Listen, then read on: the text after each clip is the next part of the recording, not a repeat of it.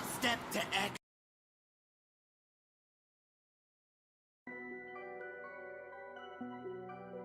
Jump. Jump. Climb out on the roof, just jump. Motherfucker, you a lazy little shit. Why not jump and just fucking quit? It's your own fault, boy, you never did enough. Now you're gonna pay for the fucking shit you say. Victim blaming, mental shaming, always bitching cause I'm gaming. But this shit now I'm proclaiming, and I'm aiming for the house of lies that you built on the hill of the dagger that you staggered my ass with. Now you haggard, I'm so aggroed, call your fucking son a faggot. Why so ragged, you a maggot? See $1 and just grab it from the mouth of the starving reprobate. So much hate, bitch, I needed an escape from the rape of my sanity. Humanity is drained from my motherfucking corpse as I hit the fucking dirt. All the fucking hurt and the shit I can't recall dies with me. All the shame and the failure, I'm a terror. Fuck my mirror, time to fix this fucking error. Yeah, I'm the bearer of this shit, and I wear it on my wrist. Now it's time to cut it out and just grow the fuck up. In my mirror, it's a vision that I see of myself. Damn, I'm looking like my father, so why even bother? I'll die for my mother, so I'll never treat another the way that he fucked her. I'll break this damn cycle and jump, jump, jump, jump, jump, motherfucker. Jump, jump, jump, jump, jump, motherfucker, just jump.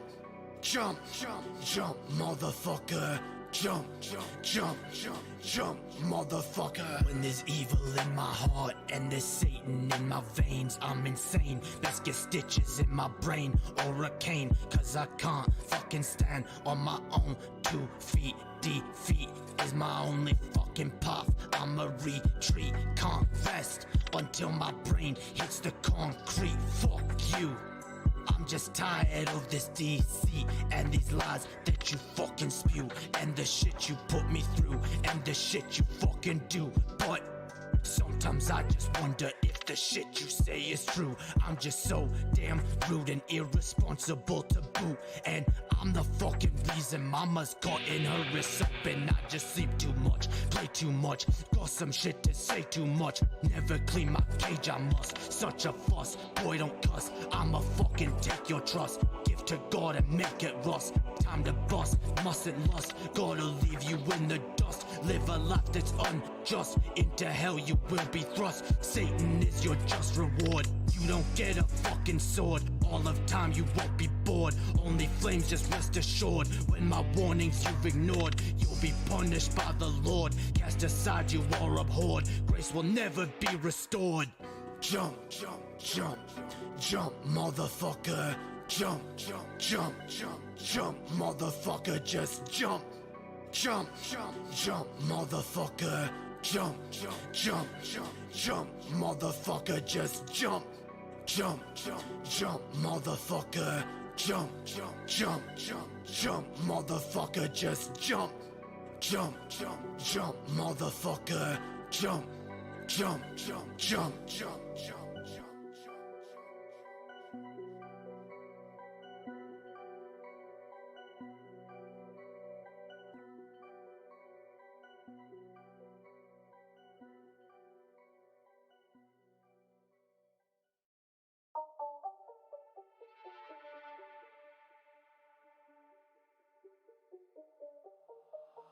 I'm a son of a bitch. I'm a son of a bitch. I'm a son of a bitch. I'm a son of a bitch, yeah. God damn your righteous fucking plan, bitch. I ain't rich, I ain't what you wish. You will never be enriched. You're a leech, you're a fucking leech. You will never have no reach. What the fuck was there to teach? Learn my fucking own lessons. I'm my fucking own blessing. Who the fuck you messing with? Thought I'd never serve a diss. Mama ain't deserve no kiss. I'ma let her slit her wrist when I'm done. I don't wanna be a bad son, but you fucking made me one. Now I'ma take this fucking knife and my own damn life right here. I don't wanna be my mama. Too much drama, never saw the damn light. In this tunnel I won't fight, I won't fight. I'ma fucking lay down, let myself anyway. No one will save me anyway, cause I'm a son of a bitch. I'm a son of a bitch. I'm a son of a bitch. I'm a son of a bitch, yeah. I'm a son of a bitch. I'm a son of a bitch. I'm a son of a bitch. I'm a son of a bitch, yeah. I know angel bitch. I'm the devil you feared. Yeah. Why in the fuck did I leave? Why in my absence you grieve? Why can't my pain you perceive? Cause your own lies you believe. Didn't know you would conceive. The son of Satan deceived. I'ma take my fucking cleaver at your stomach fall. Make that shit mine, for that shit you fucking stole. I'ma take back my control. Dig me out a fucking hole. What the fuck, I got no goal. Getting high, pay the toll. Like my mama gave a soul. For them pills and these demons, I can't even see my veins. Kids are driving me insane. I'ma cut this damn pain. With my baby in my arms, won't be sounding no alarms. Slip my wrist and I'm gone. Yeah, no one will save me anyway. No one will save me anyway. No one will save me anyway.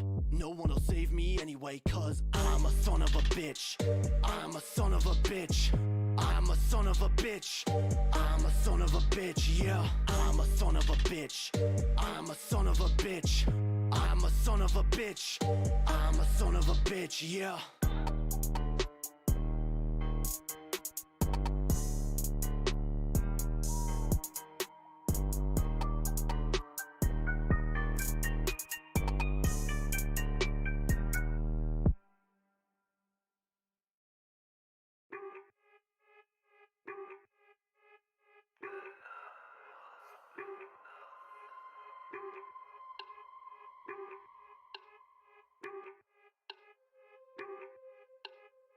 This shit got my fucking stomach in. Never eat a fucking again. Better pray for all my sin. I don't feel no pain again. Fucking quit, got my fucking stomach in. I don't need a fucking again. Suffer now for all my sin. Never feel no pain again. If I'm what I eat, then I must be nothing. If I'm what I eat, then I must be nothing. If I'm what I eat, then I must be nothing. If I'm what I eat, then I must be nothing. Waking up like I ain't broke. All I need's a fucking smoke. While I fucking walk, drink another fucking coke. Food just make me wanna choke. Got my stomach I like smoke. No, that's not a fucking joke. Clear my plate, I'd rather croak. Extra shit like a bad plot. Mentally all I do is rot. Feels like I've been fucking shot. Fuck this level when they set my lot. Why so fat? Why so fat? You so ugly, got no tats. Why so fat? Why so fat? Now you feel just like a man. If I'm what I eat, then I must be nothing. If I'm what I eat, then I must be nothing. If I'm what I eat, then I must be nothing. If I'm what I eat, then I must be nothing. Feel so nauseous, I can't eat. All I want's to fucking sleep. Put it out, that's not a leap. I won't, so I'd rather weep. Fuck this shit, I don't know why. Makes me wanna fucking die. All I do is fucking cry. You won't see me eye to eye. I ain't hungry, eat no steak. Want no bake for your cake. Fuck them bitches, they all fake. They just judge him on a snake. Bile in my throat when I see a fucking note. I don't want to fucking choke. All I need's an antidote. When I die, so she wrote. If I'm what I eat, then I must be nothing. If I'm what I eat, then I must be nothing. If I'm what I eat, then I must be nothing. If I'm what I eat, then I must be nothing.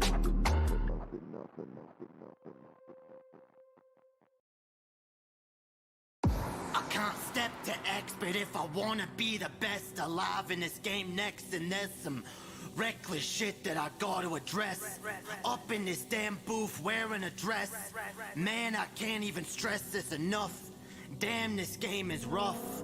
Y'all can call my bluff. I don't give a fuck.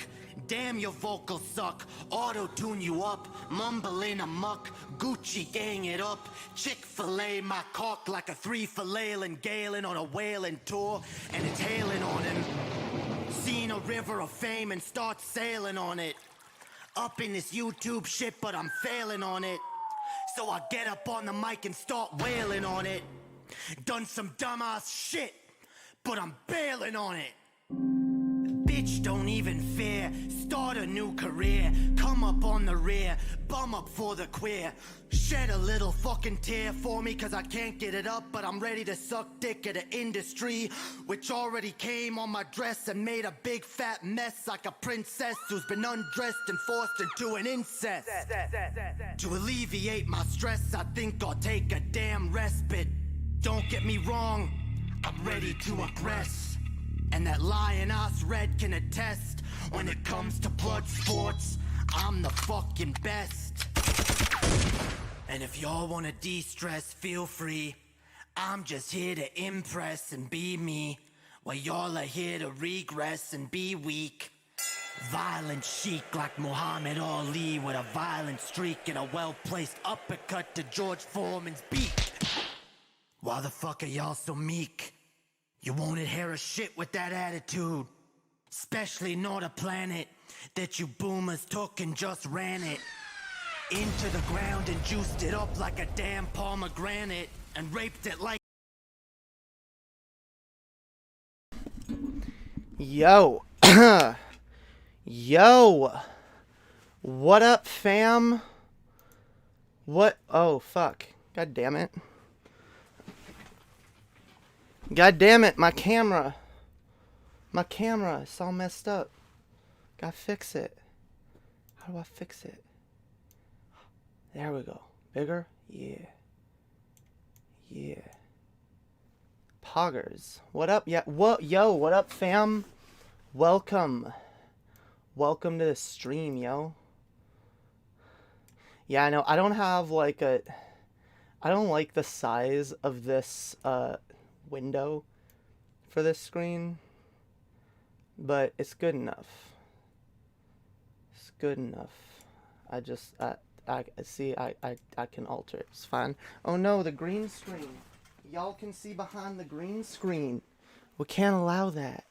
Can't fucking allow that. You know, peek behind the curtain, fam. No peeking behind the curtain.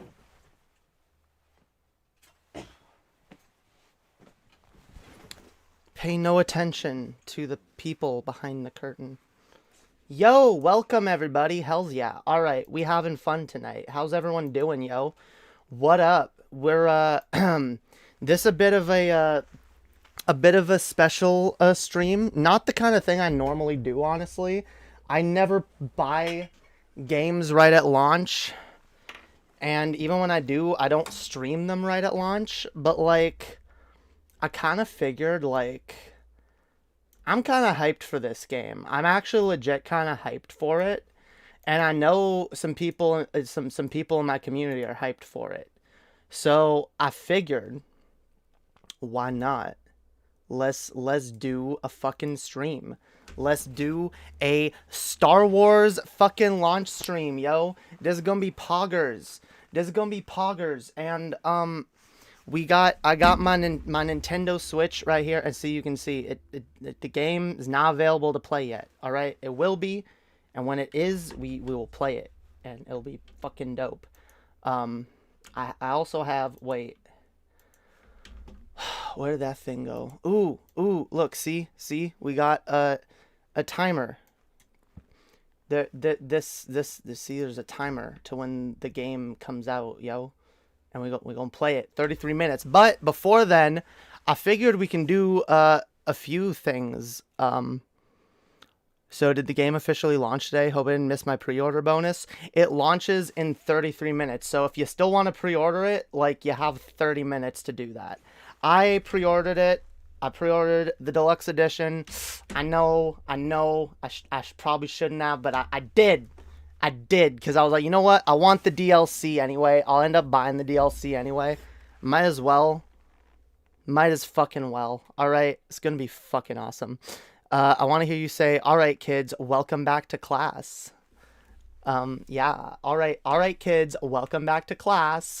By the way, can I write you an intro for the stream? Sure. You can write me whatever you want. Whether it's like you want to, like, whether you mean like you want to like write and perform something or write something for me to perform. Either way, yeah, sure. Hit me up. All right. For a second, I thought you were cool and had a Finn pin on your a Finn. Who's Finn? What Finn? Who's Finn? You don't mean Finn from Star Wars, do you? Because I pretty much like I've like blocked most of the sequel trilogy characters from my memory. Like I just don't fucks with it no more. I haven't fucks with it for a long time. Finn the Human. Finn the Human. Oh, Adventure Time. Right. No, actually, I'm not a big Adventure Time person, but I was actually Ami in the chat, the shamanite there, introduced me to Adventure Time for the first time last night, and yeah, it was pretty pog, pretty pog.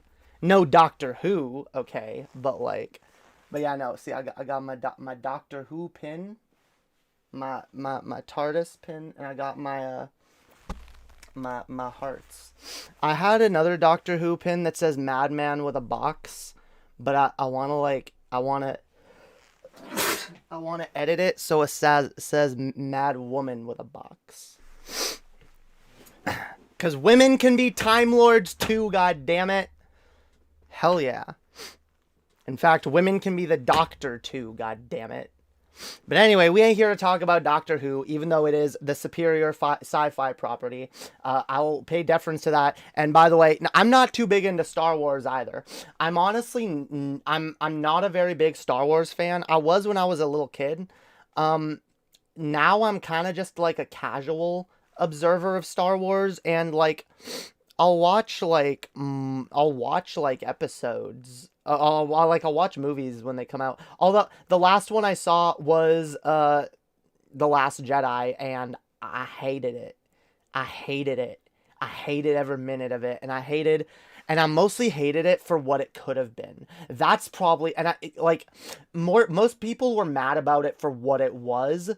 There were actually some moments in it that weren't too bad. Like, there was actually some shit in it that that when I think about it these days, I think, because I haven't seen it since I saw it in the theaters, so I'm like, if I went back and rewatched it, there's probably moments I'd like. But like, my overall annoyance with that movie was just the fucking... They called it The Last Jedi.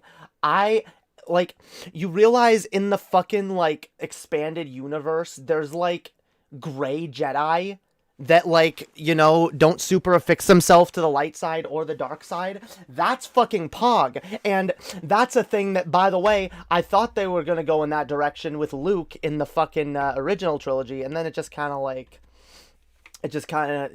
back to the basic battle between good and evil, which, it's not a bad thing to depict, it's just... It's honestly not my favorite depiction of the eternal struggle between good versus evil. That story, that never-ending fucking story that is just so like prevalent upon pop culture.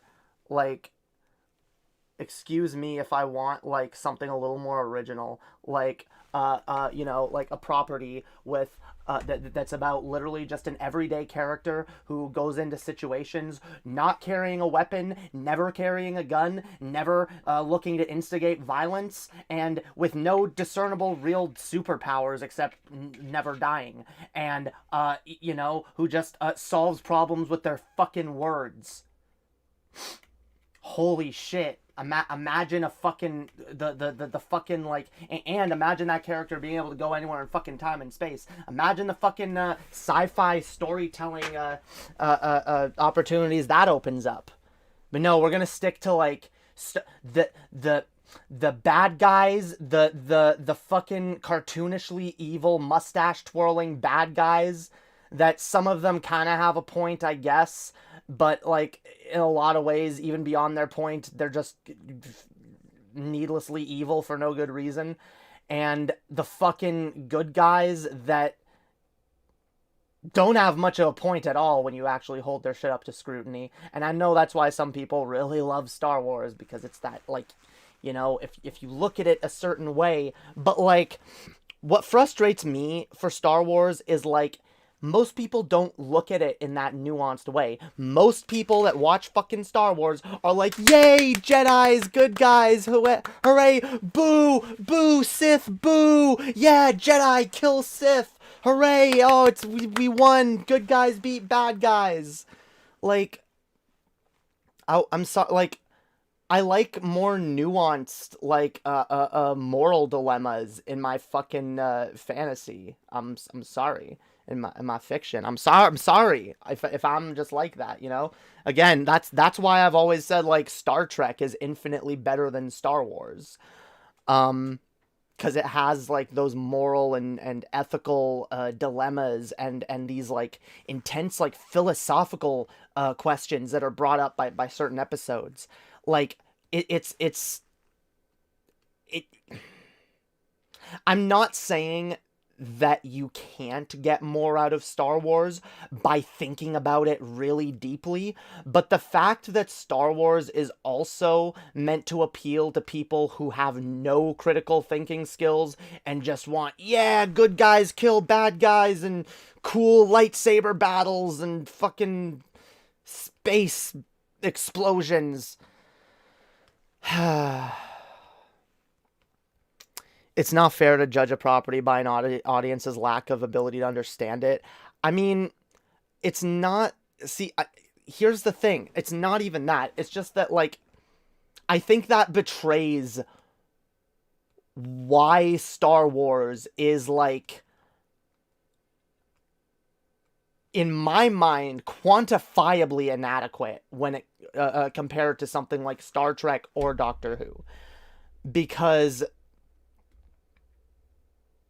maybe I'm wrong. Alright, actually, I'll cop to this. Doctor Who probably on a lesser extent, because there's a lot of people who just enjoy Doctor Who for, like, the crazy space adventures and, like, don't care about the moral, ethical, philosophical. But, like, that's the thing. I want all of that tied into one thing. I don't want it to... The problem with a lot of the Star Wars movies, it feels like it's just... It's puts all its focus into that one thing. And if there's, like, a moral or ethical dilemma or some kind of actual thing that causes the audience to think, it's a background feature. It's a side issue to, like, the larger point, which is good guys must defeat bad guys and bad guys are all unironically evil, and that's I don't know.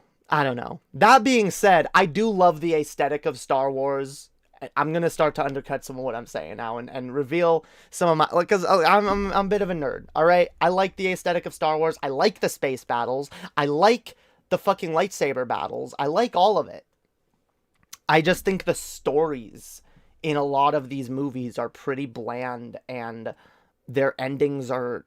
And I mostly have issues with the endings. Like, they're unimaginative. And, like... God. Oh, by the way... Okay, Blind Programmer. Yes, I did see that. It's... I haven't watched your clip yet. Because I clipped it myself. That's the video I released, the TJ, my thoughts on TJ/DFF. That is, over there on my channel. I clipped that already. So I don't know if it would do me any good to, like, re-upload that in just a shorter clip. I no doubt you made it more concise and shit. Although, like, there was a reason I kept it as long as I did, because I wanted to make sure I kept all context and all arguments and everything. Actually, I kind of wish I added more to that fucking video, because I was like, oh, I should have added, like, right when I came back from the break and I was talking about the Paul debate, because that really does tie a lot into my biggest issues with TJ, and I don't think I touched upon that nearly as much as I should have during the actual segment that I clipped. So if I was going to upload another version of it, it would be one that includes that. That being said, I really do appreciate you clipping that for me. That does mean a lot to me. It just, and you probably started doing it before I even said that I was going to do, you know, and I actually didn't realize I was going to do it until later that night. And I was thinking about it. I was like, Nah, fam, that was a good segment. I know some people didn't like that segment. I know people like Origin had their fucking criticisms, but nah, that segment I did talking about TJ, and talking about just generally like the effects that like bullying and like negative engagement can and does have on smaller streamers. Like yeah, that was a good segment that everything I said needed to be fucking said. All right. Even if I did fixate a little too much on like my last conversation with TJ, which upon rewatching, it was still bad. I don't think it was nearly as bad as like well, it was bad and it was frustrating. And there's a reason that I've avoided going back and watching it, because it was unpleasant to me. And like it was just an unpleasant experience, and it was a frustrating experience. And like maybe it didn't sound super contentious, but it felt contentious. So that's what I'll say about that. But like, nah, everything in that clip. And by the way, this is a turning point for this fucking channel, guys, because I'm gonna start clipping shit regularly. I'm gonna start because now like I can do it pretty fucking easily within the YouTube. Within YouTube Studio, I can edit clips for the show, for the channel. I can edit clips from my stream and re-release them as individual clips. And I've already edited down a few, and I'm gonna be. I decided to let the TJ one. I was gonna actually put one up today, but I decided to let the TJ one stand a little bit longer. But yeah, we're gonna, in fact, I'll probably put up the event after this stream. I'm putting up a clip of my segment, my segment condemning transphobic Christians, because I think that was pretty good too. See, that, if I could edit it more like expertly, I would have like tried to censor out some of my language through it, because if it weren't for my heavy language that I did swear a lot throughout that segment, and it would probably be very hard to bleep it or cut it or whatever, but like that segment is actually really good and full of really good arguments that I'm going to continue to use against bigoted religious people. And also I kind of think I kind of want to like explore a bit of a new arc on this channel. Yeah, I'd like to explore an arc of you know, attacking some really like transphobic religious arguments, because you know, I've been talking about religion and like how I don't think that we should just like attack all religion and all religious people. We shouldn't have this blanket attitude towards religion. But like at the same time, there are harmful aspects of religion. There are harmful religious people, and those people actively need to be called out. And there's a lot of hate. There's a lot of transphobia and homophobia and bigotry that goes around Christian communities. And you know what? Like, I'm done being super antagonistic towards Christian people, because I realize now, and I've kind of known this for a while, that if I stopped just being like, fuck your God, bitch, fuck you stupid fucking religious people, like if I have stopped doing that, slowed down a little bit, you know, at least, maybe I might be able to have better conversations with certain people, and maybe, you know, you can win some more people over. I'm not, you know, so that's a thing that I'm going to look more into here too. And we're going to do a whole stream about religion and my thoughts, my ever-evolving thoughts and takes on religion, and how we should react to it. So yeah, that's Pog. But anyway, I kind of like the political angles in the Clone Wars as a kid. Which Clone Wars? The fucking, look, I mean, I'll be honest, the politics in the prequel trilogy is like kindergarten level politics. Okay, that's a little unfair. It's like middle school level politics, right? I feel like it's pretty simple. Like the fucking Trade Federation and God, I can't even. You know what? Fuck me. I was wrong. It's impossible to explain. It's super super complex because I can't even explain it in a single sentence. I got a GameCube and Wind Waker for $150. I can easily sell my GameCube for 90 to 100. It was a steal. Yeah, that's Pog, yo. Especially with Wind Waker. Wind Waker is a game that I still have my original copy. This is not an easy game to get your hands on these days, and it's not available on the Switch, and the only way to play it on a more modern system is on the fucking Wii U, which I also have, and is Poggers. But yeah, this is a fucking based AF game. If any of y'all have the opportunity to play Wind Waker, that is a Pog game. God, I can't wait until like we actually get into the era of like GameCube games getting re-releases like more and more, because like I feel like for a long time it was like N64 shit that was like you know, getting remakes and remasters and you know, getting a lot of attention. But now I feel like, you know, fucking the GameCube generation is finally getting to that age where fucking Nintendo is gonna start actually trying to appeal to us again, which will be Pog. Because I don't know, being a GameCube generation gamer throughout the era of the Wii and the Wii U, even into the Switch, has been fucking frustrating. It's been fucking frustrating.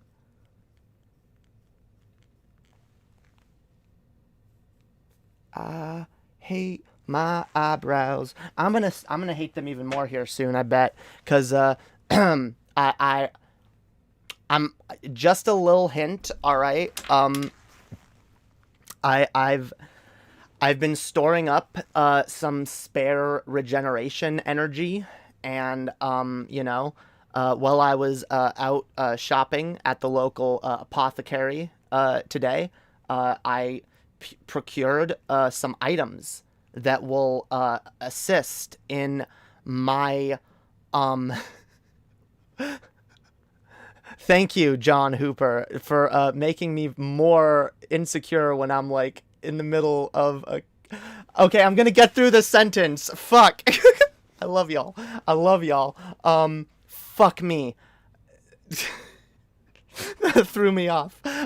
This is why I recommend people watch me at 2x speed. All right, fuck it, whatever. Okay, watch me, or at least 1.5. You know, I am perfect at like 1.5 speed. I try to like, okay, look, let's like try to talk faster. All right, fine, guys. So anyway, I was at the local apothecary earlier today, and I was procuring some items that, along with my stored up regeneration energy, will allow me to change the color of my hair once again. All right, this is going to be a very, very stark difference. You guys are gonna see. Okay, I'm not gonna reveal too much more, but there's going to be a very, very big change in appearance here soon. All right, guys. So yeah, look forward to that. All right, shit. And what I'm planning on doing with my hair, I worry that I may not have enough regeneration energy left over to alter my eyebrows and make them fit and work properly. But hey, that is a problem I will deal with then. If worst comes to worst, and like the more I hate my eyebrows and the more I like get really fucking frustrated with them, I'm just like, I want to shave these fuckers off. Like, holy shit. I just want to shave them off and like draw them back on, and like unironically, I would rather just fucking shave my fucking eyebrows every day and like draw them, or fam, ooh, what if I got like eyebrow tattoos, like get like fake eyebrows tattooed on, and they can be like, damn, I don't know I don't know, fam, probably not. I probably would never go through with that. Damn, the Wii gets a bad rap. Yeah. I just, look, maybe this is a thing too. Like, for me specifically, the Wii is a bad product. All right? I'm not doubting its fun. I'm not doubting it's got enjoyable shit. All right. I'm not doubting there's a lot of fun to be had with it if you have like a whole living room or a space dedicated to playing that shit. But like I've moved, first of all, I've moved around a lot in the last like 8 to 10 years, like a lot. And I just never like, I have so many consoles, and the Wii is the last thing that I ever want to set up on a TV anymore. Even my Wii U, it's just like, okay, I have this fucking sensor bar, and in order to play, I have to be sitting a proper distance from the fucking TV. And like, if in this studio here I'm in, like, it would even be like, well, it would be playable, but I'd have to like sit like way back from like my TV over there, and like, because like, and like all the games have different motion requirements, and like, so some you need to be closer and some got there, like, it's just, I don't ever want to be forced to do motion controls. All right, if it were optional, I would love the Wii. I would have been like, the great fucking system, 10 out of 10, would buy again. But like, I'm sorry fam, the fact that it doesn't allow for like the fact that I can't use every fucking that I can't use a controller for every fucking game, like that pisses me off. Then sell it? No, I don't. Like I said, video games is the one thing that I collect, and I will probably never get rid of my fucking video game collection, all right? Especially my Nintendo collection. Cuz like throughout my life, I've owned a lot of fucking Nintendo games, and unlike most people I've known, I've never sold it. Well, that's not true. I've never sold most of them. And actually, the ones that I ever have sold, I always fucking regretted it. And I can think of specific games to this day that I never should have fucking sold. And never fucking fam. Oh, it's upstairs. But my fucking Pokemon Heart Gold, like the fucking, oh god, it's the original box too. Like, oh, why did I sell that? I never should have sold that. I was a fucking idiot. Fuck off. Fuck you. All right? You don't get to call someone a hoarder because they have a collection of one particular type of item. That's uncharitable. That's not nice. All right? I don't fucking hoard shit. I'm not a hoarder. That's ridiculous. But yeah, no, like, one day, that's the thing, one day, I want to have, like, I want to be living in a place that I feel comfortable, just, alright, I can set up my big gaming I want to have, like, once I have my own place, I'm gonna set up a nice ass fucking entertainment center with, like, a shit ton of game consoles, and, like, it'll be Pog, and like anytime I have people over, we can play. My living room will be like a Pog ass fucking video game arcade. All right, that has been my dream since I was a little fucking kid, and it's part of the reason that I've never sold most systems that I have, because again, like, it's not like it's even like a good idea. Like, you trade in, you buy a game for like $60, and then you buy a bunch of games for $60, and then you want to trade in a bunch of games for $60, you got to trade in like 8 or 9 games that you paid $20 to $60 for in order to get one $60 game. Or you could keep that and have it as part of your fucking collection forever, and only buy games that you want rather than, because I know some people do this where they'll just like trade their games constantly, and they'll just like get games that they don't want and then trade them in later. Like, I only buy games that I want to keep as part of my collection forever. All right, that's what I do. Anyway, I meant to do this. I meant to do like a tier list before starting the game. I don't know. We got 7 minutes. I don't know how fast I could do this tier list. But maybe we'll start it, because I wanted to do a Star Wars game tier list. Because, like, no, fuck the movies. I was gonna rank all the movies aesthetically. Maybe I'll do that at another point. But yeah, yo, I wanted to rank Star Wars games. Let's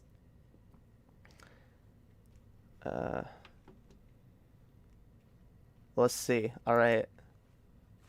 We'll keep I meant to start earlier too. It's fine. Let's do it anyway. Let's at least start it. Haven't played.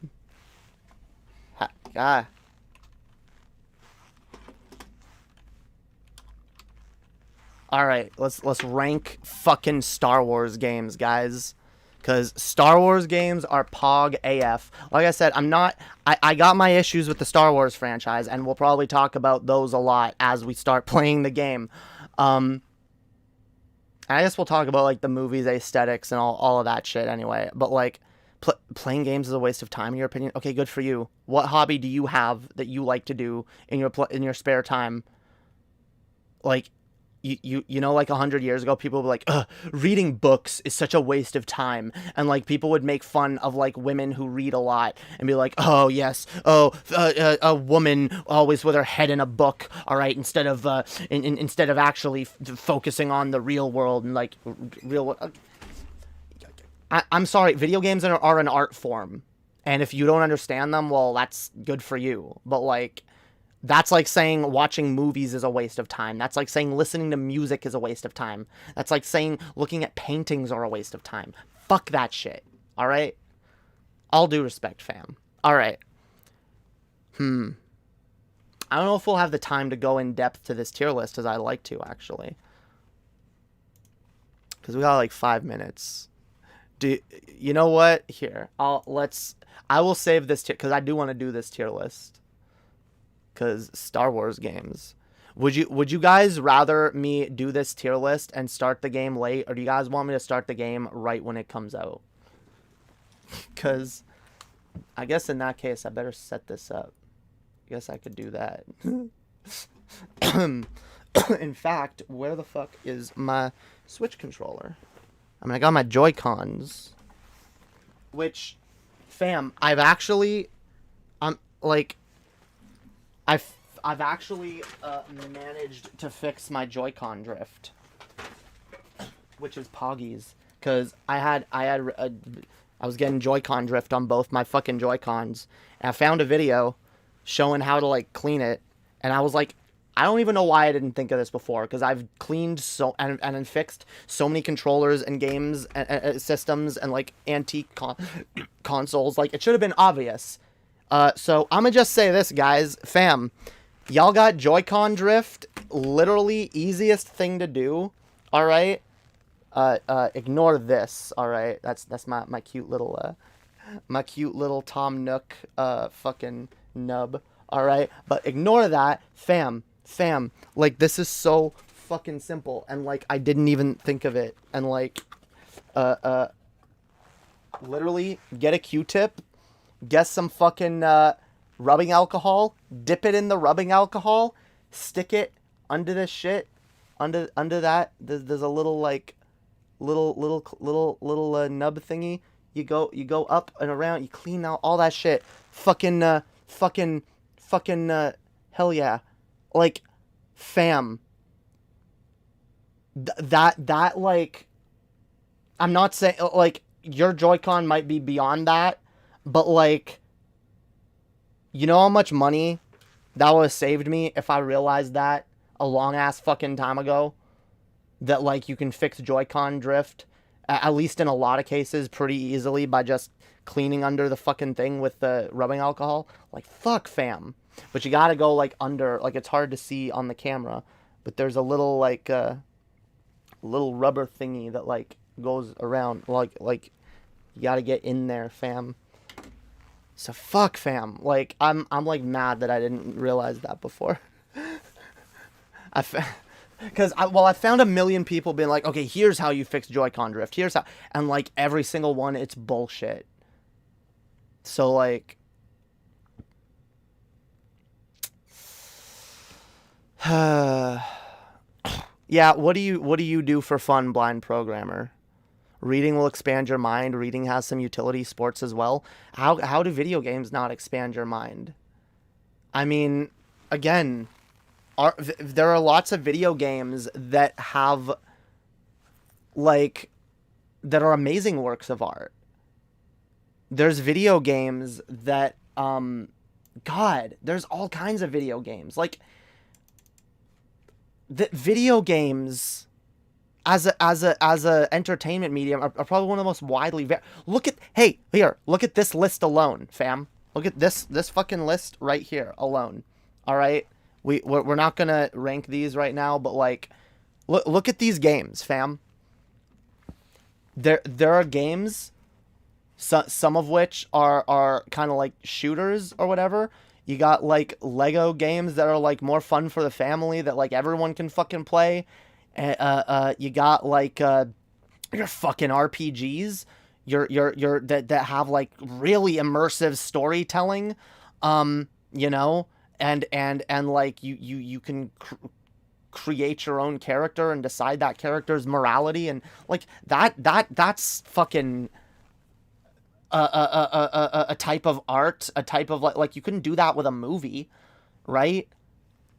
Like there's a ton of games right here that like have different types of like, you know, you want to experience what it's like to fly a fucking starship, play something like a Rogue Leader or the Rogue Squadron games or whatever, you know?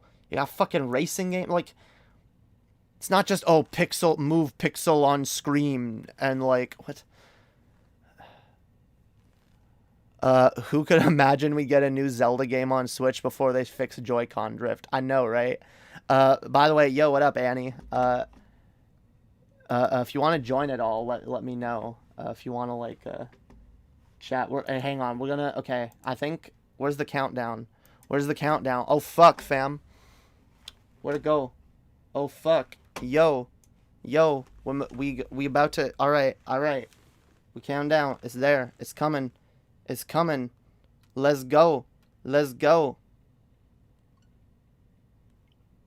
Let's go. Go play it. Go play it. Let's go. Better play. What do you mean it can't be played yet? Fuck you. Try again. If it doesn't let me play it, that's gonna be not fucking pog.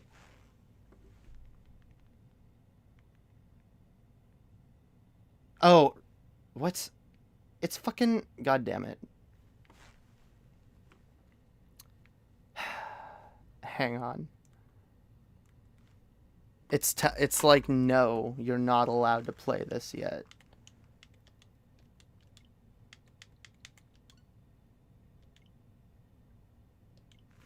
Alright, we gonna check. Internet. Can the game be played? Bitcha! Alright. This not pog. Nice jacket. Thanks. Hell yeah. Fuck yeah. Everyone keeps telling me it looks like the Scarlet Witch, and I'm like, I don't know who that is, but she sounds cool. I think I do know who that is. God, it's been a while since I've seen a Marvel / Avengers movie. All right. Let's see. Let's plug this shit in and make it. Let's see why it's not working. Because otherwise, if it doesn't like release at midnight, that's like not pog. That's not pog. I mean, yeah, then we have to just like rank Star Wars games and talk about Star Wars all night.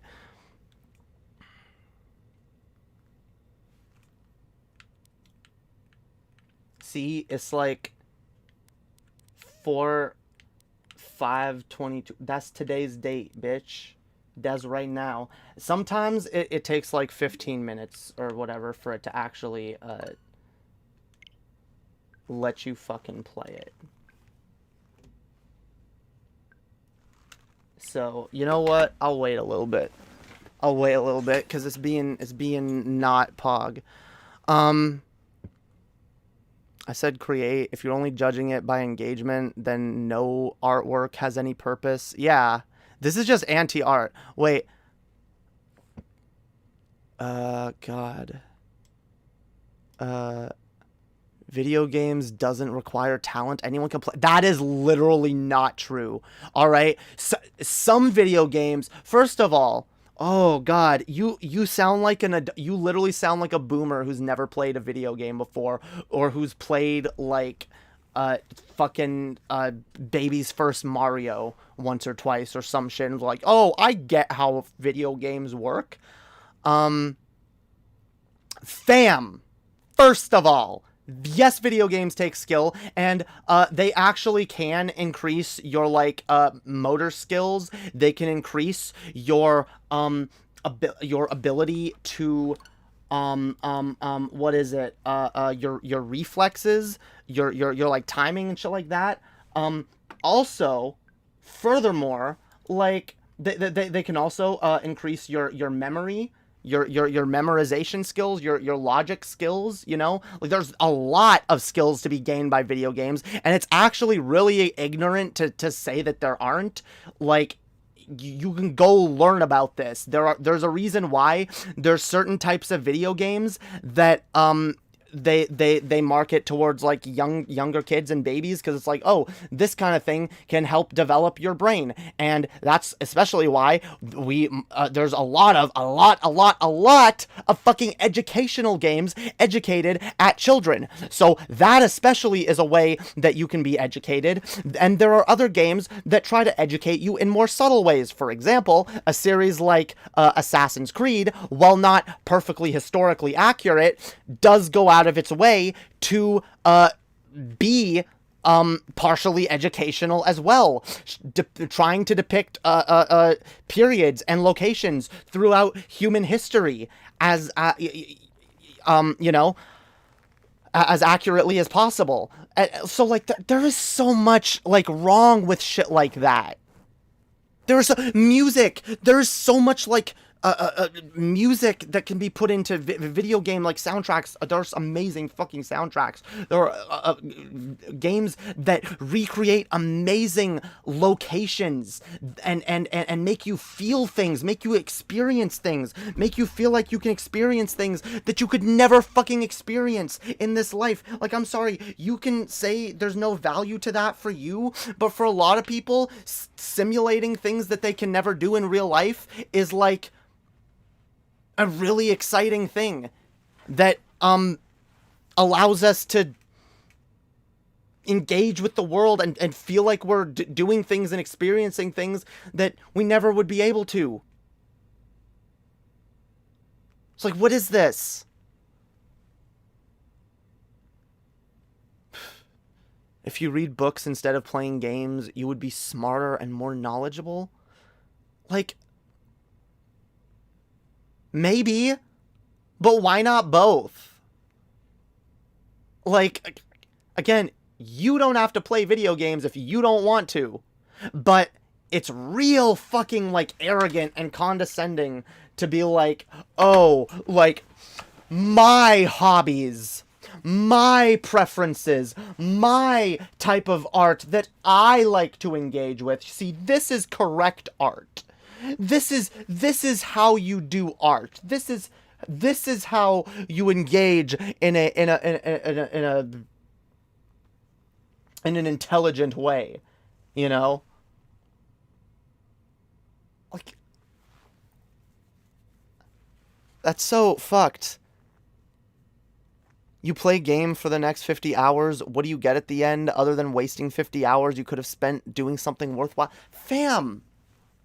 Literally, I'm sorry, like, that's so fucking short-sighted of you to say.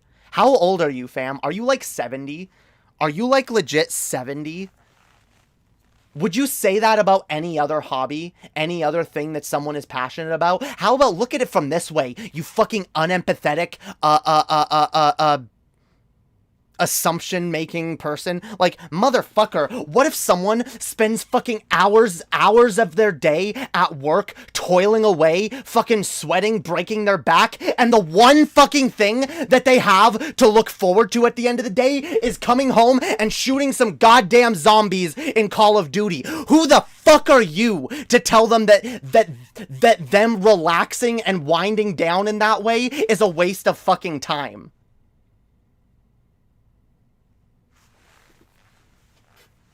Go fuck yourself. You taking a walk in the park is a waste of time. You fucking...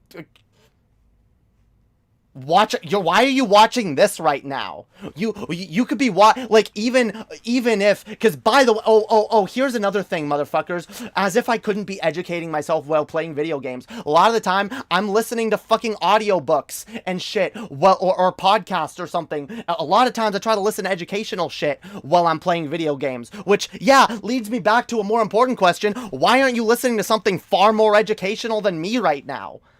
You could be educating yourself in a million other ways. Why are you wasting your time with some live streamer, yo? Why are you watching this kind of content? Why do you watch people like me or like Vosh or TJ or whoever you watch? Like, why? Huh? Couldn't you be doing something infinitely more engaging and educational, and worthwhile? Like, what? Audiobooks is not reading? Get the fuck out of here. Get the fuck out of here. Don't do that to me. Don't fucking... Motherfucker.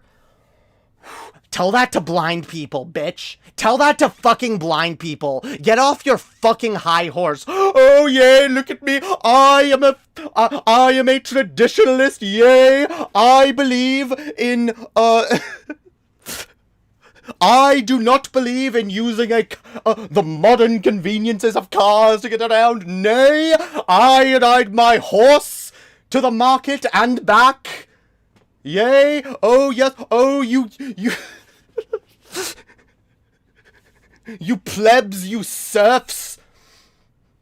You common folk and your audio books, yes. No, you see, I engage with reading by sitting down with a monocle and a fucking... Get the fuck out of here. Motherfucker. That's so... Like, okay... I'm gonna try to be really charitable and assume that maybe you're just like autistic or something and you literally can't put yourself in someone else's or like you have trouble putting yourself in someone else's perspective here. But oh my god, fam, I'm gonna explain this to you right now. No, this isn't just an idea of you simply agree. You're actually wrong. You're actually wrong right now. On so many fucking levels, you are wrong.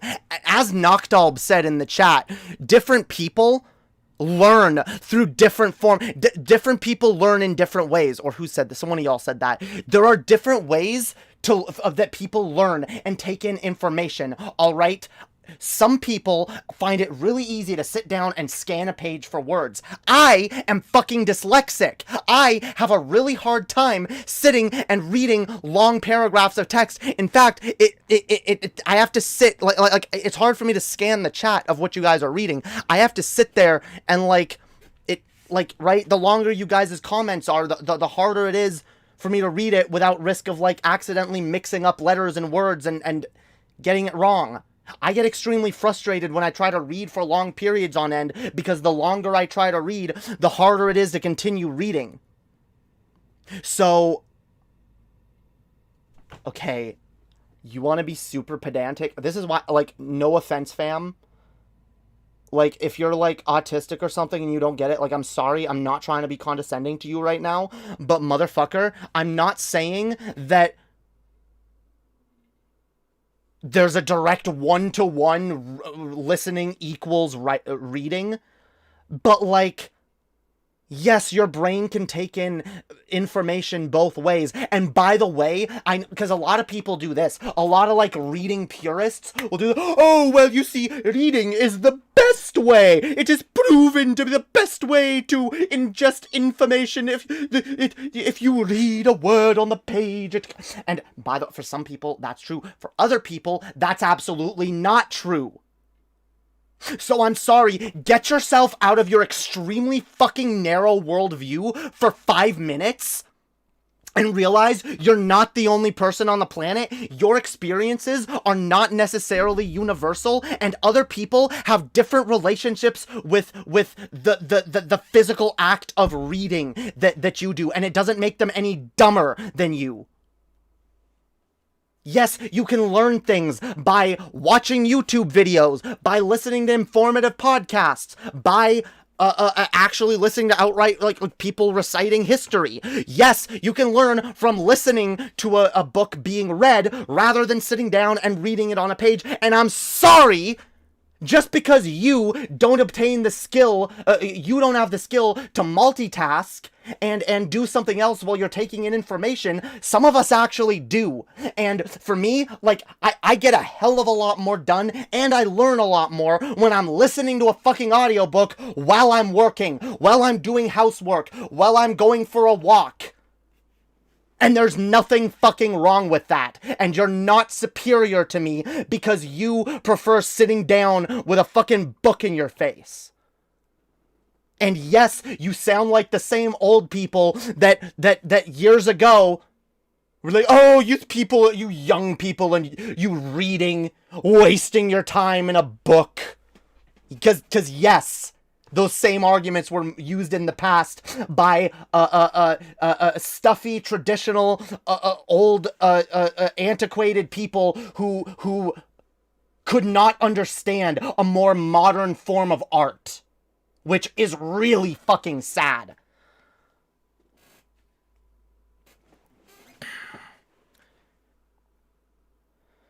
Oh my god, yes, reading and listening are two different things. Yes, I know why we have two different words for them, but they're both methods of taking in information. And just because... This is what I'm getting at, motherfucker. Just because you think... Yes, the reason to qualify it with audiobook is that it's more convenient and it's more educational for me because I don't have to worry about getting lost in a sea of text, which is hard for me. Fuck you. You don't get to act like you're superior because you prefer reading words.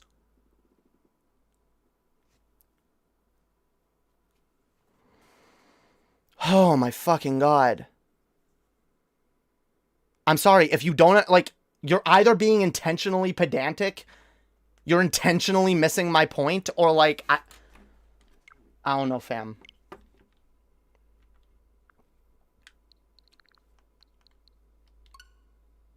Like, my god, this whole thing started because you don't think video games are a valid form of art. Like, get out of here. And you think reading is fucking superior. Hey, a lot of video games include a lot of reading. I play a lot of graphic novel video. Oh, well, no, but it has visuals. It has visuals. Oh, that's not educational. My fucking god, get off your high horse. Oh, blind programmer, I never said reading and listening are the same thing functionally. No, they're not the same functionally. Functionally, they are two different functions. But they are also they also have something in common.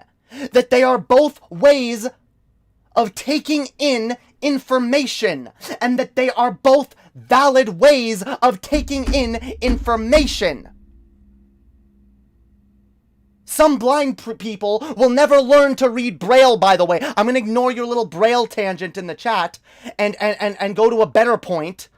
Some blind people will never learn to read Braille, but they will use audiobooks. And have text-to-speech shit that they can learn, that they can hear things.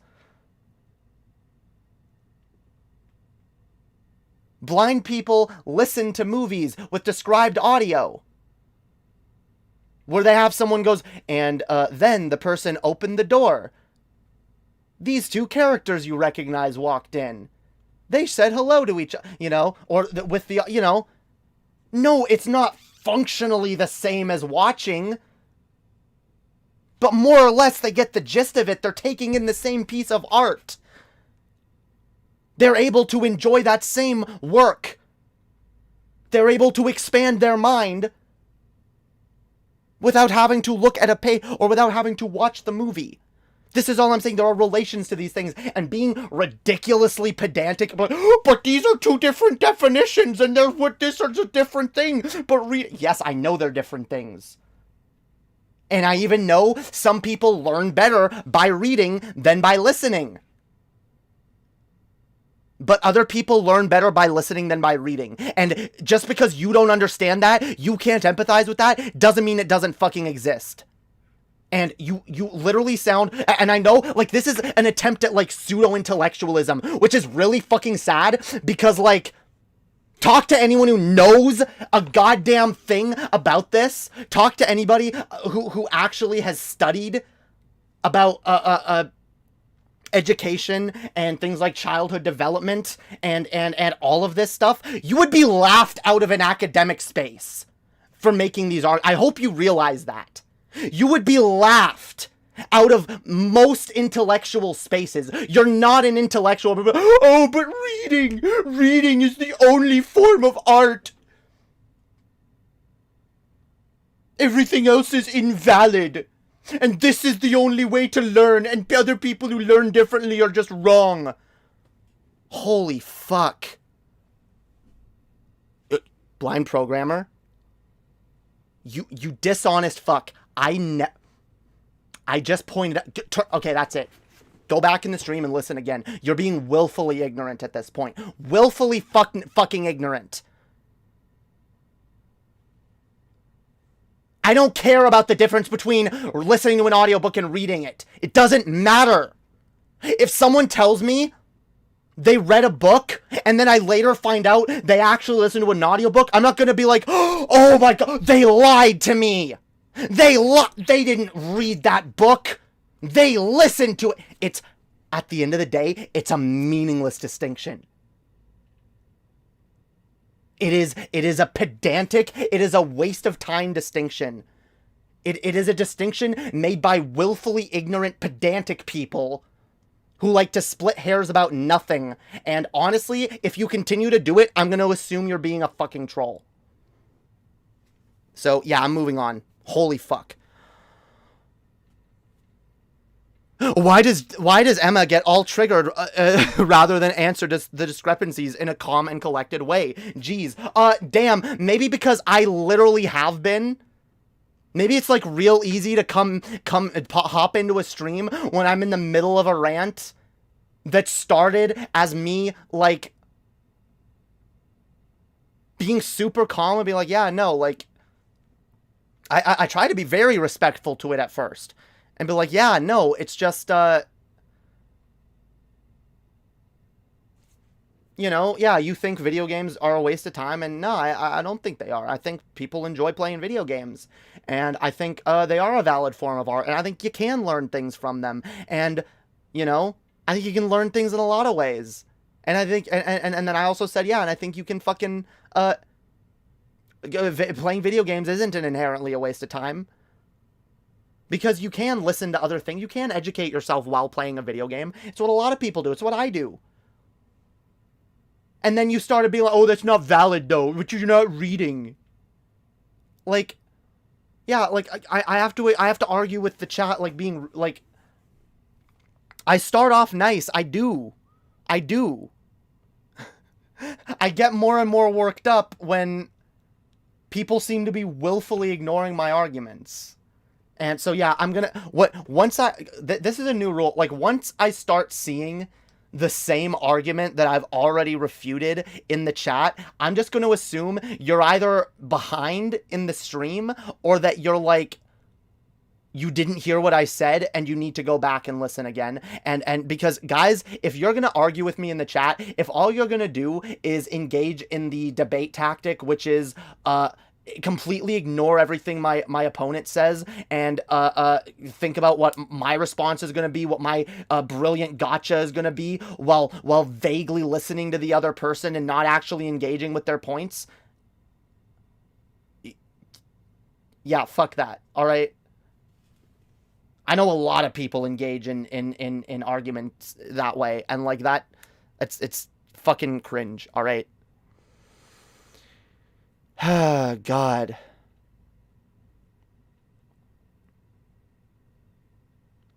But why was I inferring things from your text? You were like directly standing in opposition to what I was saying. You were the one making an argument that video games are a waste of fucking time. You're the one making moral condemnations on people for how they choose to spend their time. Which is really cringe, by the way. Like, really fucking cringe.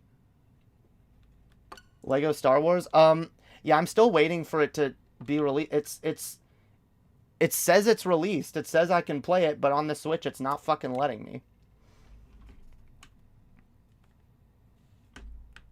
I don't know, is anyone else who pre-ordered it able to fucking play it yet?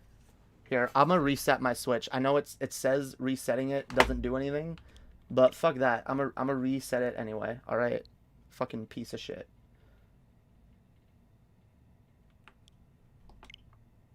I thought we could play it like right at midnight, but apparently nah. I know I've bought games before, like, right at launch on the Switch and played them the same night they're released. I don't know. Maybe I have to wait, like, a whole hour. I don't fucking know. It's really weird. Really fucking weird. But yeah, you know what? Fine. Since, clearly we can't just jump into the game, let's go back to that, tier list. Let's rank the Star Wars games, because that sounds like fun. Like, actually, let's talk about all the previous Star Wars games, because guys, all right, a lot of y'all have seen my takes on Star Wars so far up till now. I've been unkind to the franchise as a whole, and I even think some of that unkindness is very justified. Where is it? I have my very, very famous and contentious Star Wars tier ranking list. Where is it? I need to just start posting all these in Discord, and we'll just have our all our official tier rankings. No, those are the doctors. God, wait. Oh. In fact, this needs a re-ranking too. I need to re-rank the doctors, because simply due to Big Finish Audios, the 6th Doctor is now nowhere near the bottom for me, and I'd like to chuck him up like a couple ranks. But anyway, this isn't a Doctor Who stream. Yeah, this is. Yes, this is my my take on the Star Wars film that angers people, all right? That the only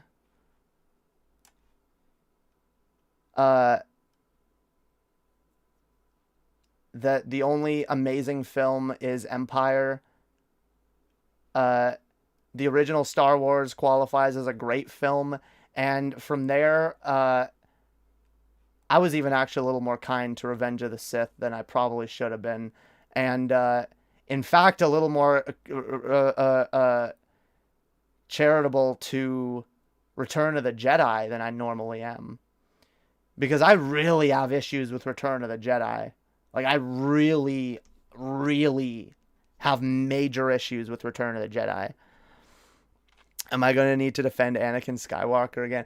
Annie, do you want to come on and argue about Star Wars? Do you want to have a, like, does Annie need to defend Anakin? If you want to defend Anakin to me, I have my issues with Anakin. I have my issues with the whole God. Anakin's a whiny little baby, all right? I don't know. Anyway, all right. all right. Here, let's rank all the Star Wars games up till now, because there's a lot of pog fucking Star Wars games, guys. A lot of pog Star Wars games. All right, where are we gonna start? We could start with Let me zoom in a little. Yeah. All right. I guess we'll start in the order that it has it in, although I don't love this order. Whatever. We'll just pick them in a random order, all right? Someone in the chat said Phantom Menace for PS1. So you know what? We're going to start with that one, actually. Here it is. Phantom Menace PS1.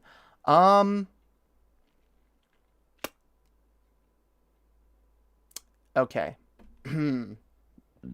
I haven't played this game extensively, but I have played it a bit. It's kind of just okay. It's not a game I love. It's not a game I hate. But I've also never finished it or gotten particularly far in it. It's just kind of fine, I guess. I loved playing that game as a kid. Yeah, see, I even have it. I have the original. Where is it? I think it's right here. No, it's not. Where is it? I got other PS1 games. Fucking Buzz Lightyear, yo. This game is poggers. But no, we don't have I know I have it somewhere. That game. I need to just sit down and like run through it. Maybe it'll go up in the list if I play it again. But yeah, all right. How about, wait, which one is, God? Oh, this is the Force Unleashed 1. This is the Force Unleashed. Okay, you know what? Here, let's start with actually the yeah, what are we all here to talk about? Lego Star Wars, right? Or should we save Lego Star Wars for last? I mean, I feel, no, you know what? Lego Star Wars needs to be a standard by which we compare all the other games, all right? This is important, actually, okay? And Lego Star Wars is actually probably a part of a reason why the Phantom Menace goes down in my approximation, because from what I have played of it, at least, like, it starts almost indistinguishably from the first Lego Star Wars game. But the first Lego Star Wars game pulls me in, like, infinitely quicker. This is what we gotta decide. Is the original Lego Star Wars... So this is the complete saga, including Lego Star Wars and Lego Star Wars 2. Are we gonna put this... Does it get A or S tier? This is the... Because it's up here. This game... I have long said that this game is the best way to experience most of the series, all right? Especially because I don't particularly, especially the prequels, okay? I have long said the original Lego Star Wars game is the best thing to come out of the Star Wars prequels. And it's probably the best way to experience those movies, the aesthetics in those movies, the music, the planets, the characters, the locations, all of it. And it's just so fun. Like the Lego, there's something about Lego Star Wars. I'm not a huge fan of all the other Lego games, but Lego Star Wars is a shit ton of fun. And it's something that you can have fun with, like, anybody with. It's a game you can just pick up and play with anybody. You can be in the middle of the game, in any section of the game, and you can hand a controller to a second player and they can hop in and play with you. It was one of the most fun things to do as a kid. Me and my sisters would play it constantly, and we would, like, go out of our way to unlock everything, and it was a lot of fucking fun. No, this is an S tier Star Wars game. Like, I have no complaints about this game, really. I have no complaints. None. Like, I love this game. This has been one of my favorite fucking, like, games to go back to for a long fucking time. Even though I haven't in quite a while. I think the last time I went back was the complete saga on the DS. And when it first came out, I got it, and, like, I think I played that for a while on the DS. Actually, no, I got it. I had it on the PS3 as well. Played that a little bit. But yeah, just A to S tier. S tier, amazing, God tier fucking Star Wars game. The kind of thing that, like, the kind of thing that none of these other games can offer you too, which is just a slew of fucking Star Wars characters. A shit ton of Jedi and Sith characters that you never thought you'd be able to fucking play as. Darth Maul. I remember watching The Phantom Menace as a kid and thinking Darth Maul was so fucking cool. And then I got a fucking game where I could play as Darth Maul. So many of these other games that I played as a kid, like I would have loved if they had like more characters and like more shit to do. Like, so all right. We've gushed about Lego Star Wars enough.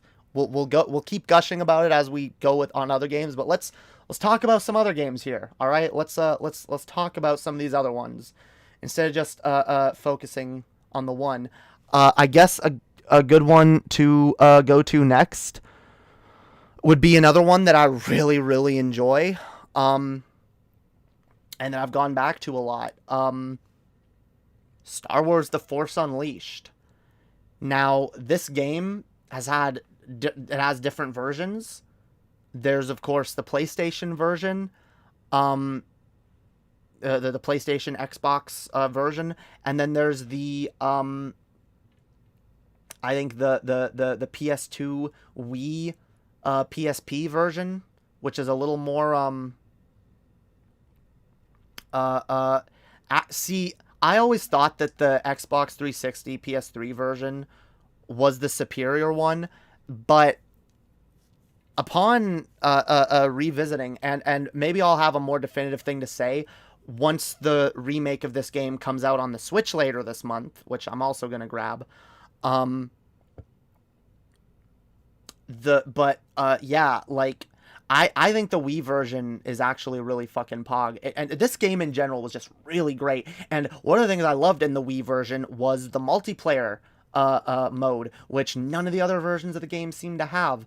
And that was fucking awesome, being able to have Jedi battles. I remember when, as a kid, specifically, my mom wanted me and my dad to bond by getting into Star Wars, because when I was a kid and I got into Star Wars, that was something me and my dad had in common. So my mom was always trying to push, like, oh, like, get a Star Wars game that you can play together. And that was why, that was one of the reasons we got Lego Star Wars in the first place, because my mom was like, ooh, like, you know, you could have some good quality father-son time. And my dad played this with me, like, once or twice, maybe. He played Force Unleashed with me, I think, once. Like, one time. But it was fun. I played it with my sisters a ton too. It was a fun little multiplayer mode that I appreciate. Star Wars: The Force Unleashed. See, both of these games right here do an amazing job at letting you feel what it's like to be a part of the Star Wars universe in different ways, right?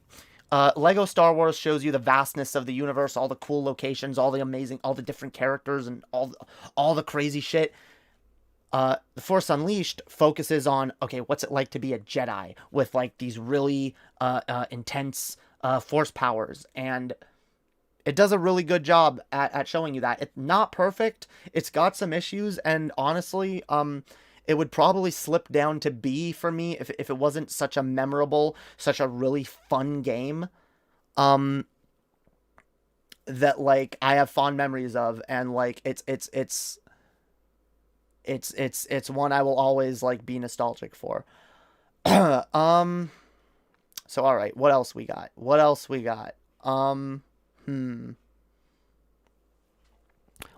I play? Here, let's look at games that I played when I was young. So here's another one. I never owned this one, actually, on the GameCube. I think I got it when I was a teenager eventually, or when I was an adult. I know I have it now, but I never had it when I was a kid, and I always wanted it. But I remember renting this one from Blockbuster back when that was a thing. And having a lot of fun with this game, and the other ones in the series. I just, in general, I enjoy the Rogue Leader, Rogue Squadron, or whatever series of games. They're a lot of fun, and they are another a really good really good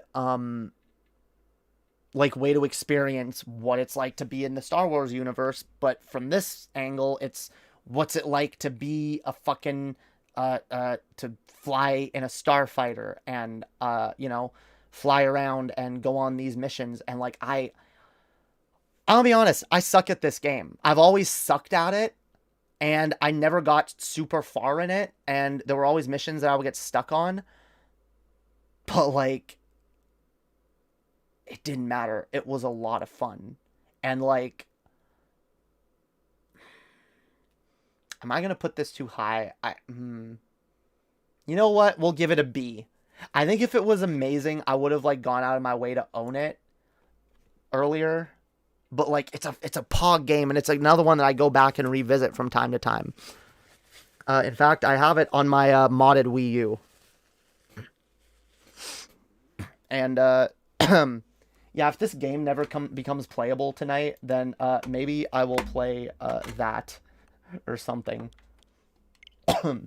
Maybe I'll connect my Wii U and like we can play some other Star Wars games, or because I have other Star Wars games on my Switch too. But I want to play Lego Star Wars, fam. Lego fucking Star Wars, fam. Anyway. All right. What else? Okay, here's one I did have when I was a kid, and this is a game that I don't see talked about nearly enough, which is, I think, a shame, because this game is fun. Don't get me wrong, it's not perfect. It's got its issues. But before the Clone Wars TV show became a thing, like, as far as I was concerned, this was the definitive depiction of the Clone War, aside from the animated series that was before the TV show. But yeah, and it's it's fun. It's also a distinctly different game style to the Starfighter gameplay. In this one, you're mostly driving around in like land speeders, or like you know, yeah, some kind of like land speeder. You're playing as a Jedi character like Mace Windu usually. You know, going around the Clone Wars doing different missions, and it's just kind of it's fun. It's a fun game. There are some really clunky third person action because I mean this is a third person shooter in a lot of ways. You know, you're normally driving around one of these, or flying around on one of these speeder things, these land ships, whatever the fuck you would call them. So someone who knows more about Star Wars will chastise me for getting the name wrong. But yeah, you're usually doing that, and then there's like some parts of missions where like you actually play as a Jedi character, which, again, they're clunky, they're not well designed, but for what it is, it's a decently fun experience that I probably can't put much higher than C or D, or B or C. I'm gonna put it as a B because, again, for me, this game holds a special place in my heart. I know not a lot of other people like this game. I like this game. All right. I do. I think it's a really good game. This is Rogue Squadron on the N64. So I think the one we did above that's Rogue Leader. So that's Rogue Squadron 2 on the GameCube. Yeah, I like Rogue Squadron. Like, I think the one on the GameCube is slightly better. Just because, yeah, GameCube was a step up from the N64.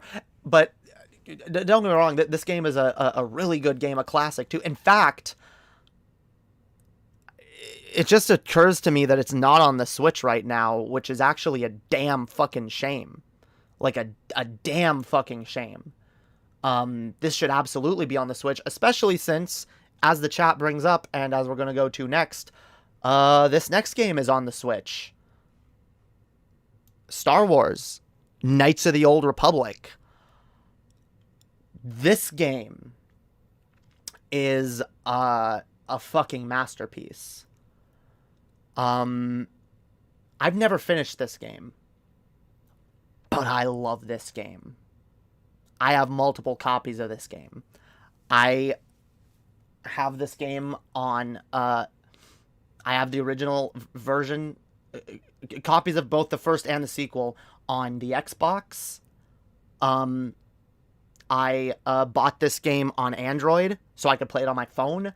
And I bought it when it came out on the Switch because as much as I enjoy the novelty of being able to play it on my phone, I never did because it just is not the most fun experience without a controller. And I play most games on my Switch anyway, so I got it on the Switch. And this is a game, like, there's a reason I bought it multiple times. Because it's fucking worth it. And even if you've played it before, even if you've started it before and played it a little bit, and you know, for me, like, I never finished it. And the first time I played this game, I remember my aunt and uncle, I went over to my aunt and uncle's house, and like I saw my aunt playing this, and like I tried it out, and it was just fucking mind-blowing to me. The way you could like make your character and go like choose your character's morality, like that was mind-blowing for me at the time. Like, oh, I can choose to be a good character or a bad character. I can choose to do good things or bad things, and there's actual consequences for what you do. And that opens up, again, a lot of gameplay possibilities, a lot of replay possibilities, you know? So this fucking game, yeah, S tier. I've never finished it. But I never grow sick of starting over and just throwing myself into this world. And now that I do have the game on the Switch, which I do play a lot more, I probably will work towards finishing it here soon, because oh my god, do I love this game. All right. What else do we got? What else do we fucking got? Star Wars Rogue Squadron 3 Rebel Strike. Damn. Actually, I can't remember which one I liked better on the GameCube. Whether it was 2 or 3. I think it was 2. God damn it. I mean, they're all good games. The Rogue Squadron games are good fucking games, all right? No matter what. I mean, everything that gets a C, it passes, right? It passes. It's a pass. I think we need an F tier as well. Which, here, let's get into games that could go in the F tier. Who wants to guess which one right off the bat goes in F tier? Who wants to bet? Who wants to guess? Like, it's so obvious, it's not even funny. It's not, like... Actually, wait. Oh, it is. Okay. Okay. So first, right off the bat, so there's a couple games that's going in F tier. All right. For different reasons. All right. So, yep. First of all, we'll go with Masters of Terras Kasai. That is easily an F tier. Garbage fucking game. Not fun at all. I mean, it's fun to laugh at, and that's about it. Oh, that's the wrong game. This is Mysteries of the Sith. Oh, oops. Sorry, wrong one. This one is Masters of Yes, okay. All right. Sorry. I almost did the wrong one. I don't think I've actually ever played this one. Where'd my haven't played one go? What? God damn it. No, wait. Oh, I see what happened. God damn it. DF. Alright, haven't played. Alright. Alright. So wait, what is... Okay, Star Wars Obi-Wan, actually. I don't think I've played this one. I think that... yeah, I think we can start putting some in the ones that I haven't played. I'm gonna look this one up. Star Wars Obi-Wan. What system was it on?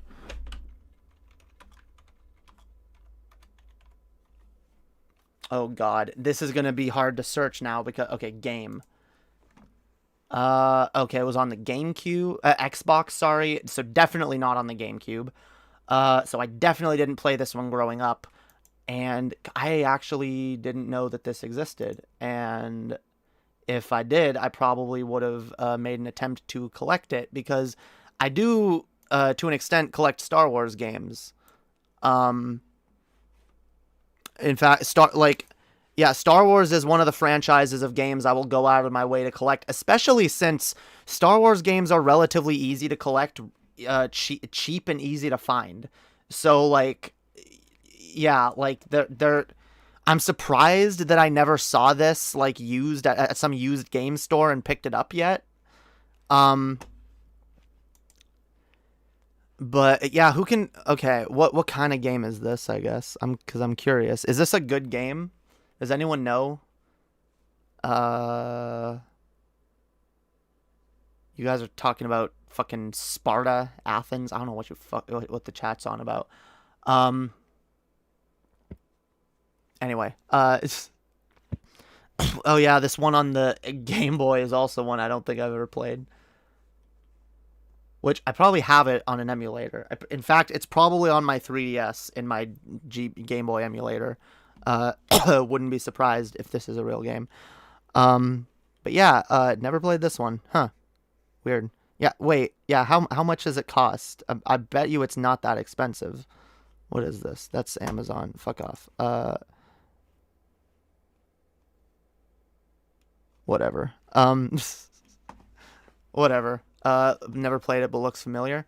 Yeah, no one's played this game. Damn, no one's fucking played this game. I think I actually do vaguely remember seeing it on a store shelf at a game shop that I frequented like 4 or 5 years ago, and like not picking it up.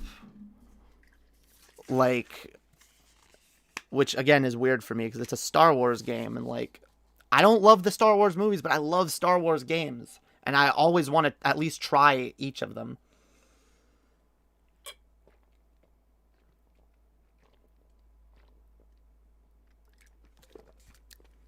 I still have the first Xbox. Hell yeah, me too. I've got it packed away somewhere. All right. What else have we got?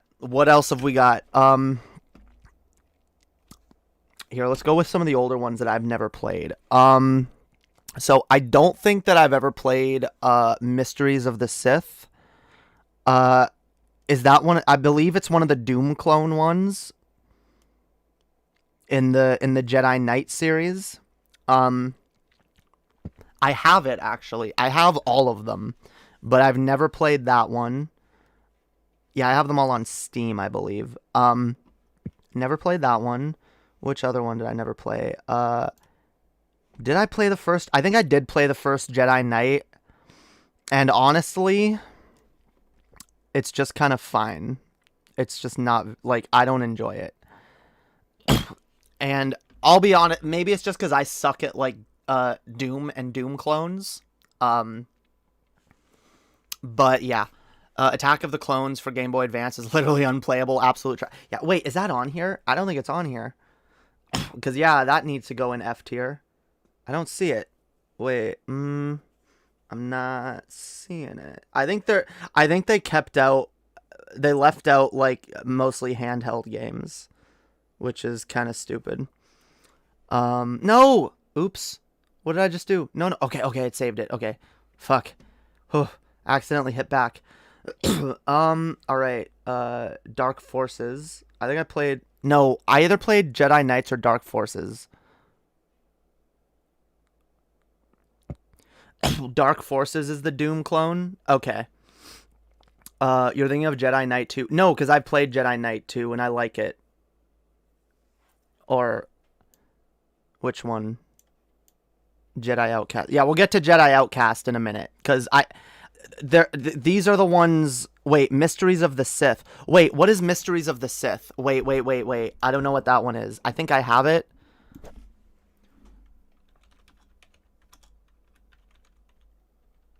Mysteries of the Sith. I should probably look at my Steam. What is my Steam?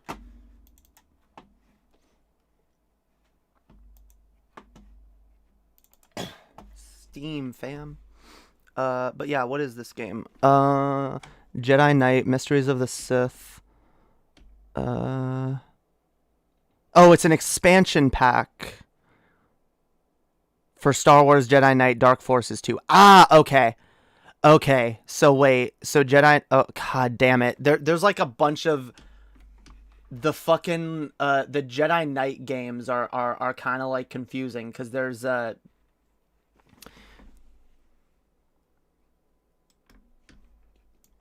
So there's... God. So, wait, hang on. So, first there was Dark Forces, right? Star Wars Dark Forces, which was a Doom clone, which I've played and I don't love. Then there was Dark Forces 2, Jedi Knight, which is, I believe... Either the first one that you play as, you play as that Kyle Katarn, I believe, or no? Is this another character? Whatever, I don't care. Oh no, you wait. I don't know. I think you play as Kyle, who is a very generic, one-dimensional, boring character who. I still enjoy the games he's in, so he has a soft spot for me just because I like the games he's in.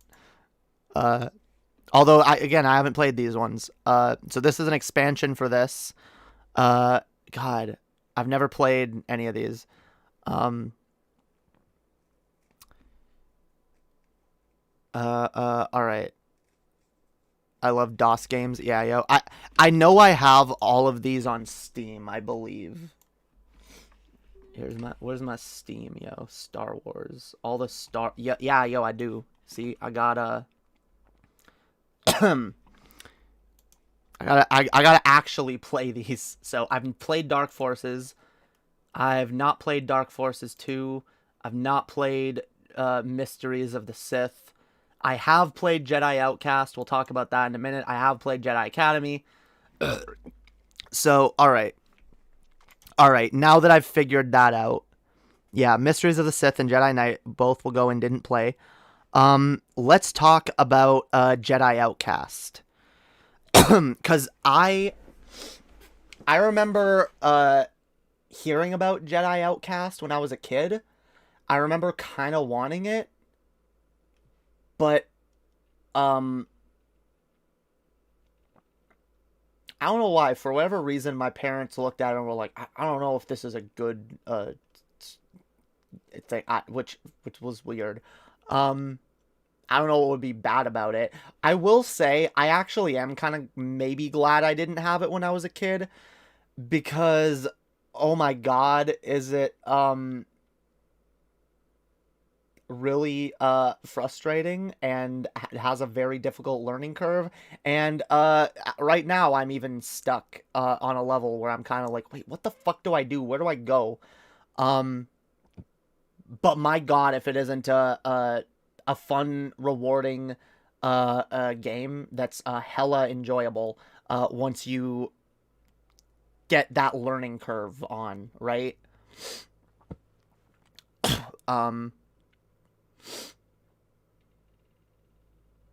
Yeah, like, it's actually pretty fucking pog. And so I think I'm gonna put it right here. Also recently got a re-release on the Switch, which is where I've been playing it, and yeah, it's a fun fucking game. But I think it doesn't. I don't think it holds a candle to Jedi Academy, which is See, because it has to go above Jedi Outcast because it's objectively a better game than... Okay, Jedi Outcast gets a C because it's a fun game, but it's really hard and frustrating and got its issues. No one can pretend it doesn't got issues, all right? That game has issues. There's some jank fucking... There's some jank fucking moments in this game, all right? However, it's got its upside, and it's good.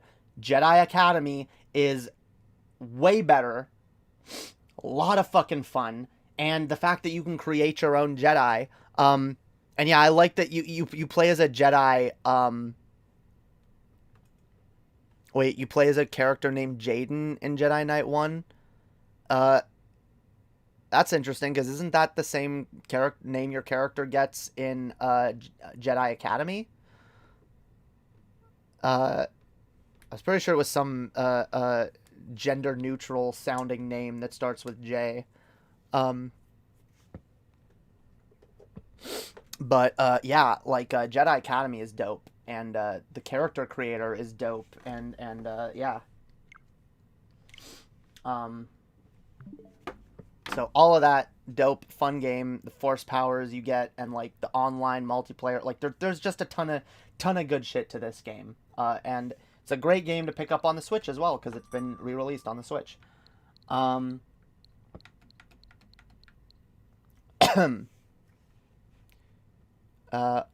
what else?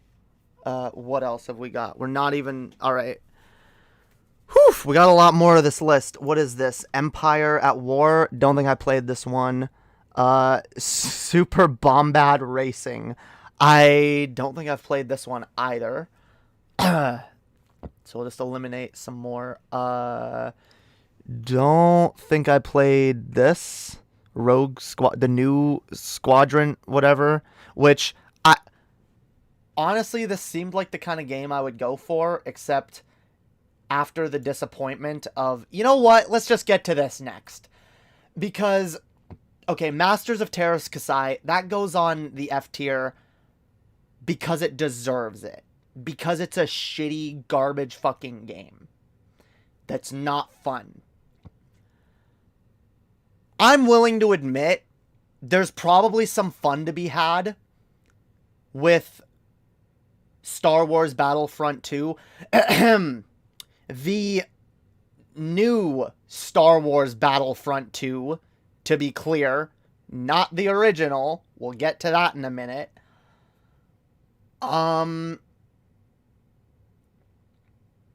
There's some fun to be had here. I have it. I've actually had fun playing it. I liked the first one, actually, quite a bit, and I got the...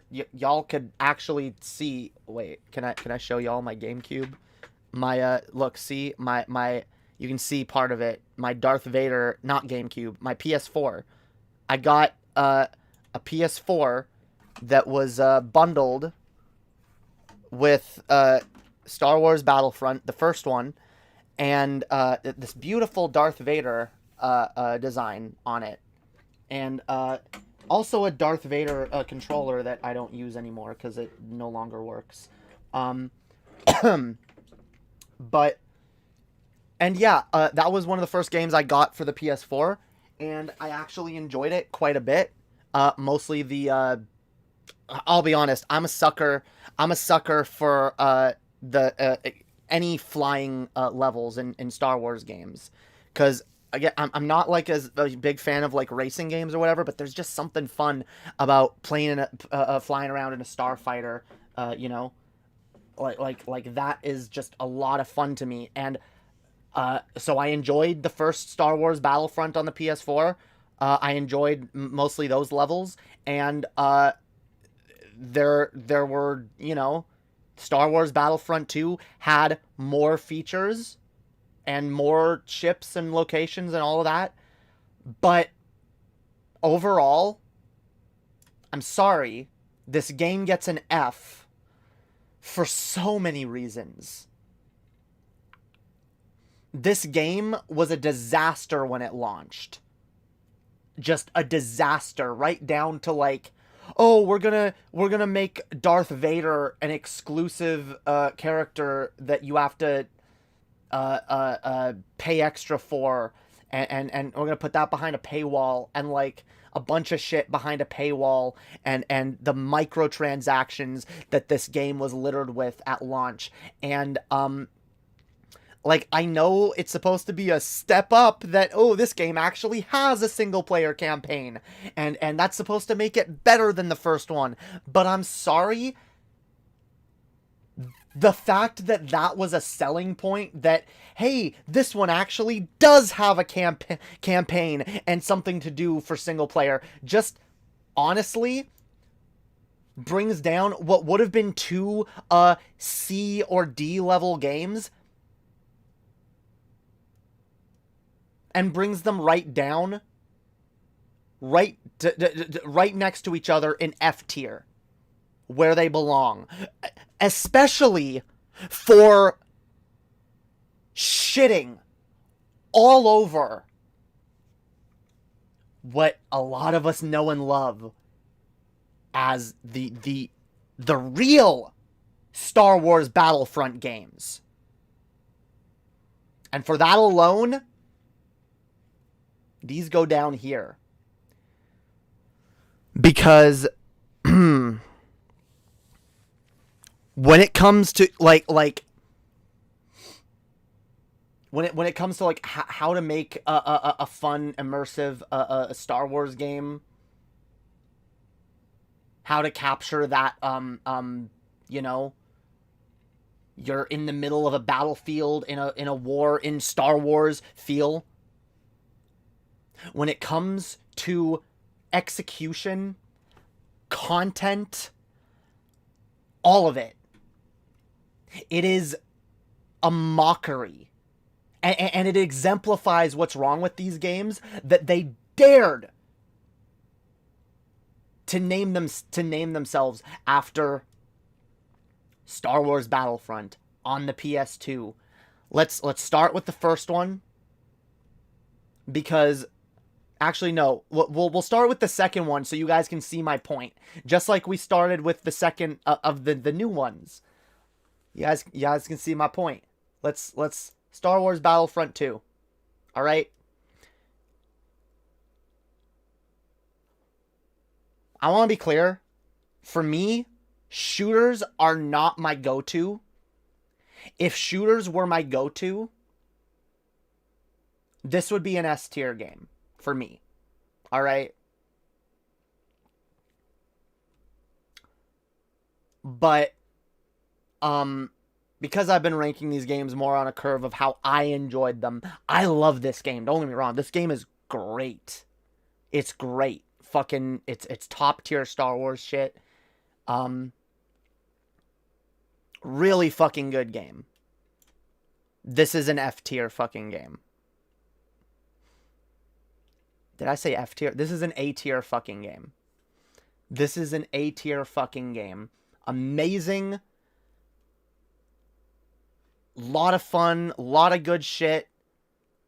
Again, not my favorite type of gameplay. You know, I don't prefer being thrown into a battlefield as a random stormtrooper and then through getting a bunch of kills or whatever, getting limited access to more powerful Jedi characters and shit. Like, that's not my favorite style of Star Wars game, but I get why a lot of people love it. And why it deserves, at the very least, A tier. Then we'll look at Star Wars Battlefront 1, which again shows you why both these games go to... Alright. There. Alright? Wait. Okay, wait. So dumb. What do you mean dumb? Like, F tier is uncharitable? You think F... Give me your argument for why you think F tier is uncharitable. What do you think redeems these games? Because if they go up, they go to D, and that's about it. I get Because honestly, this was my instinct at first. This was my instinct. And because honestly, I haven't played the campaign in this. The fact that Blaine Hoover, or Blaine is here, sorry. The fact that Blaine is in the chat, telling me that even Blaine is saying the campaign in this game is kind of shitty. I didn't even play it because again, it's not my favorite gameplay style, and like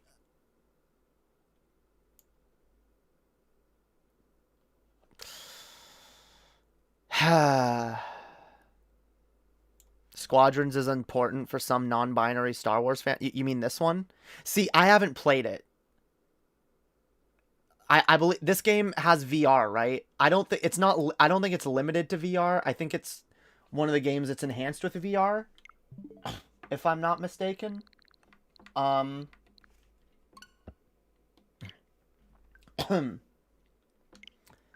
I think that was one of the reasons I avoided getting it. God, the game's still not letting me play it. That's bullshit, yo. That's bullshit.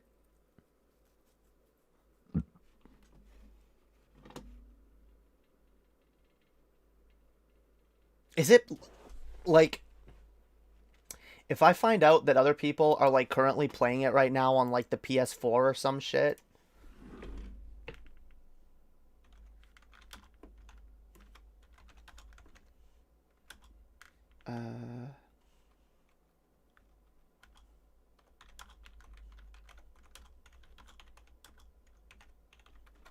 Like, what the fuck, fam? Like, legit, I already...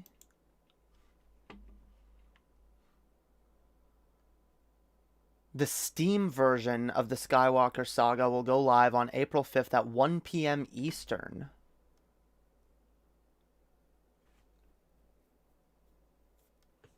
But check back on the store page on launch day because it might go live early. Well, that didn't happen. At least not on Steam. I mean, at least not on the Switch. But it's 1 a.m. So, are Steam players able to play it already? God fucking damn. I went with the Switch because I figured, alright, portability. But, like, fam... You telling me I can't even play the game? Alright, whatever. Whatever.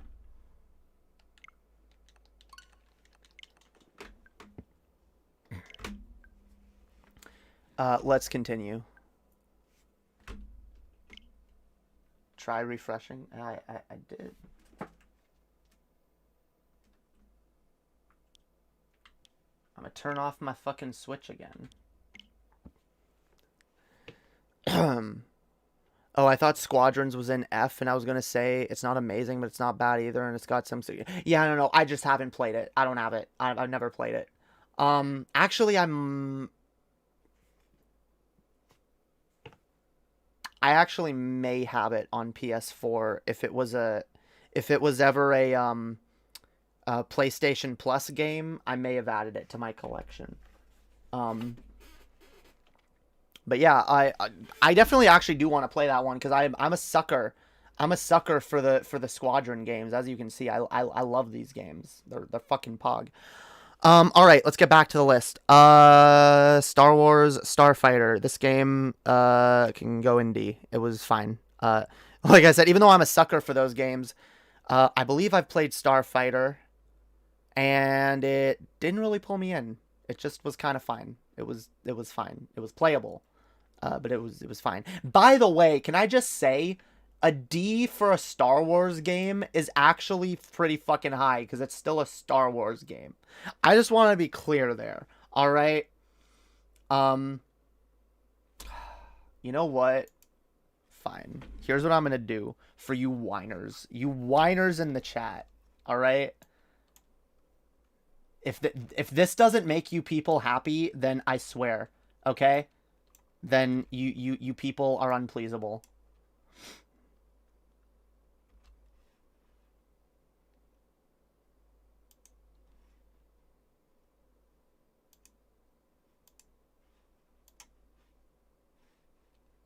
God.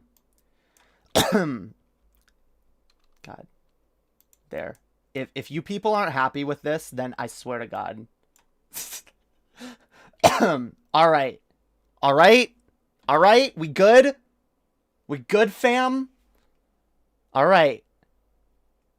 Because I'm going to put some shit in this tier that I enjoyed playing, but I don't think meets the standard of what a Star Wars game should be. Because remember, we're ranking these games based on the peak standard of Star Wars games. All right?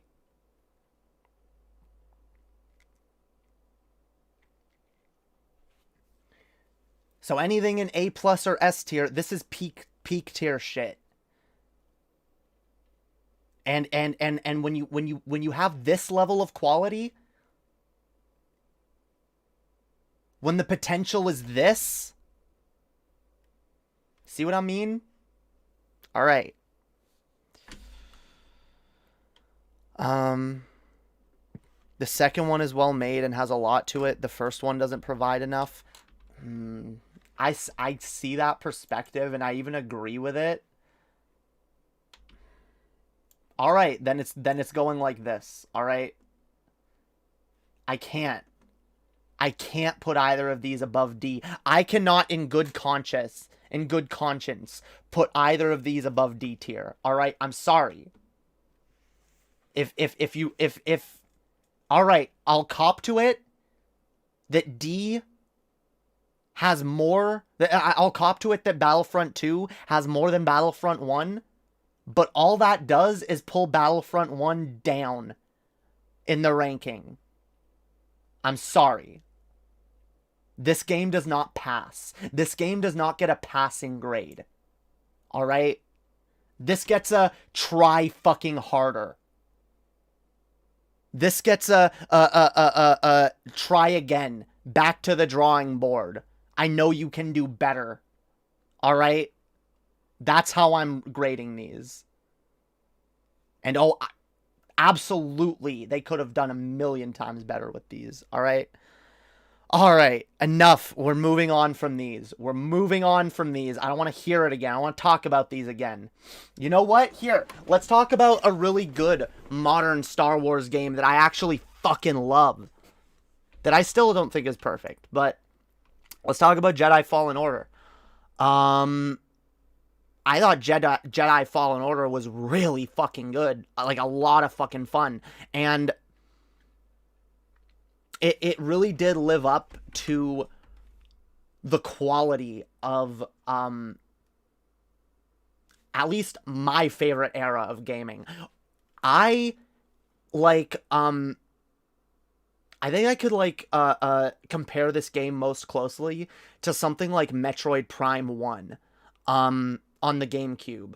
It kind of has that feel. It feels kind of Metroidvania, with a bit of Dark Souls. It's got some Dark Souls, got some Metroidvania aspects, and is just a lot of fucking fun. Like, a lot of fucking fun. Honestly, one of my favorite fucking Star Wars games. One of my favorite Souls-like games, or Souls-Light, whatever the fuck it's called. I know some people are like, oh no, this is really easy compared to a Souls game. It's pretty fucking. It's got its difficulty curve. Now, I would put this in S tier or something if it had a bit more in the way of content and side missions maybe, and custom ability, and like the collectibles that you can go out of your way to collect are really weak, like really weak. It would have been nice if you actually unlock different outfits, like legit different outfits instead of just different colored ponchos and different colorings for like your droid. But aside from that, like, whatever. And that's why I compare it to something like Metroid Prime, which would also get an A+, because all of that extra stuff is like window dressing. At the core of it, it is a solid fucking video game. A solid fucking experience that I have to put an A+. I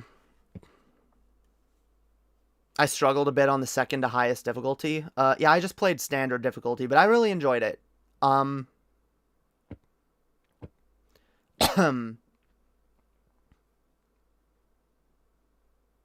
Wait, what? I don't know. Oh, why am I on top chat again? All right. What else? What else we got? What else we got? Here's one that I didn't play it much, and it never pulled me in. Star Wars Lethal Alliance. I don't know. What do y'all think about Lethal Alliance? Because for me, I think it has to at least get a passing grade, right? Has to at least get a passing grade, because it was doing some interesting things, and it had a lot of potential. It just never pulled me in. And it's kind of one of those games that's just lost to time as a slightly more underrated PSP release that no one really talks about anymore. I think it was good, but not nearly as great as a lot of other Star Wars games. So yeah, it at least needs to get a pass. All right, all right, so we've talked about this before. I have tried Lego Star Wars 3. I've played the first mission. I don't think I've ever finished the first mission. I've started it and gotten bored, and I don't know why. Maybe it's just because I never got into the show, and, like, I felt like it was trying to make me care about, like... I don't know, though, because I like the Lego Star Wars... I like the first game, and it is about the prequels, which I don't love, but I just never got into it. So I imagine if I played it more, I'd be able to rank it properly, so I'm just gonna put it there. Star Wars Connect. I've also never played this. From what I've heard, I wasn't missing much.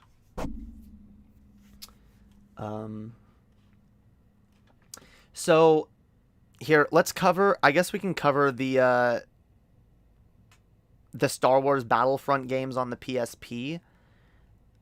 I'm going to put these both right next to each other because they're pretty, like, I know I had both of them, and I also had Star Wars Battlefront 2 on the PSP, and all three games were pretty fucking interchangeable, honestly, and not all that different from each other. They were good games. They just didn't really leap out at me particularly. So I'll put them here for now. Let's see. Star Wars Shadows of the Empire. I don't think I've played this one either. Let's see. Is it on my Steam list? No.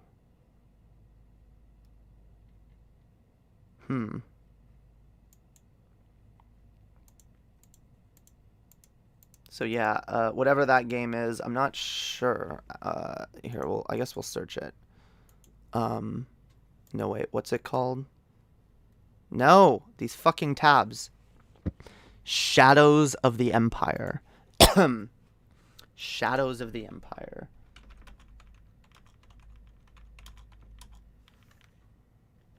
Oh, okay. Okay, it was on the N64. Okay, I know this one.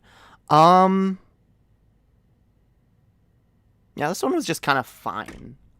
It's another one that I didn't really get too into, but it's fine. It's a Doom clone. Yeah, it's another one of the Doom clone Star Wars games. Okay, yeah. Now that I realize it's on the N64, yeah. Okay. Yeah, it's fine. There we go. It passes.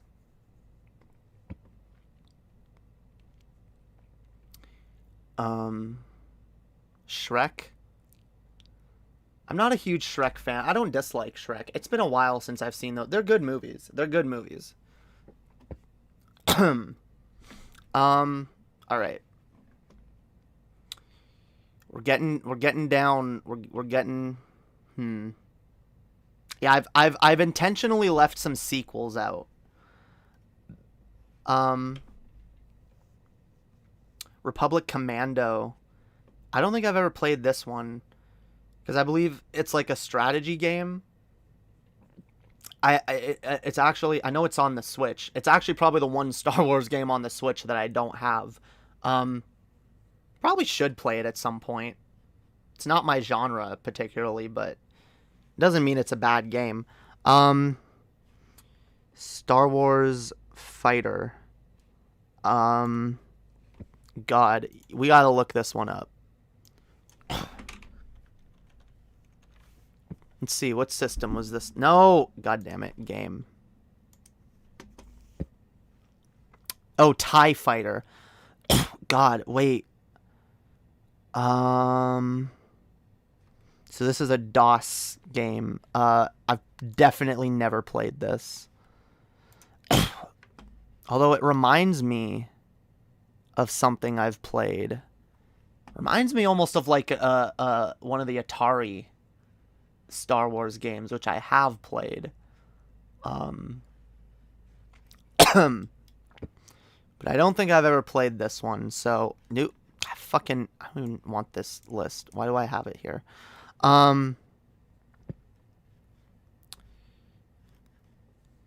So yeah, we'll just put that down there. Jedi Power Battles. Unironically, how do people feel about Jedi Power Battles? It's a game that, upon first glance, seems to have a lot of potential. But it's just another one that's never really pulled me in. Even though, like, I've always liked the idea of it, especially that you can play as Mace Windu instead of just the boring, oh, you want Anakin or fucking Obi-Wan. But, like,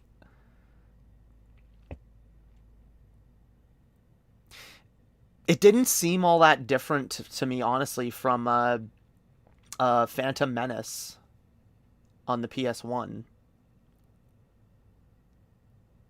So, yeah. TIE Fighter is the counterpart to X-Wing, which kind of kicked off Rogue Squadron.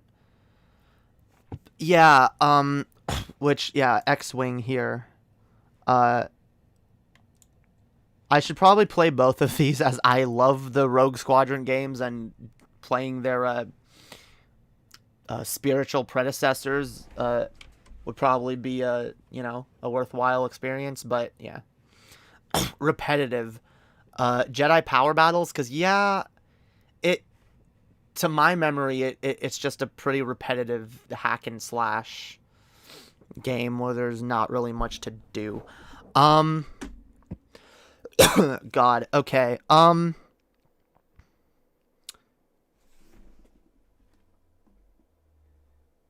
Clone Wars. Wait, why are there two different Clone Wars? Aren't these the same game?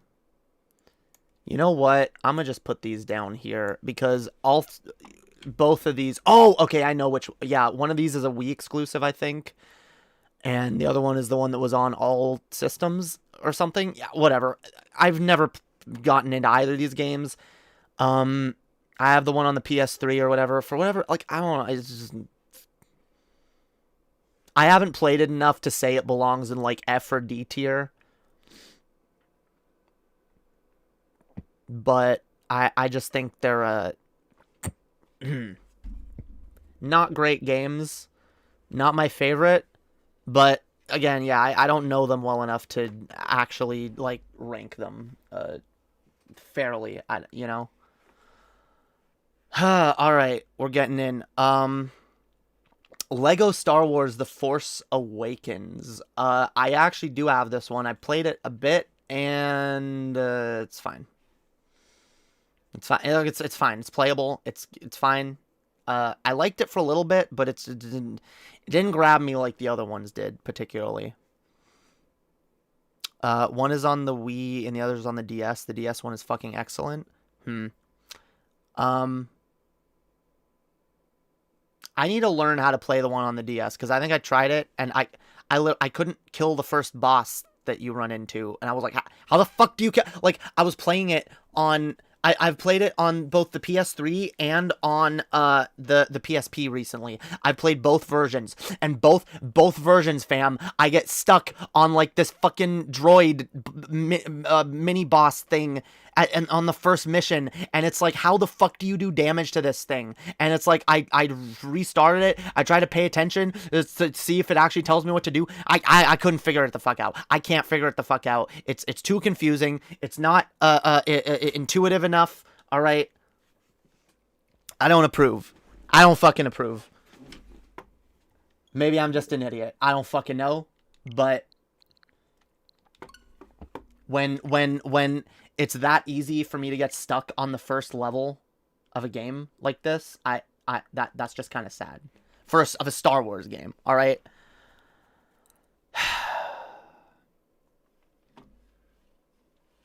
I've never played a DS game that pushes the hardware harder than Clone Wars Jedi Alliance. I'm pretty sure it's the same version, the same game I'm talking about, just a different version, right? I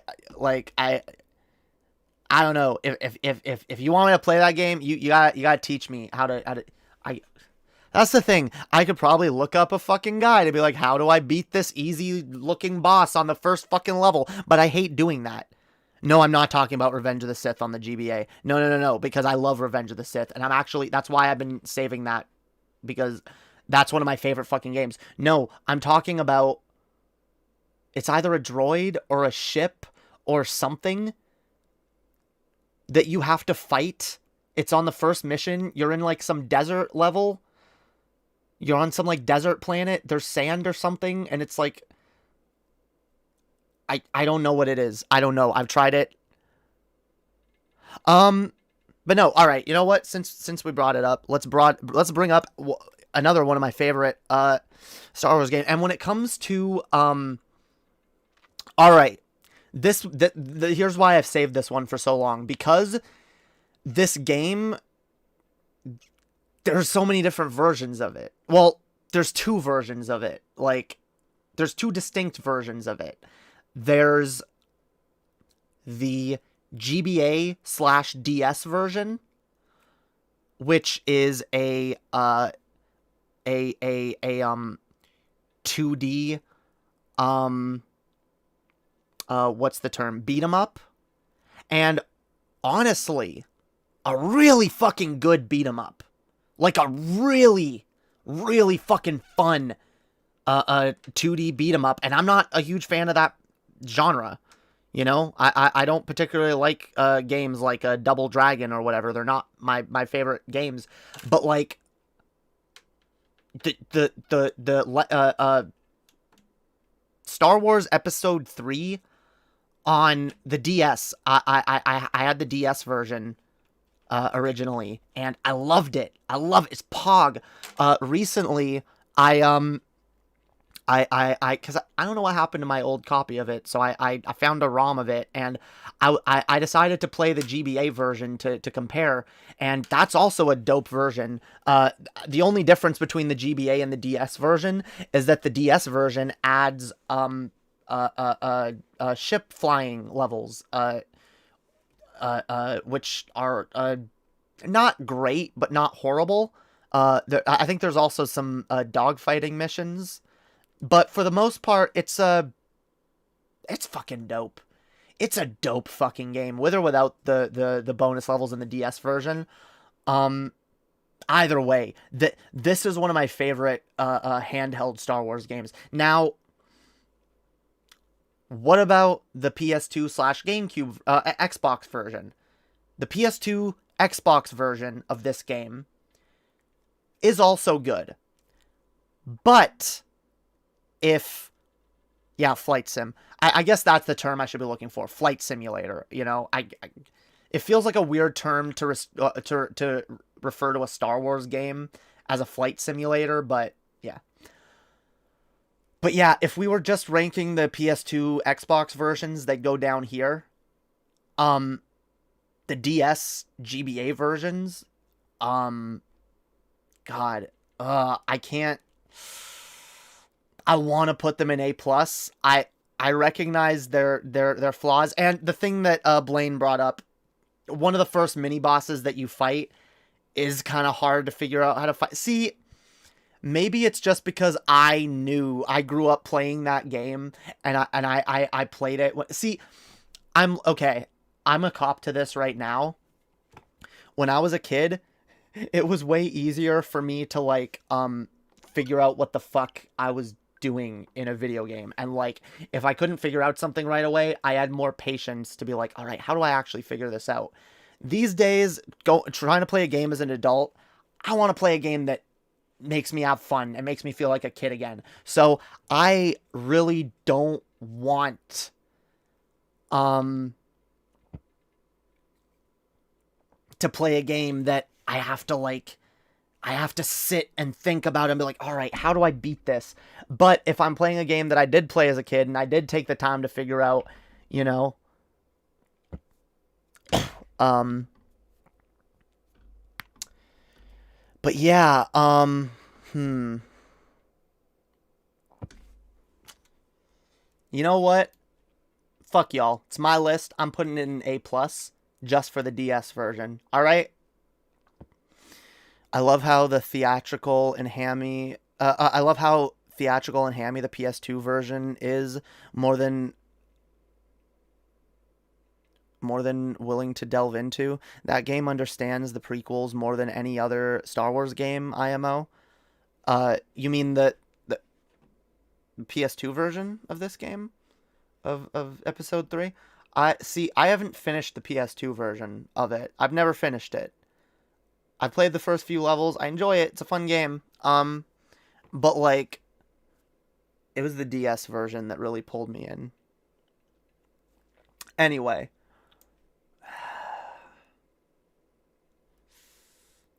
Whatever. A is still respectable. All right?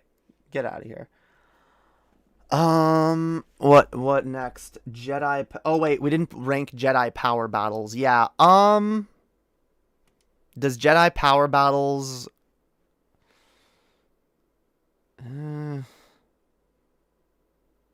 see, it's boring, it's repetitive, but is it a bad game? No. Come on, guys. It's not that bad. Finish the PS2 version? There's only one. Oh, sorry. Go finish it. Yeah, I will. I have to pull out my PS2 again, which I haven't played my PS2 in a long time. Oh, actually, no. I also have it. That's right. I put a ROM on my my modded PS3. So yeah, I actually can play this here soon. Yeah, I probably will. Whenever you got to dig out my PS3 again. D for not being memorable. You know what? You're right. Yeah.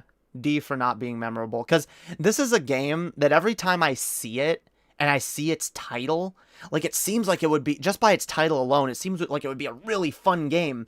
Jedi Power Battles sounds like a game where you can play with your friends, where you can each play as a different Jedi character, and you get to test your Jedi skills, your Force skills against each other.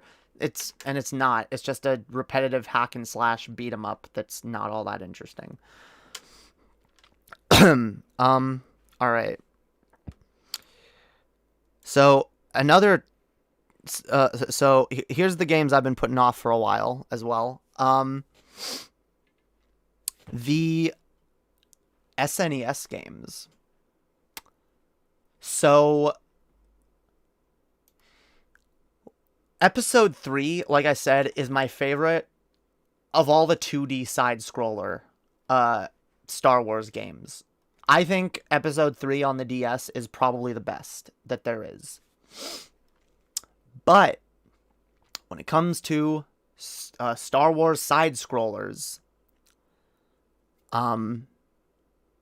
There's 3 games that kind of do stand the test of time, and are important, and shouldn't be forgotten, because these games were some of the first Star Wars games, some of the best Star Wars games for a long time. Do they hold up to today's standards terribly well? No. Not even by, I'll be honest with you guys, not even by, like, SNES standards, because there's a lot of SNES games that I still love to this day that I think hold up amazingly. I don't think that these are quite up to the standards of those games. For example, like, I don't think the Star Wars games on the SNES quite hold up to games like Super Metroid and Super Mario World and Donkey Kong Country.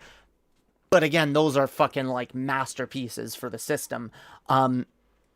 These games, however, are pretty fucking fun. So they at least get... So they at least pass... They at least get passing grades, which is a C. I'm gonna put A New Hope. I'm gonna put A New Hope in C. All right. Then I'm gonna put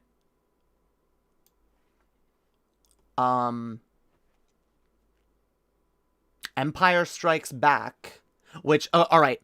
Here's my big problem. One of my biggest problems with the first one is that it follows the story of the movie, which means you start off as Luke with a fucking blaster, and I'm playing a Star Wars game. I want a fucking lightsaber. I want to hack and slash with a lightsaber, especially if I'm playing as Luke Skywalker. So for that reason alone, Empire is better, because it actually throws you into the action with a fucking lightsaber and doesn't make you wait until half the game to get one. Much like another game whose sequel, I believe, is better than it, because it gives you a lightsaber right off the bat rather than making you wait half the game for it. I do think that's important when it comes to a Star Wars game. I get it. We want to follow the story and the canon and whatnot, but, like, it's also a fucking video game, fam. Like, it's a fucking video game. Like, just give Luke a fucking lightsaber in level 1. I why not? All right. Maybe I'm alone in that criticism, but whatever. And then Return of the Jedi, I would actually say, I'll be clear, I haven't finished any of these games. I've played the first few levels in each of them. I've gotten different distances in each one. In my approximation, Return of the Jedi is slightly worse than Empire, just because of the way it starts, which is really fucking shitty. It starts you off... Wait, hang on. I want to make sure I'm correct in this. Where's... I have a system that can emulate this, I believe. Let's check this out. All right. I want to see if my suspicion is correct, because I believe the game starts you on a land speeder in like this really like unreasonably hard mission, like right off the bat. Am I correct in that? Here, what do I have? I have Return of the Jedi, I have Empire. I don't have the first one on here. Whatever. I'll play Return of the Jedi. These games are not available for... You have to mod your system if you want to play them on here. But let's see. Return of the Jedi.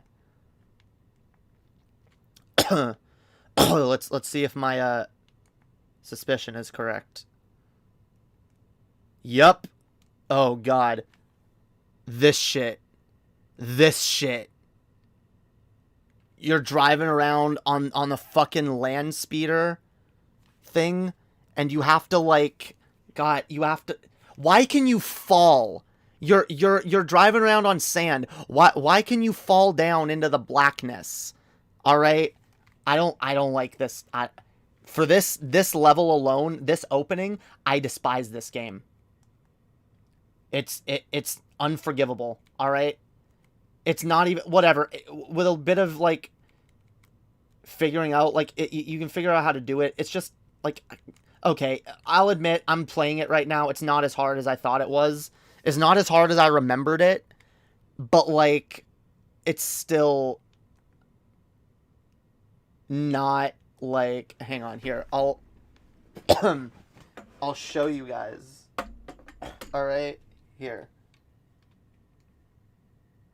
God, I died. Wait. Oh, God, hang on. Some ghetto fucking, wait, okay, so no, you gotta time it. You gotta boost.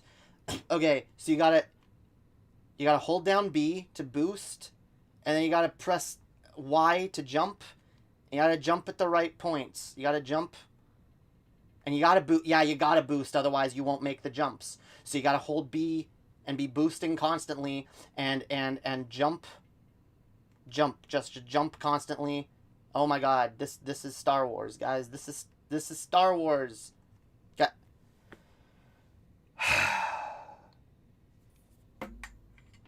And by the way, of the original trilogy, yeah, Jedi is my least favorite. So it's kind of fitting that the game would be a disappointment as well, or would at least start off as a fucking disappointment. Sounds like a new what?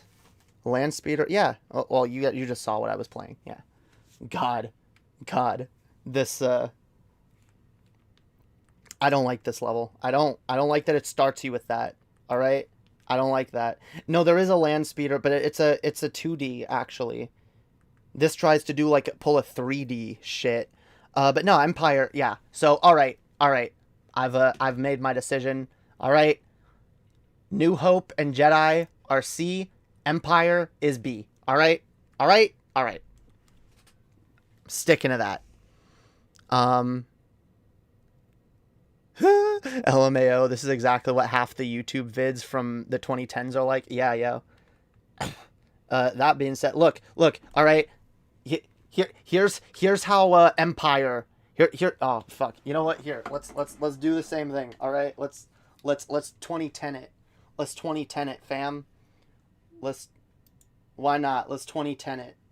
Let's play Empire Strikes Back on the. Look at this. You're riding a fucking tauntaun, and you got a fucking lightsaber right off the fucking bat, and he just throws you right into the fucking action. And this game, like, I'm not playing very well right now, but like, the action in this game is fun and fucking rewarding. Like, the action in all three of these games, when you're doing the side-scroller sections, are fun and rewarding. But again, for whatever reason, the first and third games decide to throw you into some nonsense at first. Well, okay, the first game simply just starts with a, same kind of gameplay, but you have a gun instead of a lightsaber, which I think is lame. Whereas the third game makes you do a really hard land speeder level right off the bat, which is kind of lame. This game starts you with the action. It's just as hard, probably, but like me falling to my death. All right, that's enough of that. That's enough of that. God, yeah, yo, the novelty of having a fucking 3DS that plays that. What is this alternate dimension I live in? That's why modding is power, yo. Modding is power. All right. Let's get back to this. We're almost done. We're almost done, guys. We're almost fucking done. Holy shit. All right. I guess I should get this one out of the way. Star Wars Bounty Hunter. I've played it a little bit, and it's fine. Yeah. Actually, I don't really like it all that much. You know what? I've heard it's better, but like, it's another one of those games that like I never got past like the first section of it. So maybe I'll just put it down here, actually, to be fair.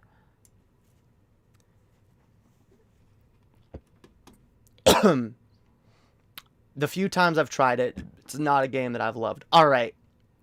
So let's get to these sequels, all right? Let's get to these fucking sequels. So, Star Wars The Force Unleashed 2. It's unfortunate because I like a lot of what was added. I like that you got your second lightsaber and you got your new force powers and shit, but like a lot of the gameplay just felt really repetitive in a way that the first one didn't. And this is unfortunately one of the few games that like the second game is good, but it's not as good as the original. I believe this is the second one, right? Because yeah, you don't see his hands, but he's holding two lightsabers, whereas in this one, he's just holding one lightsaber and using the Force with the other hand. So yeah, this is the first game, second game. All right.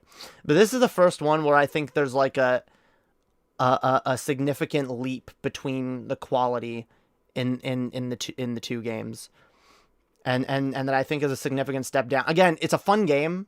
It still rises to B tier. It's a fun game and I like playing it. But I felt like it could have added more. It could have been a bigger, more wide, open, fucking experience. I don't know. It could have been a more immersive experience when it just ended up being a little bit more of what we had before, but with a second lightsaber and some new abilities. It was fun for the Wii. DS version is alright too. I don't think I ever played the Wii version, actually. I played the Wii version of the first game. In fact, that was the only one I had for a long time. But the second game, yeah, I don't think I ever played the Wii version. I guess I should try it at some point. Because, I mean, if they made different versions of this, of the first game, and if the Wii version of the first game was better, then, yeah, I wouldn't be surprised if the Wii version of the second game was also better.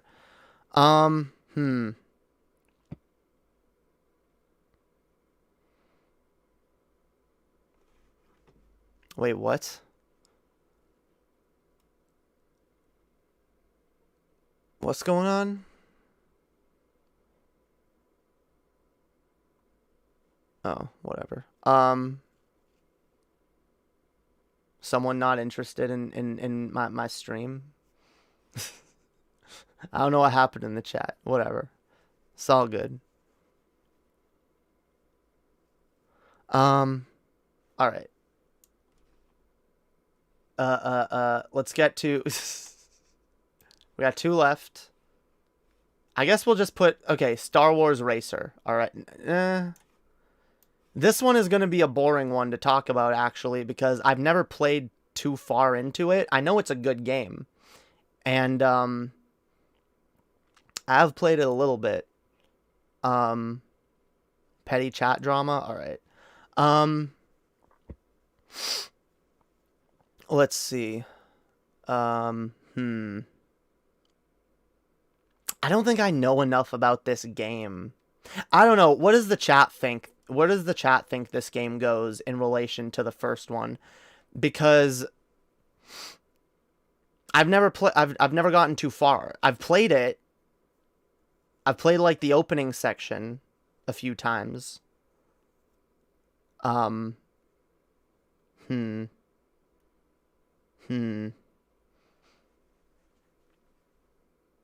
I feel like I see most people putting this on par with the first game, and just based on what I've seen from it so far, I have to agree.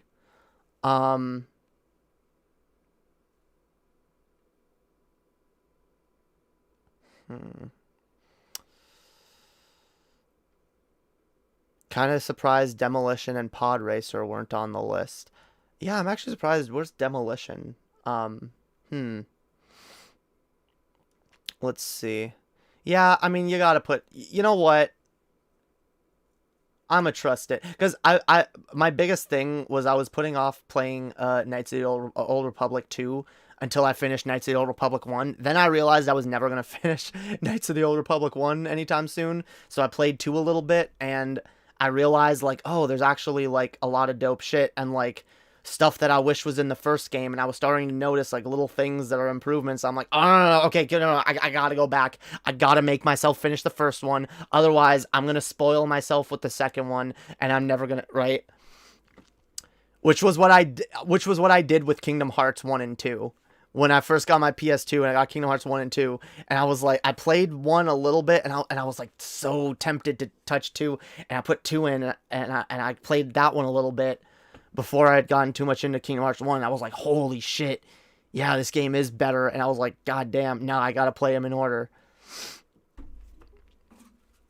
Only difference is, I've never actually finished the Knights of the Old Republic games. So, yeah. A lot of games here I need to finish, but hell yeah. And, alright, Star Wars Racer. We're ending with a humble entry that, honestly, despite my not caring for racing games in the slightest, this game's actually pretty fucking pog. Pretty fucking pog. Damn, do I actually... Yeah, I think, honestly,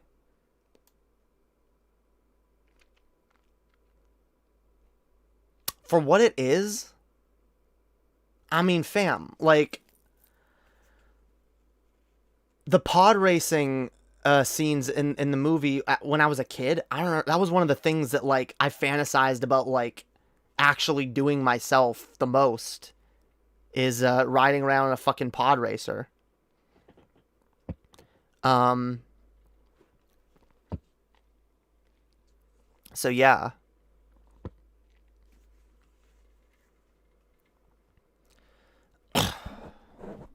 So yeah, all right, there we go. We got our rankings, fam. We got our fucking rankings. Hell yeah. All right. This is it. All right. In fuck the ones we haven't played. In F tier, we have Star Wars Masters of Terra's Kasai.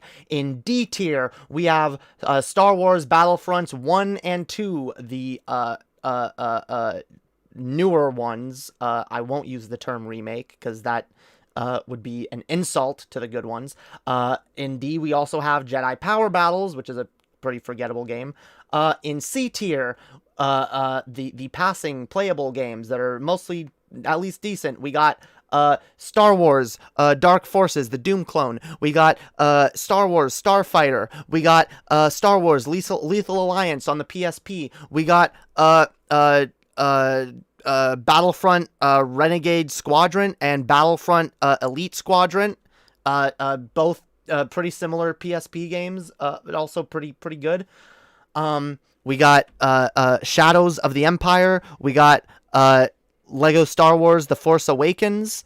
We got we got the original Star Wars on the SNES. We got Return of the Jedi on the SNES. And then, Super Star Wars and Super Return of the Jedi. Then, of course, in B tier, these are the really good games. We got Phantom Menace on the PS1. We got Rebel Strike, Rogue Squadron 3 on the GameCube, and we have Rogue Squadron 1 on the N64. We got Jedi Outcast, and we got Super Empire Strikes Back, and The Force Unleashed 2. In the really amazing the really great Star Wars games, we got Rogue Leader 2 on the GameCube again. We got personal favorite of mine, the Clone Wars. We got Jedi Knights, Jedi Academy, a Pog fucking game. We got we got Star Wars Battlefront, the original, on the PS2. We got Star Wars Episode 3 DS version is the one we're repping right here on in A tier. And we also got Star Wars Racer, and in A+ tier, some of the top tier fucking Star Wars games. We got The Force Unleashed 1, we got Star Wars Battlefront 2, and we got Jedi Fallen Order. And finally, in S tier, the top, the highest of the high, the greatest, the god tier Star Wars games. All right, we have Lego Star Wars, the complete saga. We have Star Wars Knights of the Old Republic, and Star Wars Knights of the Old Republic 2. Why'd I put Battlefront 2 so low? It's an A+ tier.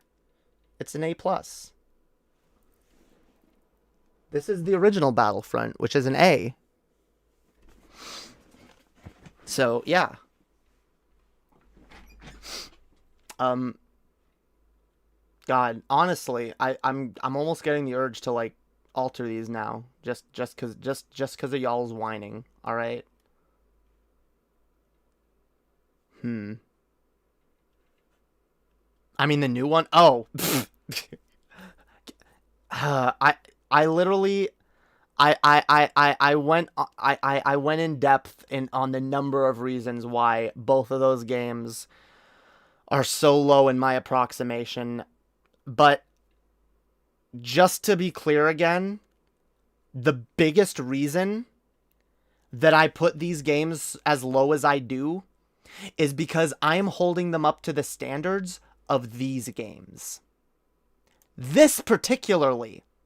And when you consider what this was able to do, it is an insult to not only release these as the new big definitive Star Wars games that are going to rep the current generation of consoles as far as Star Wars is concerned, but to add further insult to injury, using the name of a game that everyone loves. To be clear, the most charitable I could do would be to put these games, like, up here. Like, maybe. Yeah. I feel like that's as charitable as I could go. But due to all the bullshit, all the drama surrounding these games, all the wasted fucking potential, the fact that they thought a selling point for a sequel was, this time we're actually gonna have a campaign, which should be part of the fucking game. It should be a fucking given. All of that is just insulting. Insulting. So, yeah, that's why that goes there. Alright? Just all the drama surrounding those games, all the shitty decisions that were made, all the bullshit that was pulled. Yeah. Yeah.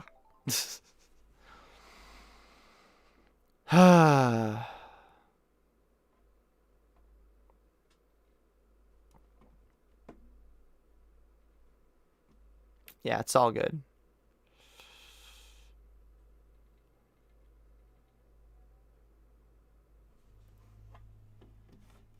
All right. Seriously, fam? I'm mad. Look at this. Wait. I'm legit mad. Look. See? Purchased. It's purchased. I got it. Release date. It's the day that the game is released. It's been released for 2 hours. But here, oh, fucking turn my fucking Switch off again, as if that's gonna make a difference. Yeah, I'm disappointed. I was hoping I could play it right at midnight. I'm actually really disappointed I'm also disappointed that like I falsely advertised this as a game stream. I mean, to be fair, I feel like more people are likely to watch if I'm not gaming anyway, but I'm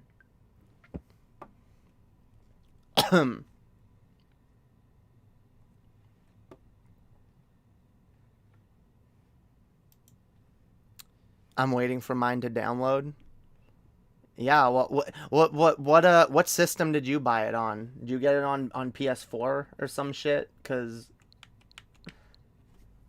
it's just like, nah. It's like, nope. Sorry, you're not allowed to play.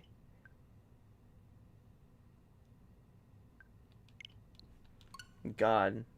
I swear to Christ. Okay, whatever. PS4, yeah. Yeah, let me know if it's actually letting you play. Because, like, this is actually something I'm going to bitch about then. Like, are you kidding me, Nintendo? Like, are you kidding me? That, like, other platforms, other people who own other systems are already able to play this game. And Nintendo fans are not? Like, what the fuck? Like, Nintendo players just like, nope. Nope. Just fuck you. Just fuck you. Nope, not allowed to play it. It'll probably be available at... that's the weird thing. When was the last... I know I bought a game within, like, the last 6 months, and it was, like, a game that was... I bought it, like, right when it was released on the Switch, and I could play it, like... God. Yeah.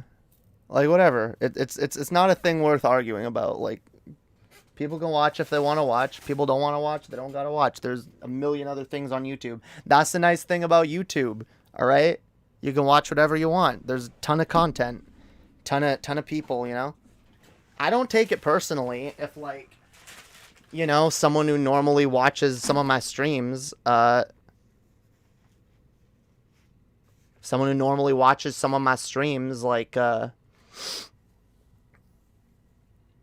isn't interested in a topic I'm talking about one day. Like I said, I'm getting ready to make some Doctor Who content. I'm gonna release some Doctor Who videos. I realize some of y'all aren't gonna be into that, but hey, maybe I can expand my shit to people who are interested in that, you know?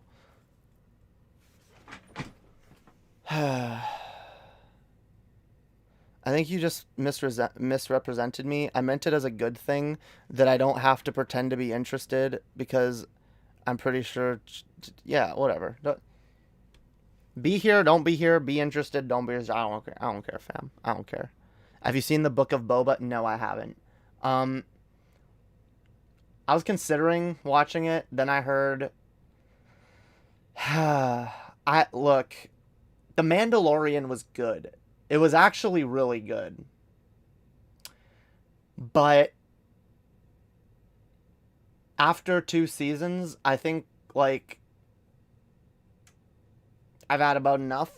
And the last thing we need is a really incestuous series of TV shows and whatnot that are all, like, super interlocking and, like...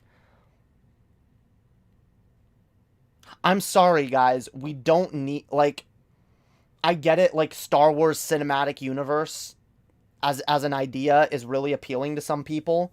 And to an extent, I think that's a good idea. But, like, the question should be asked, to what extent?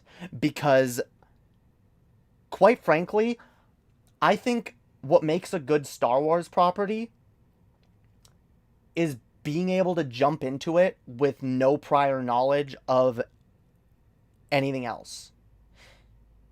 If I can't watch a Star Wars movie, like, I get it, like, okay, the trilogies are telling a story, like, but, like, you can watch Empire Strikes Back and be like, okay, this is a good movie, even if you don't really have the context of the first one, right? Just like you can watch Attack of the Clones or Revenge of the Sith, right? I feel like The Mandalorian as a show should be its own thing. Can it touch other shows? Have, like, you know, touch other pieces of canon slightly? Sure.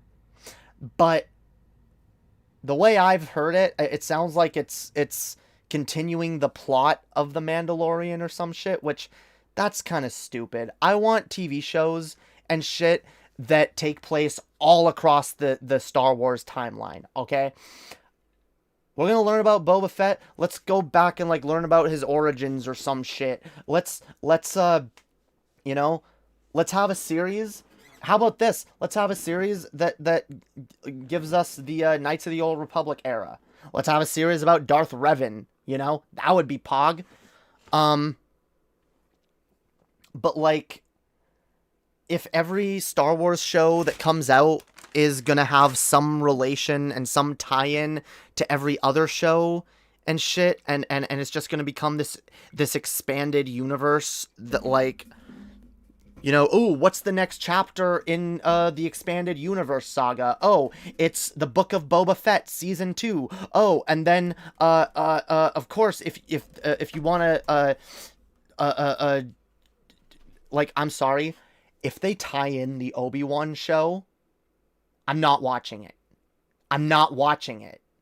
Not even because I think it'll be bad, but I want a show about Obi-Wan between episodes 3 and 4. That's it. I don't care.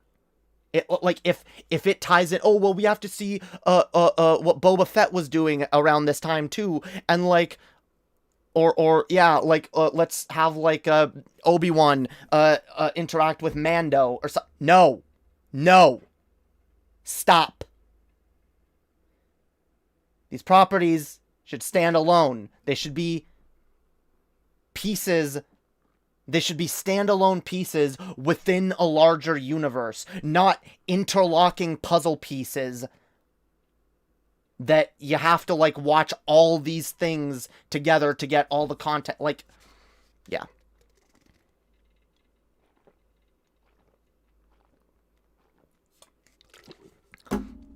And that's me saying that as, like, look, I haven't watched Book of Boba Fett. I haven't. I've not watched it. So, like, for all I know, it's really good. But I've heard not good things about it. And yeah. There's a High Republic series on the way called Acolyte. Damn, what's that about? Acolyte. High Republic. So is that, like, during the KOTOR era, or is that, like, a different era? Cause yeah, like, it's really insane to me that they've never explored the Knights of the Old Republic era in a TV show, movie, or anything. They've never even touched upon it or referenced it in any of the movies. Which is kind of sad.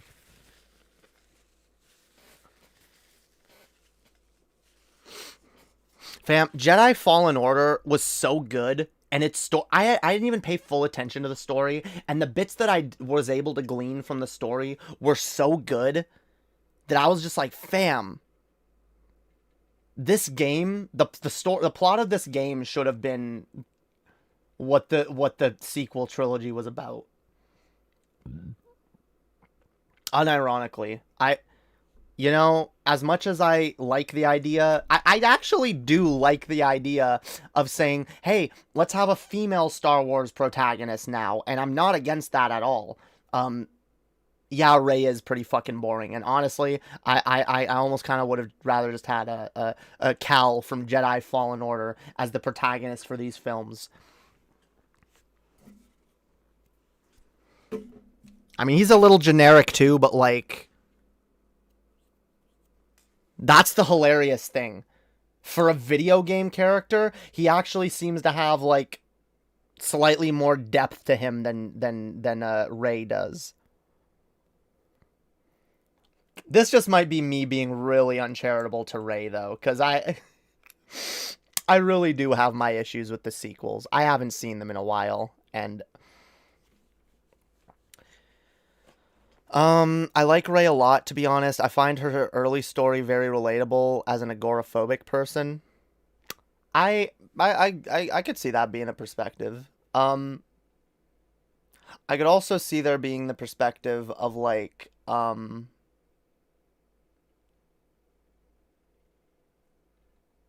I could see her being relatable to a lot of people. You know, I could see her being relatable to orphans, definitely, you know, or just someone who grew up not really knowing or having much of a connection to their parents. Um, you know, um, she can be relatable to people who've just been like, you know, trying to find their own way in the universe, sort of, and you know, like I get she's a relatable character. She is. We're all, you know, there's different ways we can relate to her. I just Rey has some really mediocre writing, but her base is very solid. See, okay, I I I can see what I can see there being some good to like her history and like her backstory and like yeah, I think there's a skeleton of a good character there. It just needs a more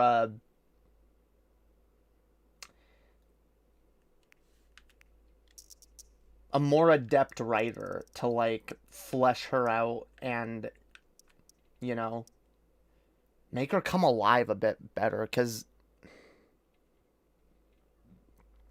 at least the prequels have their own aesthetic and original world building and shit. Yeah, that's another thing too.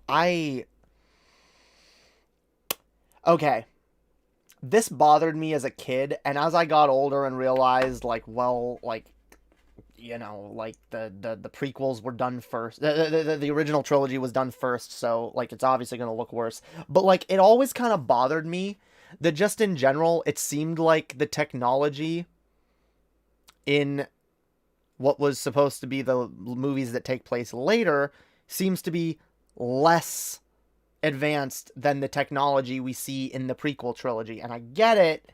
Again, the original trilogy was filmed like 20 years earlier. But, like, bringing the supposed future of the Star Wars universe into the modern era, like,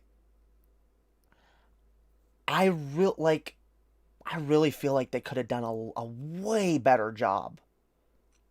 A way better job. Rather than, yeah, just kind of like polishing up and recycling in a lot of ways the aesthetics from the original trilogy. Like, which is probably a big reason why Lego Star Wars The Force Awakens. Oops, what? It's probably why Lego Star Wars The Force Awakens here never really jumped out at me. Because yeah, like the locations and the just the design, the world design, just everything, like nothing popped, nothing felt like unique. Everything, it just feels like, yeah, we're like recycling the Rogue One is good though. Honestly, of all the new Star Wars films, Rogue One is probably my favorite, and probably the one that I think does the best job at modernizing that classic Star Wars aesthetic. And if it was the only modern Star Wars movie that did it, I wouldn't be complaining about this at all. And I'd be like, yeah, but like, because like you're right, like the sequel trilogy does not have its own distinct flavor. It just doesn't. It absolutely feels like a recycling of the classic era, which just doesn't, you know, just feels like shameless nostalgia baiting. Like, I'm sorry, South Park was right, yo, okay? They're just like They're just relying on member berries to try to nostalgia bait us. And damn, South Park is actually surprisingly insightful on on certain things. And when you consider that, like, the plot of, like, the whole member berries arc on South Park was like, Star Wars is used to, like, placate people's nostalgia and, like, lull them into a false sense of security, while fascism is secretly behind the scenes, going out of its way to, like, gain power, and because I know a lot of people, when the member berries turned into Nazis at the end of the series, wait, what? Fucking they're Nazis? Come on, man, that's ridiculous. Like, no, I kind of see it. As someone who's been studying, like, fascist theory and shit, like, yeah, I kind of see it, actually. I kind of see it. I kind of see the argument. And I kind of do think that, like, yeah, especially, like, I think it's even more prescient when you consider how the second Star Wars movie was, received. Because there are a lot of literal, Nazis and crypto-fascists and whatnot that, like, oh, the woke agenda! The woke agenda! It's woke! They made it woke! They made Star Wars woke! Like, yeah. So, it almost feels like, yeah, the goal was to nostalgia bait us and lull us into a false sense of security, while simultaneously using this franchise progressive decisions made in reviving this franchise to stoke up culture war narratives and stoke fascist ways of thinking without God. While yeah, all under the guise of, oh, what? It's just a movie. Just a movie, fam. Yeah, how many of these, like, crypto fash supposed media review channels, like fucking Nerd Erotic, went on, like, crazy unhinged conspiracy theories about the woke mob shoving their agenda down. Like, by the way, and I've made this clear before, and I should probably, I even want to clip this, because, like, I'm actually proud of that rant, and I will stick by this. Cancel culture is a Nazi fucking meme. Cancel culture is a literal Nazi dog whistle, and so is the woke agenda. If someone says woke agenda or cancel culture, I mean, cancel culture has been kind of normalized, unfortunately, but so it's not always, but in a lot of cases, yeah, it's a far right dog whistle. All right. Yeah, Nerd Erotic is trash. They are. He is. I don't know why. I remember back when Series 11 of Doctor Who came out, I started watching his Doctor Who takes, and I was like, yeah, this is actually based, Joe. Yeah, he's right. Why are all the villains white males? This is an attack on white men. This is an attack. There were 3 different Doctor Who villains in this season that were white men, and despite the villains that weren't white men and the villains that were women and other characters of different, but there were white men. It's an attack, white men. God, the feminazis. God. Ugh. We can't let Nazis ruin our entertainment, guys. We really fucking can't. And I'll admit, I held on to the hate for the Last Jedi specifically for quite a long time. Not even because of that cancel culture woke mob narrative, just because of my personal hang-ups on the film, and I still don't like it. But, like, my God, a lot of people's criticisms, like, unhinged.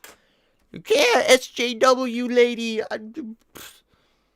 Even though she's objectively right and correct and is actually a based character. She's an SJW and has blue hair.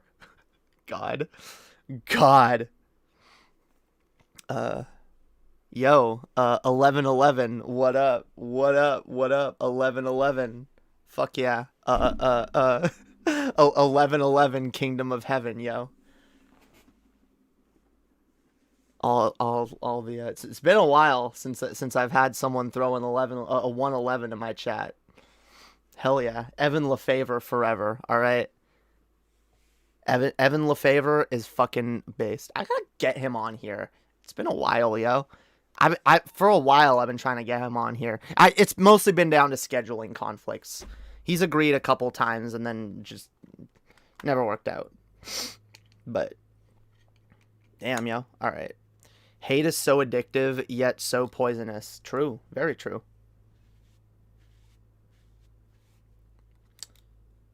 That's why we gotta direct our hate. All right, hate is a negative emotion that has a lot of negative effects, but we'll never get rid of it completely. So we gotta learn to channel our hate.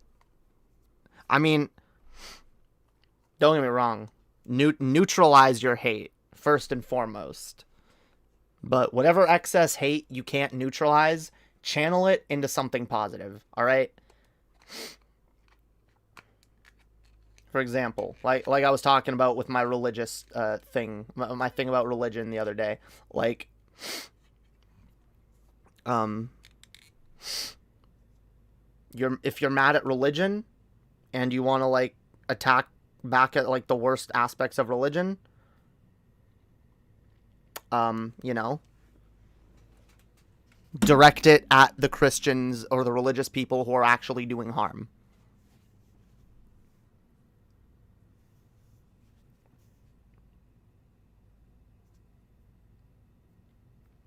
Rather than just at all religious people and all religion. Be like, I hate religion. Like, no. I hate hateful religious people. I hate bigoted religious people. All right? Very important, fam.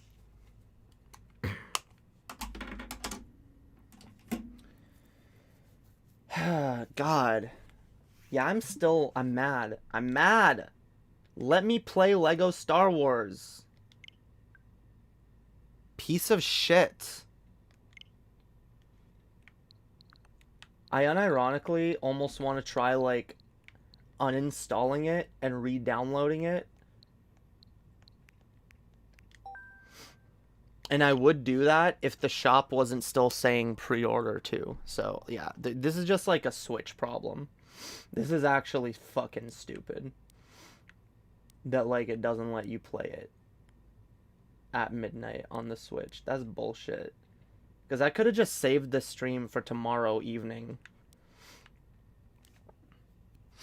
I mean, I guess I could just do that. I guess I could just do this. I guess I could just stream again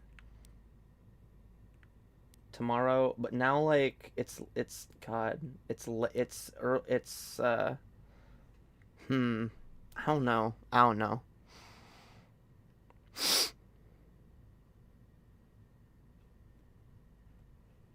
It's just saying it's not the right date yet. Yeah, it's telling me that it's not the game can't be played, which is bullshit.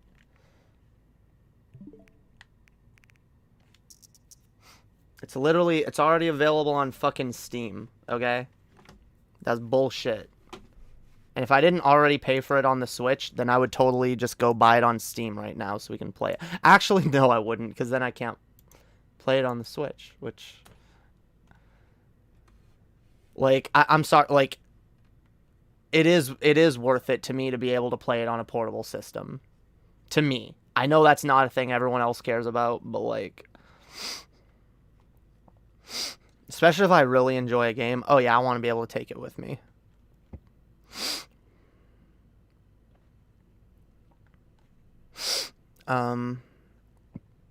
fuck it, I'm trauma dumping. All right then, content warning. My dad beat me numerous times as a child, and it fucking ruined my childhood. I hate him so much. I wish I had a peaceful childhood. I look back on with fondness. I know what you mean. I absolutely know what you mean, and I can relate 100%. And it's part of the reason why I'll be honest. It's part of the reason why I do care so much about video games. I'll be honest right now, because when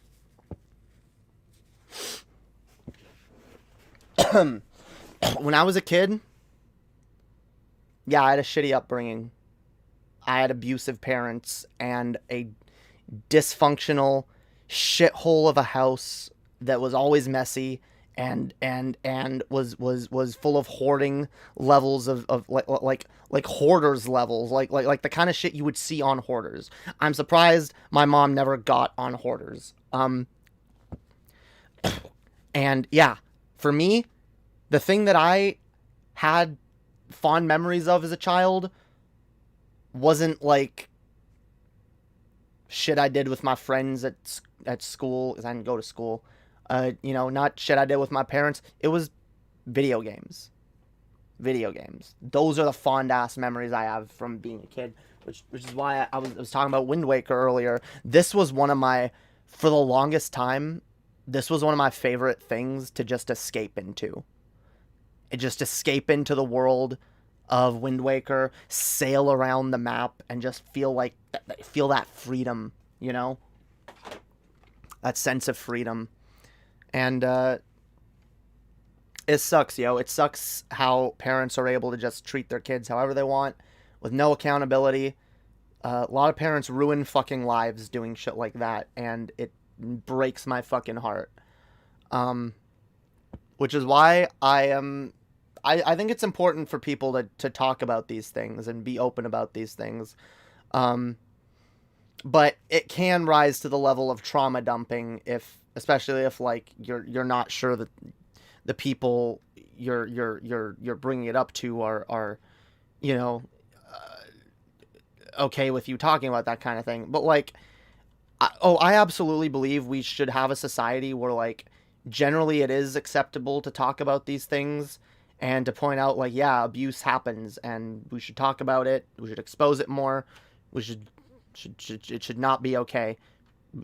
We should have more social disincentivization towards that shit. We should absolutely, our society should go way harder on people who abuse their kids. Yeah. By the way, that shit too, the person who was in here earlier being like, oh, video games are a waste of time. Like, again, that's so short-sighted, and it really does, like, ignore a lot of different angles and a lot of different perspectives. Because for a lot of people, yeah, video games were their childhood. Video games was the thing that made them feel fucking happy. And by the way, I should have just brought this. This should have just been the shutdown to that garbage that was being spewed in my chat earlier. Because, motherfuckers,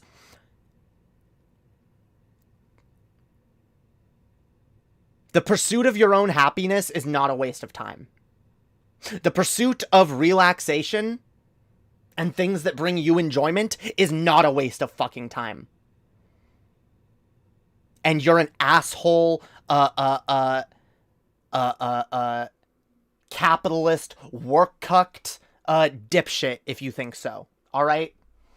Go get on your knees and suck the dick of capitalism harder then. If you're going to act like people spending time to pursue their own enjoyment and happiness and things is a negative thing and a waste of... Fuck you. Alright? He was probably trying to aggravate you. I know he was. But, like... Well, okay, I won't even say that, because, like... This person doesn't seem to be here to be an aggravation, because, like... We've gotten into arguments before. They've said dumb shit before, and we've argued before. But, like... I mean, they've been a member of my community for a while. They've been, they've been decent. They clip shit for me on occasion. Like, They seem like they're here to act in good faith and be a decent member of my community, but then every once in a while, they make some really stupid fucking arguments. Anyway. Yeah, yo, 1111. Army of Heaven. God. Old meme. Evanism forever, yo. Oh, I may have even posted this in Evan LaFavor's server. I really do need to get that dude on here, because he's Pog. Pog.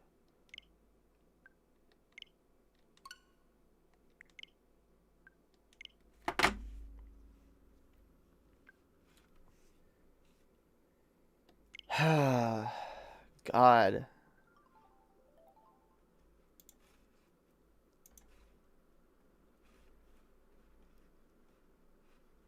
Like, it's stupid. I'm mad. I'm mad!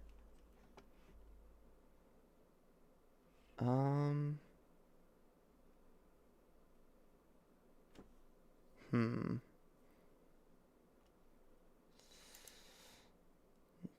Switch. God fucking damn you.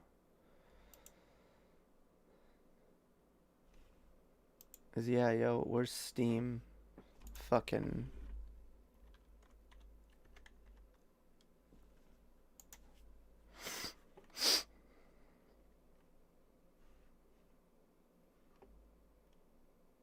Actually, it does say 10 hours? What the fuck? It's actually not available yet on Steam. Okay, that's bullshit. I guess we'll play it tomorrow. I guess I'll do a stream. God, that's the thing. I won't be able to keep my... I'm definitely going to play it before I stream then. Because I know myself. I'm not going to be... That's why I wanted to play it the minute it launched. Because I figured, hell yeah, we can play it. We can start it on stream. We can have some fun.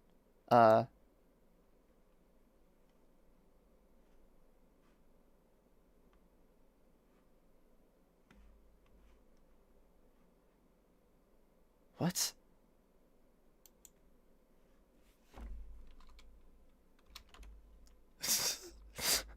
Dude,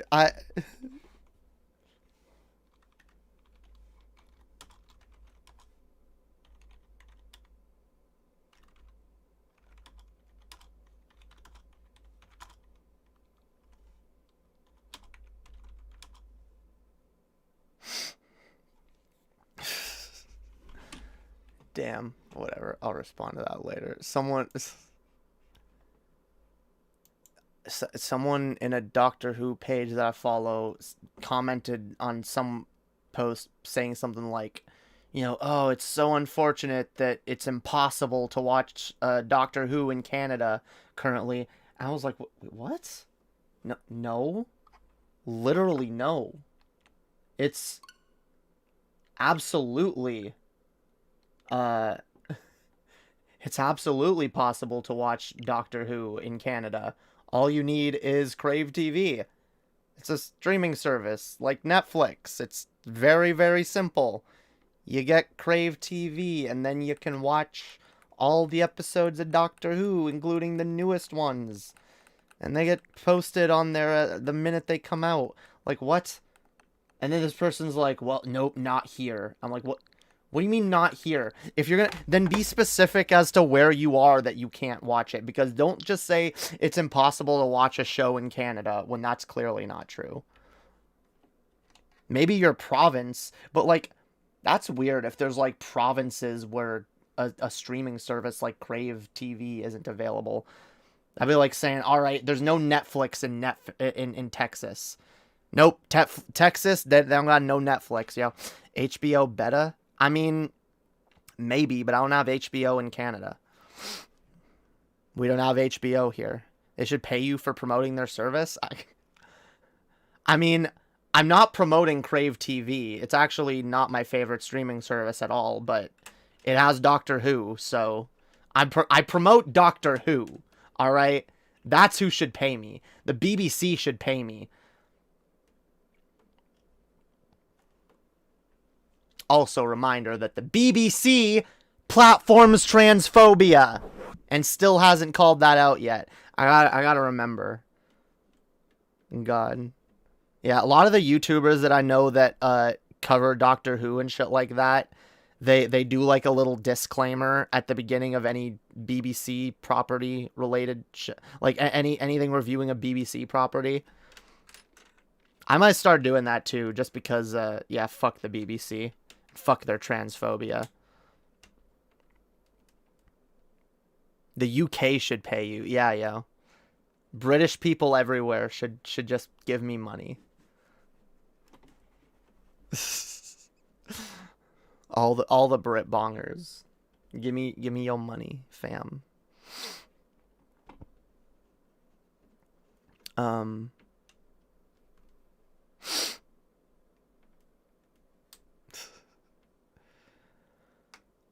Looking forward to watching Batman from my couch. Poggers. Yeah, yo. Is the new Batman movie on streaming services yet? Is coming to HBO? Or is it on HBO already? Cuz how do I watch that in Canada actually? That's true. Cuz I do want to watch that. Do I have to buy it or rent it or some shit? Probably. God damn it.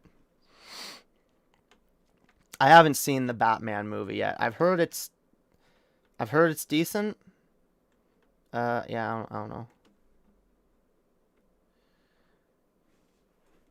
know. Definitely best. Only thing that compares is Netflix. I have a soft spot for Paramount though.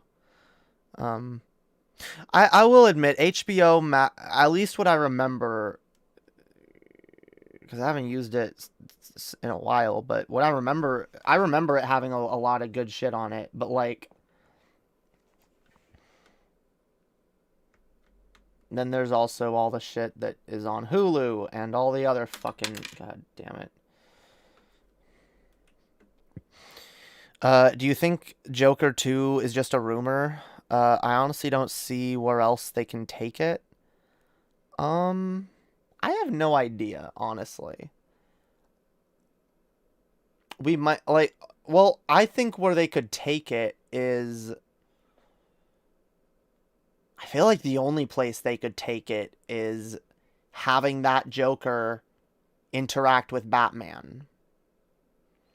But then we'd have to decide, or I guess they'd have to decide, is this Joker canon in the universe of a Batman that we already have established? Or are we going to establish a new Batman for this Joker? Because honestly, I think the latter would be best. I think, and I don't know anything about Robert Pattinson's Batman yet because I haven't seen the movie yet. But my guess would be that in order to make a movie about that Joker specifically versus Batman work, you'd need to put him up against a Batman that is specifically built to be his opposite, you know? Joaquin Phoenix doesn't seem the type to agree to a Joker 2, but then again, he could be contractually obligated. Yeah, I don't know. Arthur Fleck is hardly a criminal mastermind, though. Well, that's the thing. A second movie could do one of two things. It could either, because the first movie showed how a person at the behest of an ever crumbling society that ignores their needs and concerns, it shows how a person can reach that breaking point, you know, and become a violent person. Like it almost felt like kind of like a sociological study into the minds of like rioters, you know. And so that's a very interesting, so like, because, and so my point is, because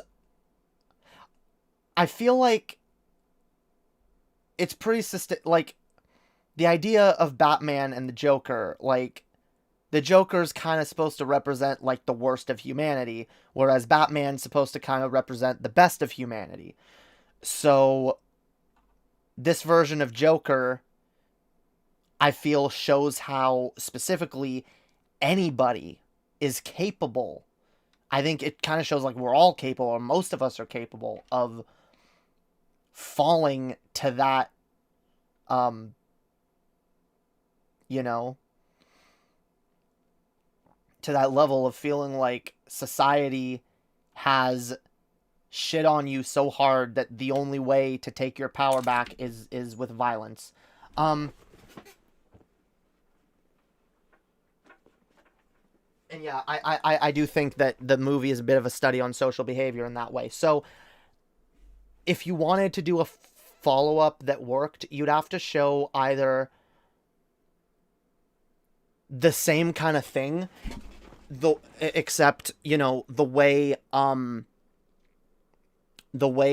a regular person with probably some mental illnesses and whatever, but like the way a regular person can not only fall to the insanity and to the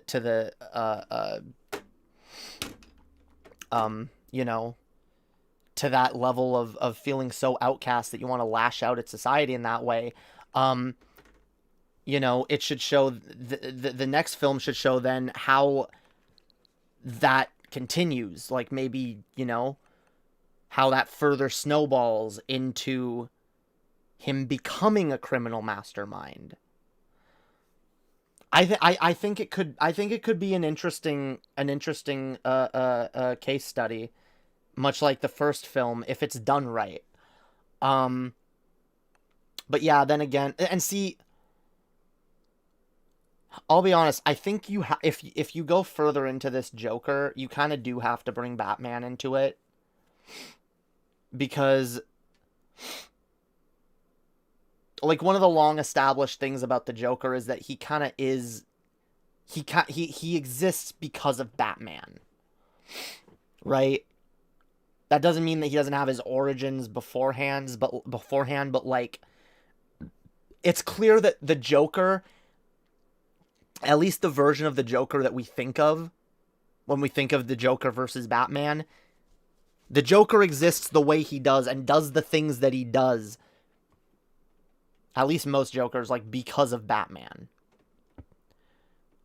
Honestly, Arthur Fleck seems mentally handicapped.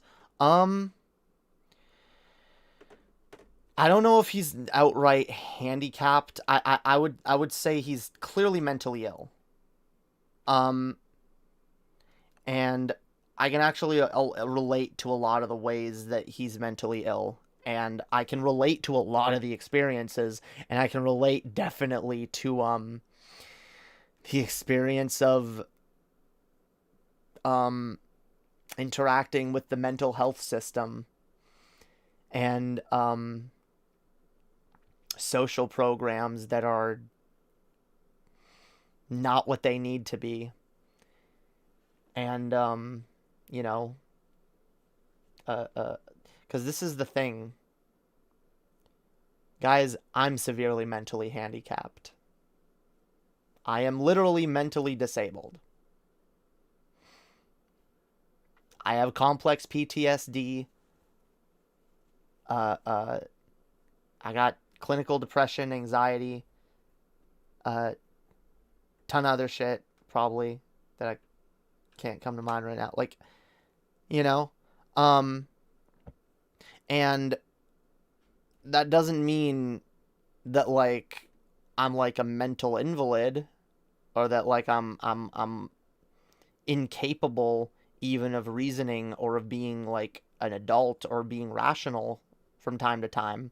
But that does mean that your brain works differently in certain areas, and there are certain struggles and things that you have as like a, and I'm not, see, here's the thing, like Arthur Fleck is he just kind of has like a lot of the traits that a lot of mentally ill people that I know possess. And he's also, like, again, he...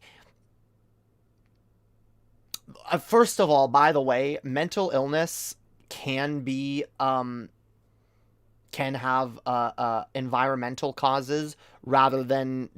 it's not always genetic. And the Joker is a character that, like, quite clearly throughout all his incarnations, the point of the Joker is that he is a product of the society that he lives in, and he's in a lot of ways the darkest reflection of the society in which he lives. And again, like, a lot of mentally ill people, it's not that they're born that way. It can come from environmental and societal and systemic pressures. So with all that in mind, I feel like Joker actually does a pretty decent job at, like, delving into that stuff and handling it decently responsibly. Like, probably not the most responsibly that any mental health has ever been handled, but, like, yeah.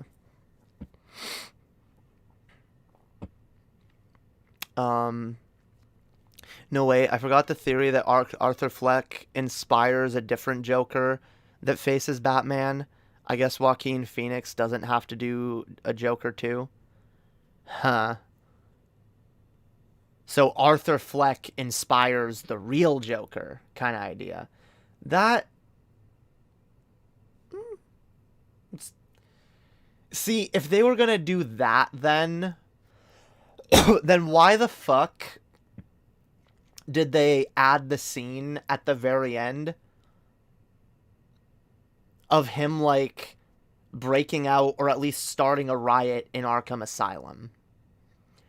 Because that scene specifically seems to be setting up an idea that, no, this is the Joker.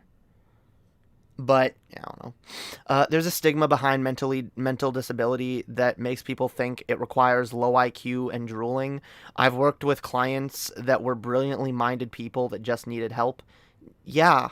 And I've known people who are, you know... and when it comes to me personally, like...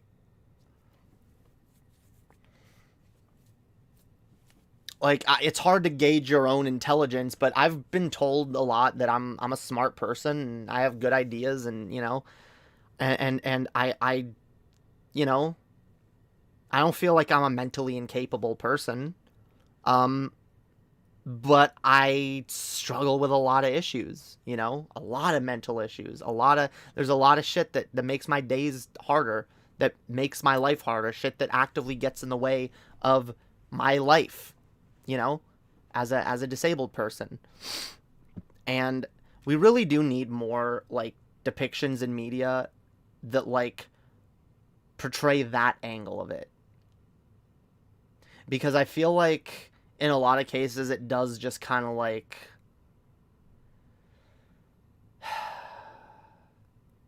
a lot of mainstream depictions do kind of just run with the assumption that, like, mentally ill people are just kind of stupid and always irrational and not capable of intelligence or rational thinking, you know? I don't know. When you talked about the Joker's different incarnations, I pictured the Joker regenerating. Oh no, too much Doctor Who. Yeah, each of the masters, yo. Which regeneration of the master is your favorite? Yeah, that's the nice thing. Like, when it comes, like when you look at the two different approaches between, like, Doctor Who canon and something like comic book canon, or even like 007, right? When you look at something like 007 lore, which is also pretty similar to, like, comic book lore, where it's like, okay, I mean, it's the same character, but, like, you got different depictions of the characters and different versions of them, and they each got, like, there's different continuities. you know, allowing you to have different actors and different writers and shit and all kinds of different creative minds write and portray and act these characters in different way. Then you have Doctor Who, where it's like, yeah, we also want to have a long running property where we can show different depictions of the same characters and have, like, you know, different versions of each character for different eras, and, you know, and with them, with Doctor Who, is just like, nah, it's all part of one canon. It's all, every version of the same character is the same character, and it's all part of one timeline, and it's the one character, but they regenerate when they die. And that's honestly what I think makes Doctor Who so brilliant as a sci-fi property. 'Cause, like, it makes it hard, like with Batman, right? If you want to try different things with Batman, if you want to try, okay, I want to try like a darker Batman, you gotta reset the continuity, you know? You want to try a more lighthearted, fun Batman, you gotta reset the continuity again, you know? You want to try whatever the fuck they did with Suicide Squad, you gotta reset the fucking continuity. So, yeah.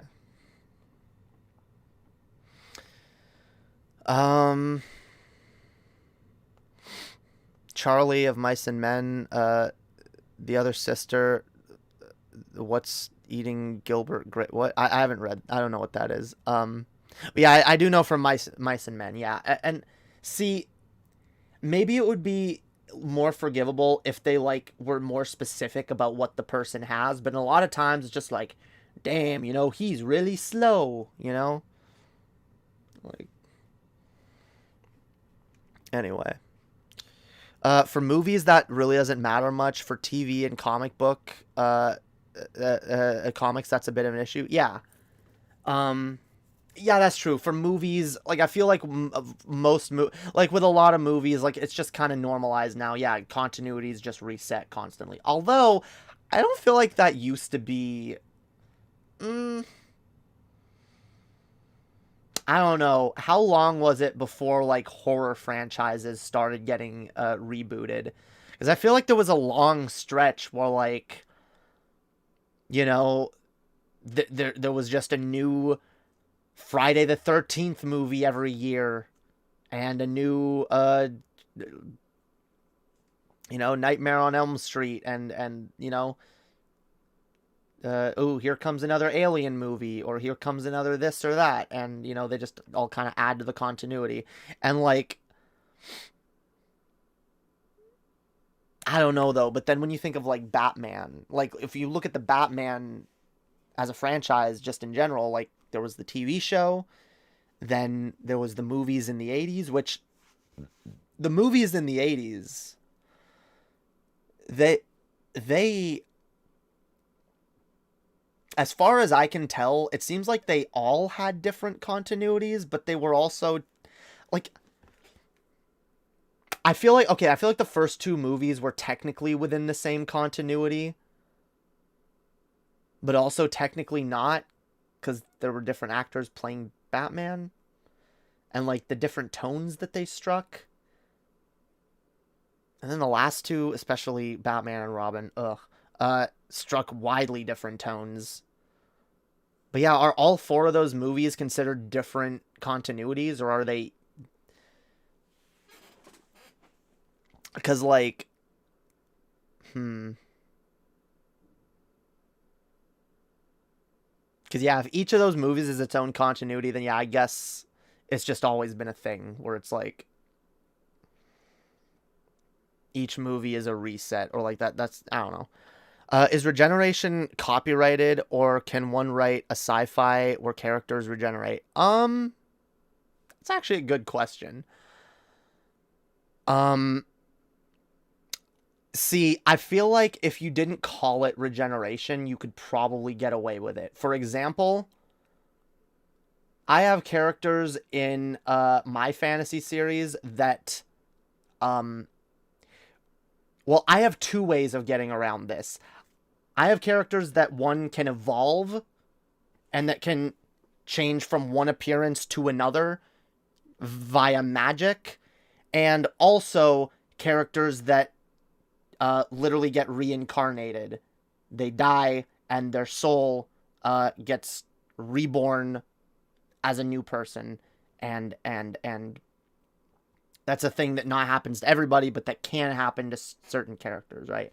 So I feel like just using that kind of strategy, I feel like you could get around the regeneration thing pretty fucking easily. Because, like, honestly, like, this character that you see here next to me, this character, I've fantasized for a long time, okay, of my stories becoming like an actual thing, like being made into like movies or some shit, and like the way I've written certain characters, I've written them to be played by different people, or to specifically be different people, for multiple reasons. Nah, man, I want to straight up write Time Lords. If you, yeah, then you're probably restricted to the universe of Doctor Who fan fiction, which, I'll be honest, I've actually kind of thought about this for a while, and kind of want to write some Doctor Who fan fiction, especially because, and I thought about this as I was going through the Chibnall era, and watching a lot of the really poorly written episodes and a lot of the really poorly written dialogue for the 13th Doctor, and being like, damn, you know, I really do feel like I could write the 13th Doctor so much better than Chibnall is, like, right now, like, so yeah, yo, that's actually a project I have in the works, and I want to write some Doctor Who fan fiction. You know what would be Pog? And I feel like this is like a somewhat more obtainable goal. Like, I don't think I would ever get an opportunity to write on the TV show. But like, I don't know, if you meet the right people, you know, if you get discovered by right people, maybe I could be making some fucking big finish dramas one day. I doubt it, but like, yeah, yo, maybe I could write for Big Finish, you know. I'm sorry, y'all don't know yet, all right? My writing skills are good enough. They are that good. All right, fuck y'all. I'm a Pog writer. You guys will see. You guys will all see. Because that's the thing, like, if you want to write stuff like this, like, the sad thing is, like, for people who aspire to write for their favorite series, it's like, well, you gotta get a job working for that series. Oh, unironically, I would work for Big Finish in a heartbeat if I could. That would be fucking epic. In fact, there's another thing. This is another project I've had in the back of my head, and that I've always wanted to do, and I would like to do someday. Once I put out my stories, and like of like my fantasy universe, and I actually start writing stories, another thing that I want to make is like, I want to do like audio dramas, because I've always liked audio dramas. I know not everyone enjoys that form of entertainment. I love it. I love, I grew up listening to radio plays constantly. As a kid, I was a big fan of Adventures in Odyssey, which is a Christian, a series of Christian audio dramas for kids. Not a thing that I tend to go back to anymore these days. But something I enjoyed when I was a kid. I feel like some of the stories there were actually really well written.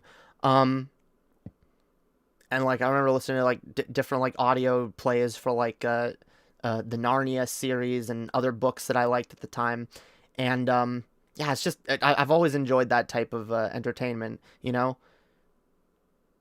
Have it fully voice acted, you know? And like, hey, I can do voices, so I can do a shit ton of characters for my own audio dramas. I just need a few other people to do some different voices. And I guess I'd need, it would require like you know, sound effects audio people to like, you know, You gotta have music. You gotta have sound effects and shit. But like, at the end of the day, it's way cheaper and easier than making like movies or TV shows.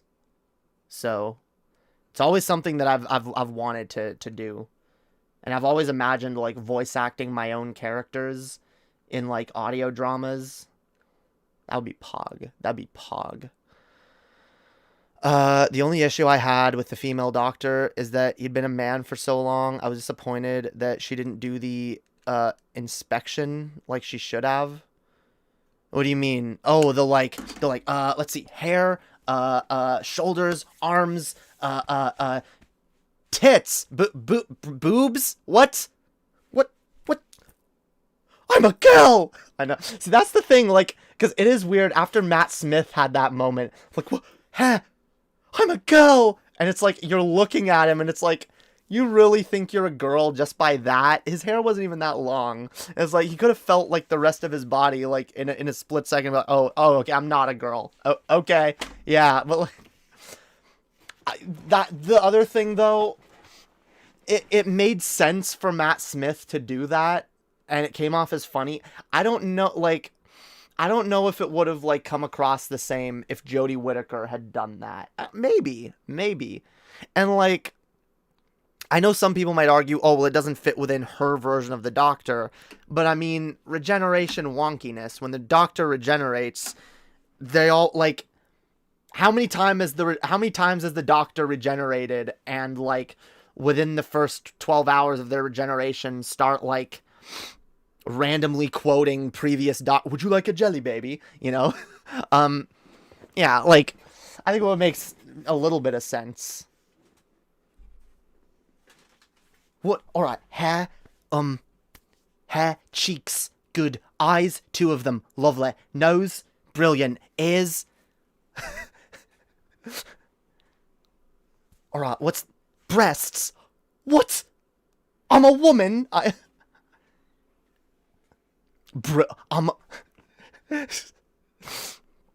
brilliant. Yeah, brilliant. She does like, instead she just looks at herself in the mirror. She's like, brilliant, you know, which that's fine. It's fine. Whatever. Okay. Each Doctor's got their regeneration moment. They're all different. I'll never see. That's the other thing. I'll never get mad because one Doctor's regeneration wasn't exactly like another Doctor's regeneration. Because again, they're all different Doctors. They're unique, right?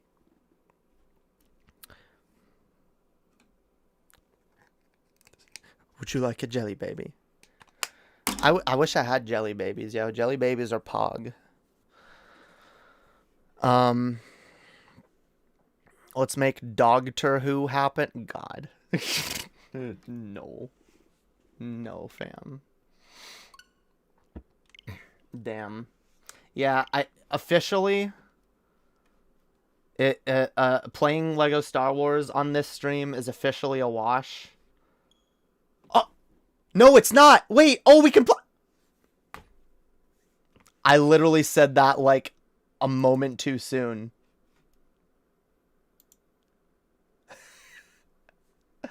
All right, well, I guess I was wrong. I was literally about to give up and say, well, guess we're not playing this on this stream at all. Here we go. Yo, we got it. We can play. All right, fucking pog. Let's go. We're probably not going to play this for too long, but I guess I'll stream for another hour or 2, maybe. Hell yeah. Hell yeah. All right. Lego Star Wars. Let's go. Damn. All right, I'm excited. Fam. Finally. View accessibility. What? Oh, I usually like subtitles. We gotta see how we're gonna feel about the voice acting in this game. Because where's muffle mode? I saw that being a thing that you can turn on. I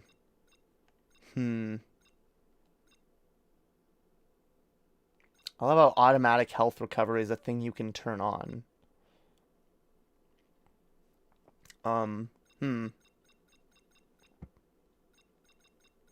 Alright, fuck all these options. What is this?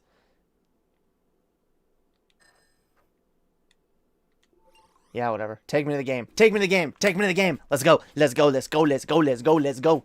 Let's go. Let's go. Let's go. Let's go. Let's go. Let's go. Let's go. Let's go. You a fucking lesbo. Let's go. Let's go. All the fucking lesbos. Yeah. All the fucking lesbos. All the single lesbos. All the single lesbos. Damn. Damn. I'm being too queer in the presence of a Disney property, yo. Disney's gonna sue me. Damn. Wait, let's turn this up.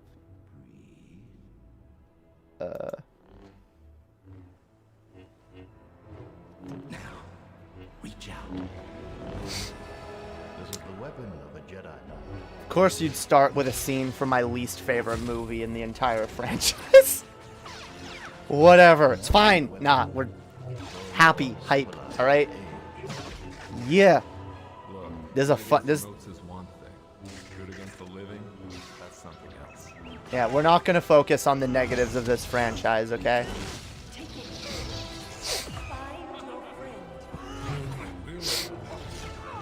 Hell yeah.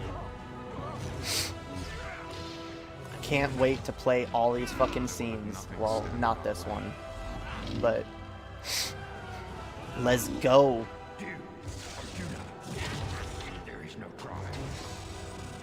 True. Do or do not. There is no try. I actually disagree with that. Sometimes all you can do is try. I need someone to show me my place. And that's okay. Ooh, Obi-Wan has been installed. Pog. But Mandalorian Season 1 installed. Pog. Alright. Solo, a Star Wars story character pack, also installed. Damn, how many of these are available now? Troopers. I thought Troopers was the only one that is available at launch. Oh, okay. Pog. Alright. Let's go. That music, though. That music, though. Yeah. Fuck off. I already bought the new content. Fuck off. I always gotta try to sell you shit right away. Alright. New fucking game. Let's go. Let's go. All the single lesbos. Yeah, fuck that. I retain the right to do all the queer representation while doing the Disney. Alright.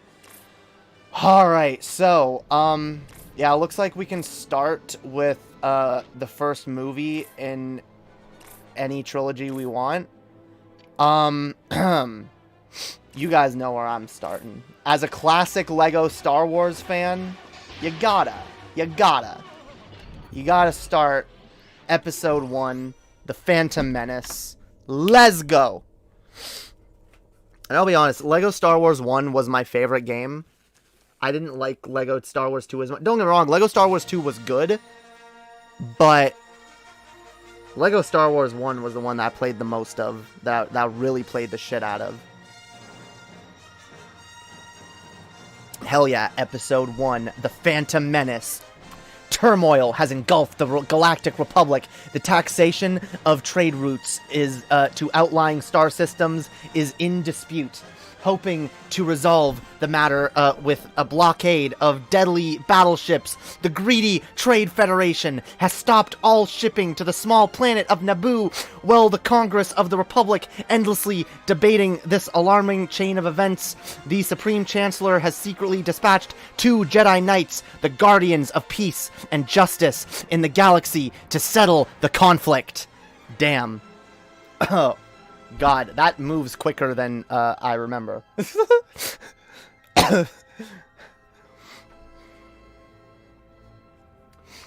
Alright. damn. That, did they used to have... Ambassadors for the Supreme Chancellor request permission to board. Oh, shit. Yes, of course. As you know, a blockade is perfectly legal. I have a bad feeling about this. This is already better than the movie. What? No! Yes! Oh, poggers. We starting the ship? Oh, fuck yes. Oh, fuck yeah. Time for us to get these negotiations underway. Wait, alright. So, move, speed up, press B twice to boost.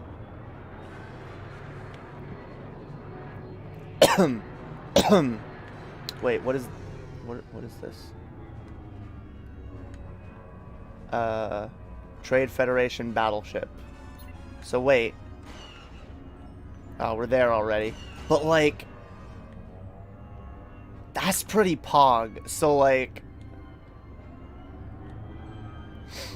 you get to actually fly to the locations, you know? Hell yeah, I'm all for shit that makes this shit more immersive. Of course I'm playing the first one. Like I said, Lego Star Wars 1 is the one I grew up with. So I'm most interested to see how they reimagined this shit in particular.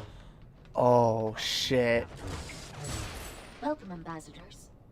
I am TC. This already, I can't describe it to you how pog it feels. Just having control of Qui-Gon and like running around with a fucking lightsaber. Like, the original game was fucking pog. Like, you guys have to understand, even if this... I didn't know what this was for the longest time. I expected this to be simply a remaster of the first two games. With levels added for the 8th and 9th movie. That's what I thought this game was going to be. Already, I am, like, blown away. Because if they'd have given me just that, I would have been satisfied. And I would have had a lot of fun. But the fact that this is a new experience, this is a brand new reimagining of all the locations and characters and stories and everything from these movies. Oh my god. This is... And like...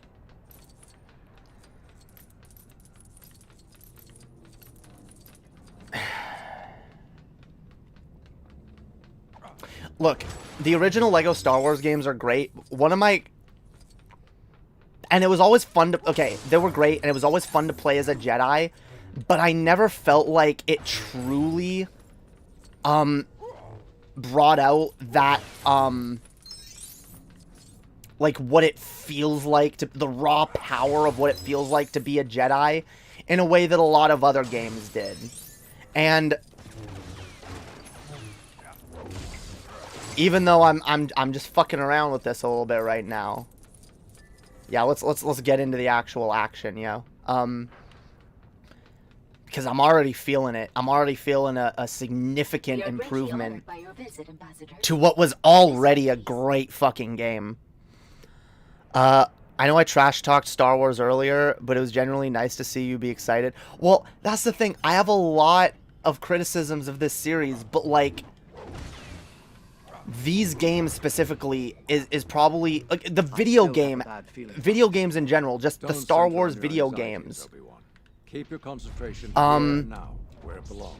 Are what made me fall in love with this franchise more than any Be of the mindful of movies. living force, young Padawan.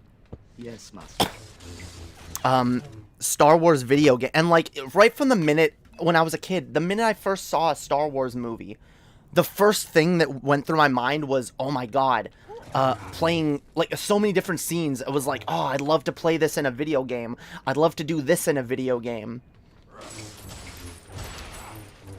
Because let's be honest, every single kid that grew up with Star Wars, we all did the same thing. We all had something that we used as a lightsaber and swung around imagining to be a fucking Jedi. And whether it was an actual, like, you know, lightsaber or a fucking Wii remote to a fucking Switch Joy-Con. How many people when the fucking Wii remote first came out were like, ah, yeah, Wii remote, fucking Star Wars, lightsaber, that's fucking, like... I'm sorry, being... Oh, of course, yeah, yeah, of course. The noises. You gotta make your own mouth noises. Oh, I accidentally... Oops. I accidentally, did a player 2. Oops. Can I just disconnect the Joy-Cons? Oops. Nice to see, though, that it still has that, drop-in, multiplayer, which I've always appreciated from this franchise. Drop-in co-op is honestly one of the best ways to integrate multiplayer into a single-player game. This way, ambassadors. Alright, let's... Why are we moving so slow?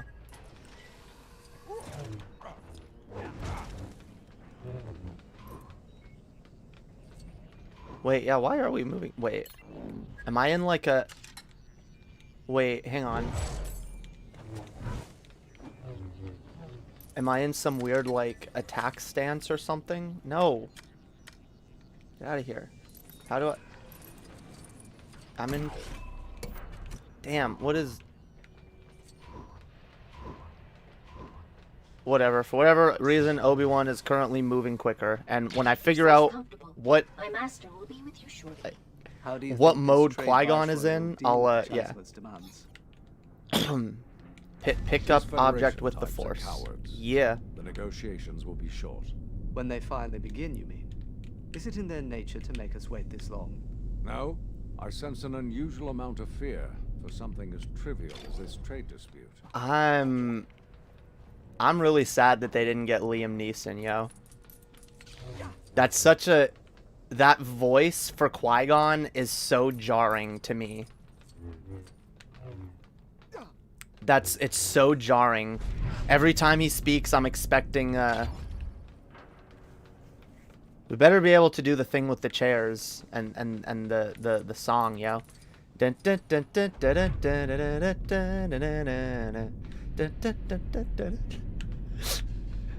yeah, anyway, my point is, alright. Yeah. The dancing chairs. My point is, Star Wars video games are always fun. Alright? Whether you like the movies or not, these video games are fun. Dioxys. And We need to get out of here. as we ranked all the Star Wars video games earlier, alright? They're all at different levels, but in general, like, even a bad Star Wars game is usually pretty fucking good. Oh, wait, what did I do? Attack mode? Wait.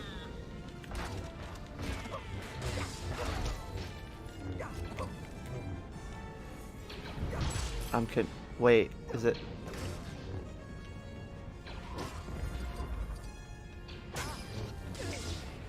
God damn it. The fucking tutorial shit is like flashing off the screen before I can read it.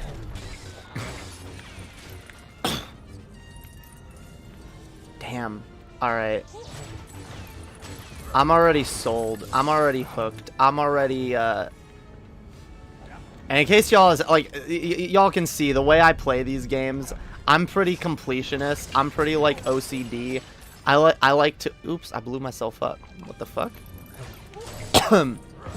I like to search every corner of the level and break everything because I can.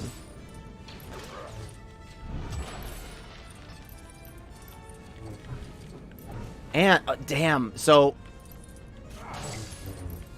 correct me if I'm wrong, but I'm pretty sure attacking with the Force wasn't a thing in the old games, right?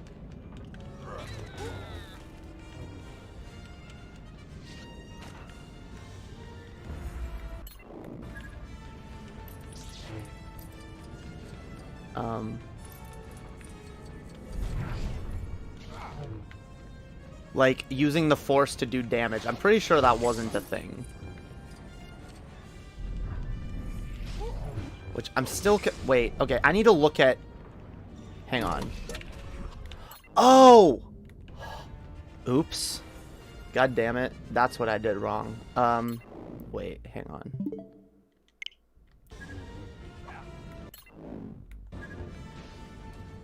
Wait, really? Wait, what?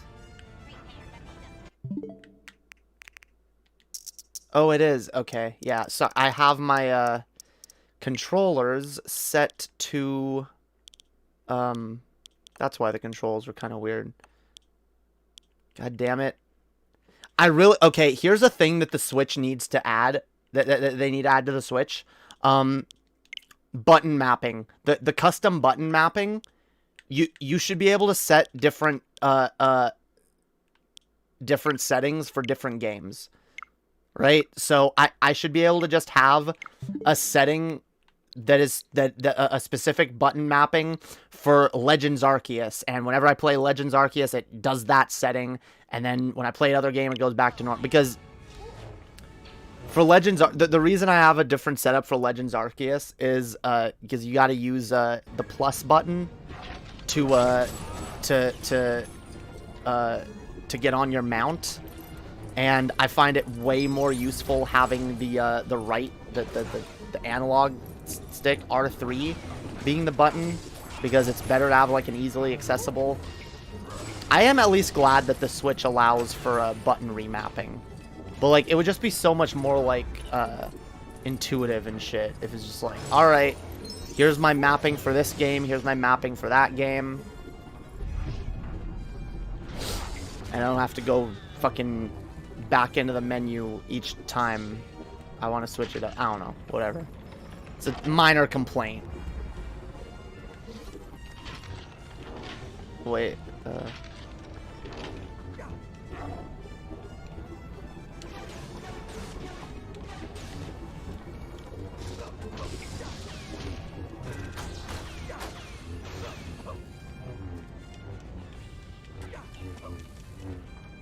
I'm confused. Wait, okay, I gotta look at this again. I gotta look at the... Let's look at the control. No! Let's look at the controls. God damn it. No, wait, no, that's not the... Okay, how do you look at the controls? I want to see what the buttons do. God damn it. Controller. There we go. Wait, oh, So, the buttons change when you're in combat. Alright.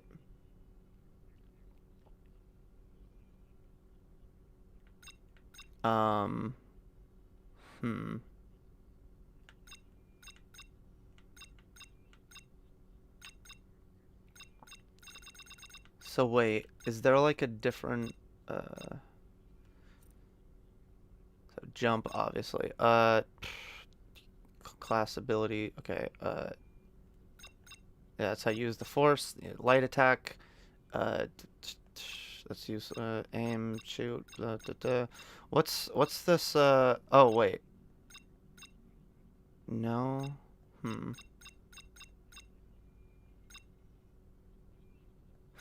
alright, I felt like there was a weird, like, there was a weird, like, I felt like my character was switching between modes or something, or there was a button. I don't know. I was getting confused.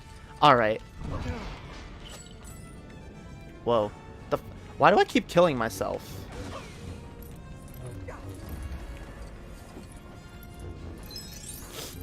I keep using like some weird ass fucking kamikaze attacks without meaning to.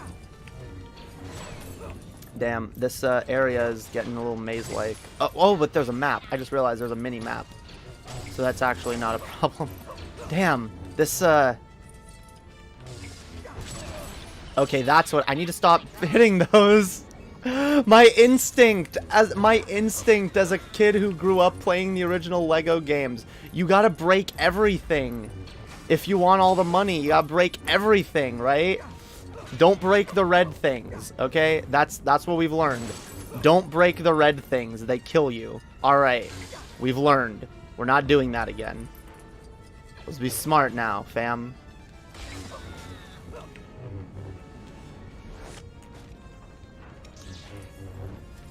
Yeah. Break. How do we... Oh, wait. Attach? Use it to cut a hole. Wait. I'm confused. Wait. Oh, you can just cut any... Oh, okay. You just cut any sized hole and then it breaks. We have to get down to the planet and warn the Naboo. Let's stow aboard one of these ships. God, that voice. That's not Qui-Gon. Alright. Yeah, I may feel the need to mute the voices at some point. I don't know.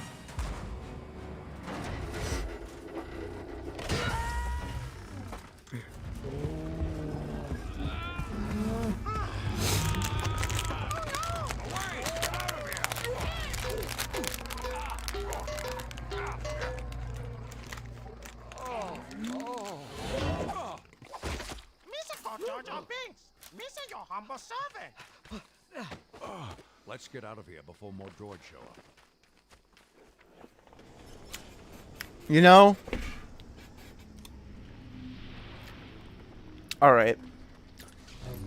I'll give them credit for that Jar Jar, we need to find handling of Jar Jar. Oh, can we beat Jar Jar yet? No. But the most safest place would be Otogonga. It's a hidden city. If they're gonna make us play as Jar Jar again, I hope he's actually somewhat fun. Also, I guess it's probably important to note, the only reason I took that long in that level was because I was just fucking around. I find it interesting how quick you're done with that section. Cause yeah, I remember the original game, there being a lot more to do in the first level.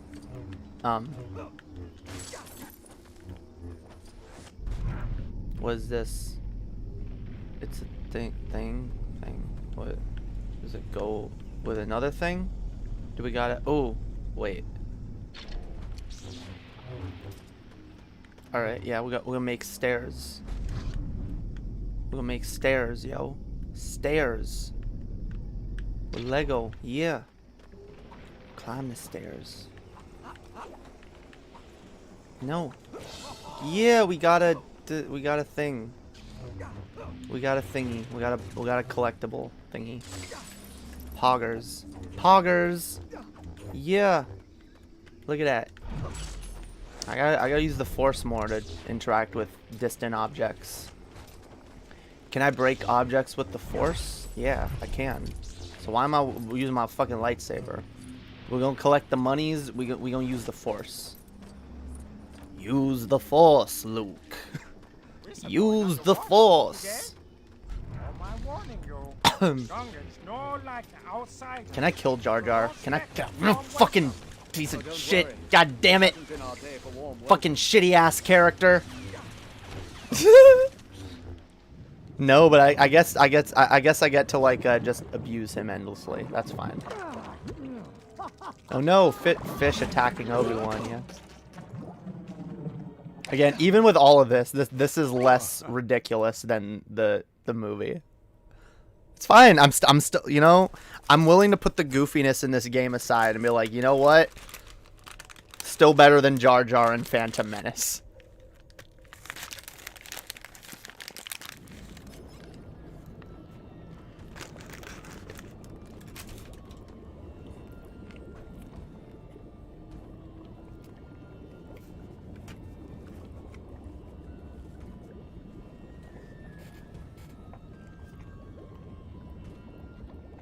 This game. Oh, hang on. Hey, you son, stop it there.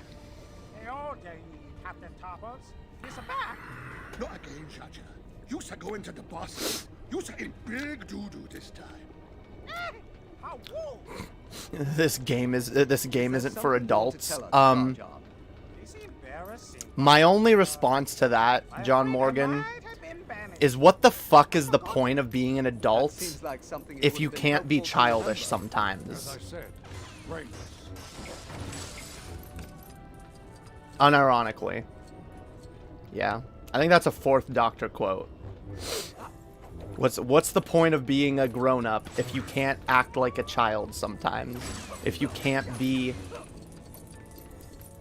There's none. There's no point. Might as well not even have grown-ups. Which I've always said. Personally. Alright?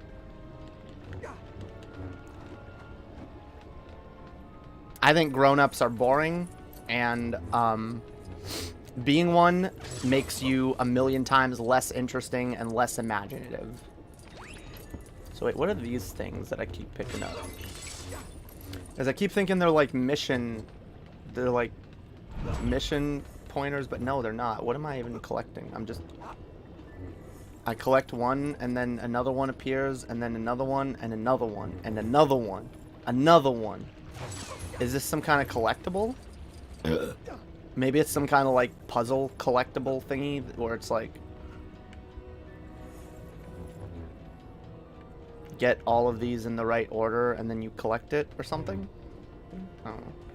Well, where'd it go?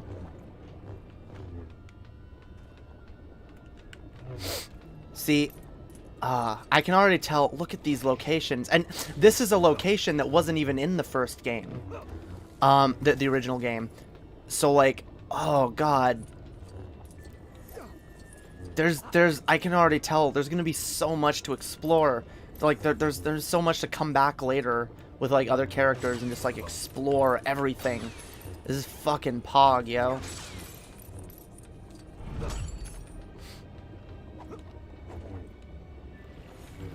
The point is to make fun of other adults for not being adult enough? Nah. Nah, if that's what you do, unironically, leave my chat. If that's what you're here to do, nah. I know you're just doing your little meme or whatever, but like, yeah, nah, fam. That is objectively wrong, and yeah, I will fight you on that any fucking day.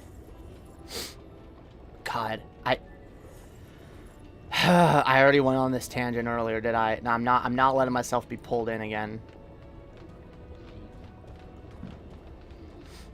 My god, there is nothing sadder and more miserable than being an adult who runs around trying to shame other adults for things they enjoy and for being engaging in behavior that's supposedly childish. Took his hands off the wheel to catch tasty beetles.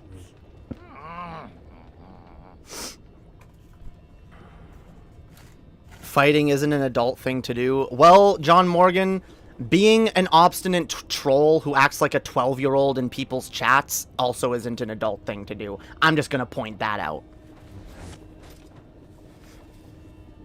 Mature fucking adults don't think it's funny to go around in people's live stream chats and be like, lol, time to say the opposite of what everyone thinks and see people get mad. Yeah, that's real mature behavior, John Morgan. Uh-huh. Yeah, let me be a contrarian and say the opposite of what everyone here thinks so that they get triggered. Oh, I'm so mature. I'm so mature. Ooh, look at me. Video games are for children. Lol. God. What sad existences, like, people must live where they can't even have fun. My god. My fucking god. Again, nah. What's the fucking point of being an adult if you can't if you can't act childish when you feel like it? Fuck you. All right.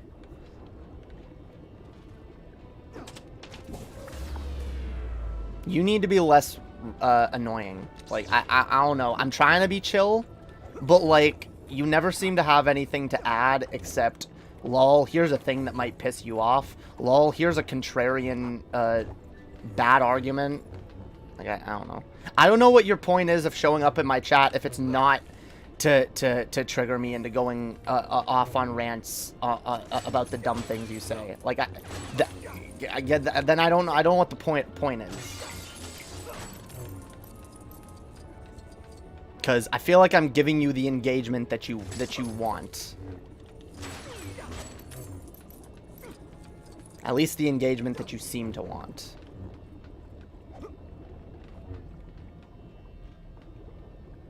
Warn the Naboo.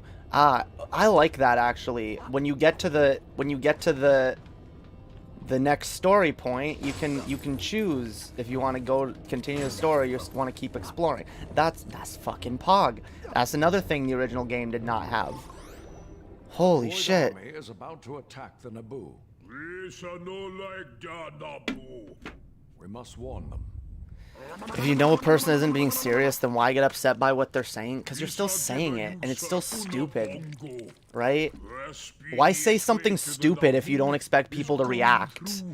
Like, tell me that. What is to become of Jar Jar Binks here? Why say stupid shit if you don't expect people to react on some level? Because, again, I engage people where they're at. If you come to me, if you present yourself a certain way, I'm gonna you know, I'm gonna take you as you come. All right? You come and put forth a position in my chat as if it's a position you actually hold. I will argue back against it as if it's a position you actually hold. If that's not your intention, like, I don't know why you just don't come to the chat and be like, hey, Emma, how's it going? Hey, chat, how's everyone doing? You know? If you want positive engagement, it's not hard to get. I'm nice to 99% of the people that show up in my chat. Well, okay, 90. I'm nice to most people who show up in my chat. I am. And I'm nice to you if you show up and you know, I'm more concerned about your say something related to what I'm talking about. But like you seem to just show up to just do the contrarian bit. And it's just, I don't know, it's not funny to me.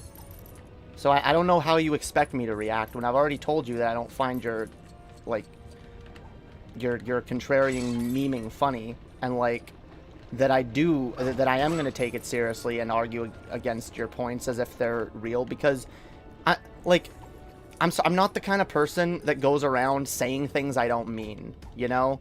Unless I'm, like, making it very guys, we need to, like, totally be nicer to rich people. Like, guys, like, why is, like, everybody so, like, mean to the rich? Like, I don't get it, guys.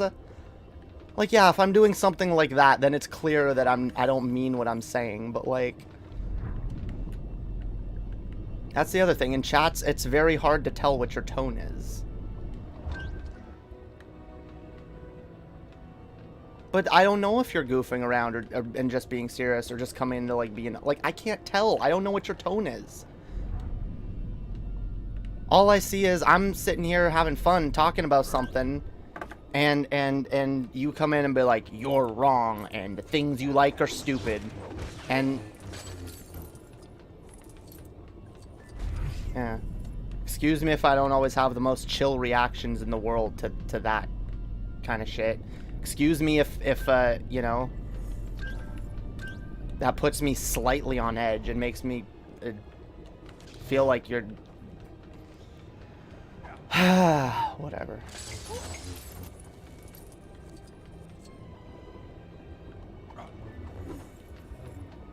Yeah, it's real. It's just real. I'm just telling you, when you're in a chat, it's very hard to tell that you're trying to just goof around and be serious. Like, really hard to tell.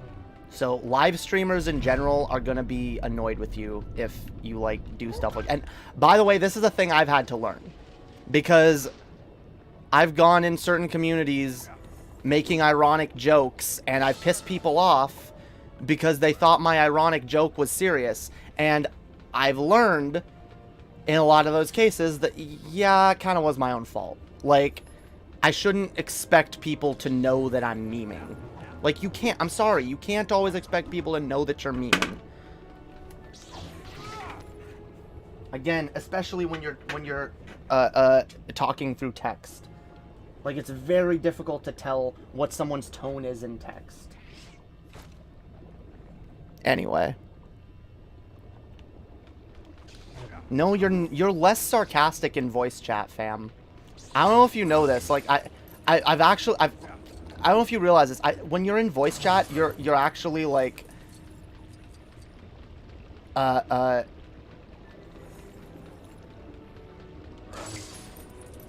you're actually an easier person to talk to, but like, I don't know. You know what? How about this, fam? I'll make an effort to be more chill about the things that you say in the chat if you make an effort to come across as less antagonistic. At least a little bit. Because, again, I'll recognize that maybe I'm not being as chill as I could, but you gotta recognize your faults as well, or you know. And you gotta recognize, like, not everyone's in your headspace. And this, again, a big thing I've had to learn, especially with, like, going in people's chats in general. Like, people are not in your headspace. People can't hear what your thoughts are, what your motives are, alright? Yeah, it does feel like kind of gaslighty when you come in someone's chat saying one thing and then getting upset when they, like, react at what you said based on face value. Seems like you're just trying to troll at that point, trying to get a reaction. And it's real easy to go, but, oh, well, it's just a meme.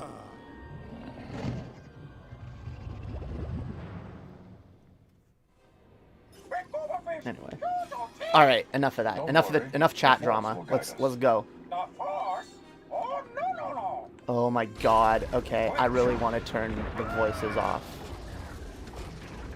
Jar Jar is actually pissing me off. We need this creature out of the way. Shoot it over the wall. And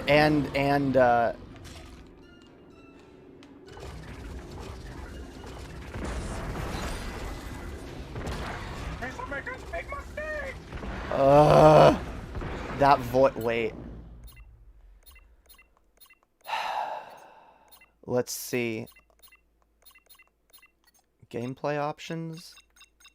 'Cause yeah, God, no, thank you.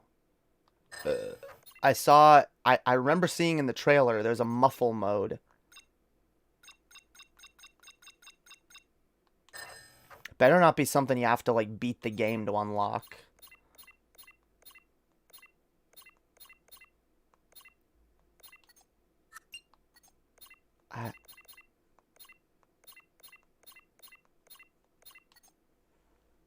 Please, like, please just let me turn the voices off. Like, what? I don't, oh, Misha Jar Jar Binks! Like, oh my god. Like, I'll admit, it would be slightly endearing if it would actually be slightly more endearing if it was just the original Jar Jar voice. But the fact that they got some fucking pathetic voice actor to, like, do a bad impression of an already really grating character. No. No, thank you. I can't find it. Oh, audio options. Wait. Dialogue. Oh, no. Wait, okay, dialogue volume. We can turn the... You know what? Fine, we're turning the dialogue off. Yeah. Just because of Jar Jar. That's Jar Jar's fault. I'd rather read the dialogue on through the subtitles anyway.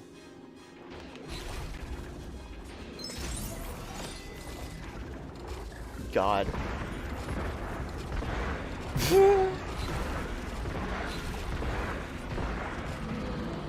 Do a barrel roll. Do a barrel roll.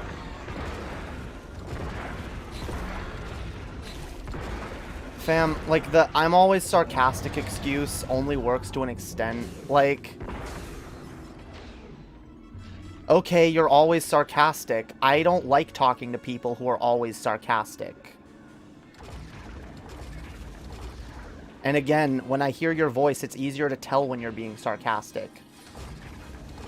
But, like, yeah, excuse me if I like talking to real people who tell me what their actual positions and opinions are on things, rather than just interacting with always sarcastic meme lords to whom everything is a fucking joke. Like,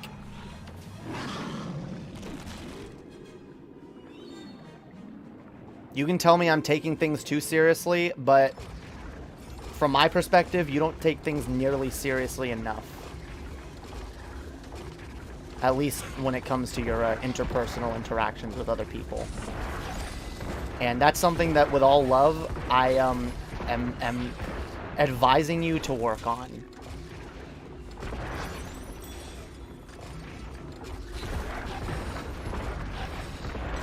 And I'm not saying it to be mean or nothing. But, like, you gotta understand why people got an issue with that. Alright? You gotta get why it rubs people the wrong way. Because especially, like, that's even worse, because this is like, I'm always sarcastic. I'm never serious. So it feels like, it feels like an antagonistic exchange no matter what. Because it feels like I'm interacting with someone that I can never know if they're being real with me or not. I'm interacting with someone who's basically always wearing a mask. Always fake. Never serious. You gotta be serious sometimes, alright?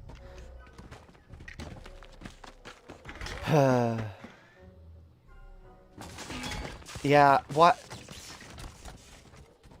I hope you unlock the, that mode where you can, like, change the game settings or whatever. Because, like, yeah, is it only unlocked in, like, free play mode or something? Because I saw literally in the trailer they have muffle mode. Where you can make the instead of the voice acting, you can just make a, you know, which is better. I don't want to hear Jar Jar. So wait, what is this? Core upgrades. What is this? Hold A to unlock Speedy Sprint. Speedy Sprint. Alright. We bought an upgrade.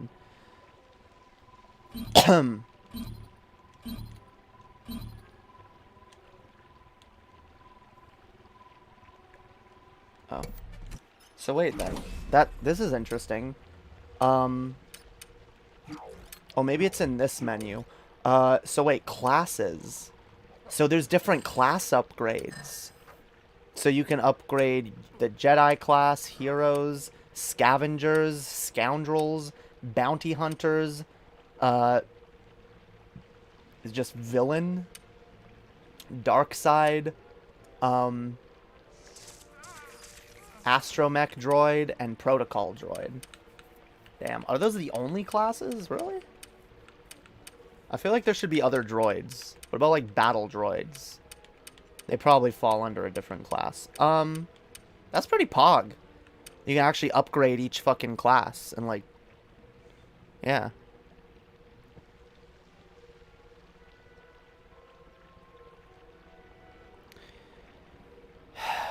John Morgan, I really don't have the energy for this right now, okay? Like, you're being intentionally pedantic if you don't realize the fact. Yes, I realize you can put forth positive positions through sarcasm, but, like, it's really annoying when all you are is sarcasm. It makes you just kind of feel like a one-note, one-dimensional person that doesn't have much depth to you, and, like, whatever, fam. I'm not even, like, condemning you that hard for it. I'm just saying, like, fam, like, you gotta realize why it's a little annoying.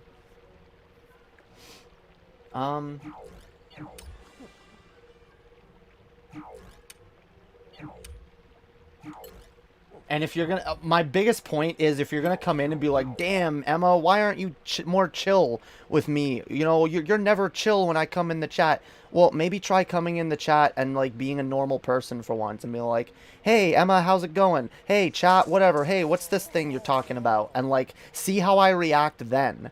Because I promise you, if my reaction then is like, ugh, oh my god, John Morgan, then you can call me out and be like, yeah, I'm being an asshole. But my responses are in direct response to how you behave in my chat, specifically. Alright,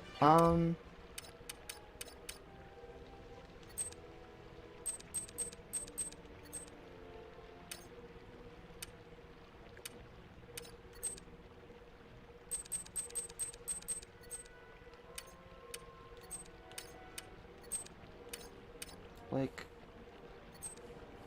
oh, this is just, no, but extras, wait. Oh, is this it? Is this where it is? Yes, mumble mode, yes! Wait. To access mumble mode, download the free mumble mode content from the eShop. Really? Are you serious? Wow.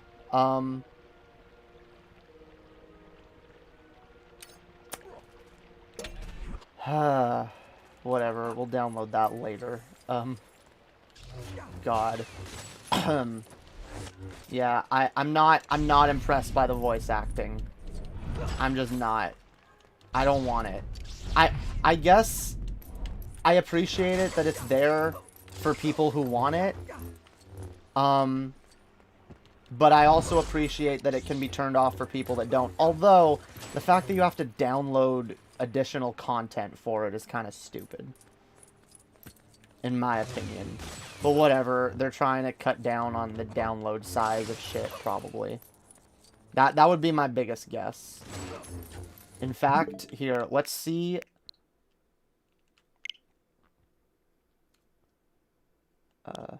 eShop. Let's see how big the download file is.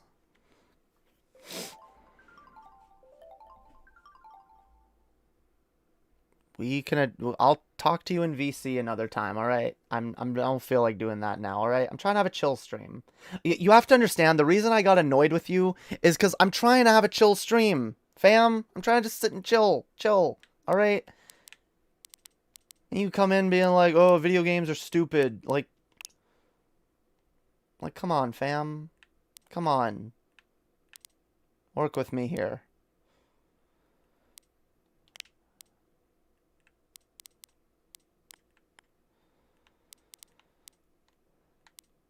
Alright. Purchase. God. Yeah. Hang on.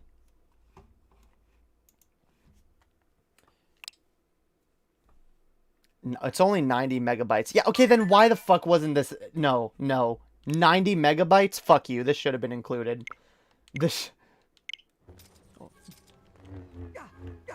A 90 megabyte add-on that you have to download separately.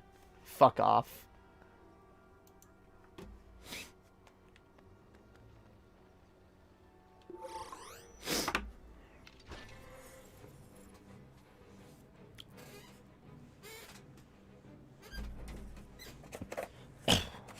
And we'll never be royals. Royals, yo, royal rescues. We'll never be royals. We'll never be royals like Queen Amidala. So, wait. I'm actually curious. So I'm just gonna quit to the main menu. Autosave, Pog.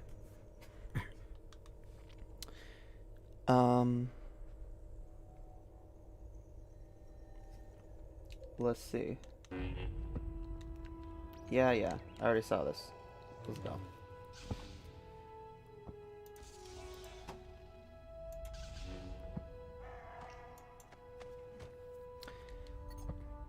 Alright.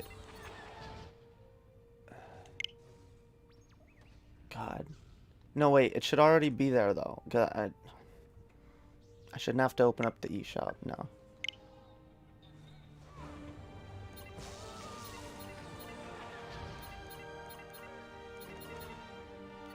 No, I don't want a new game. Continue.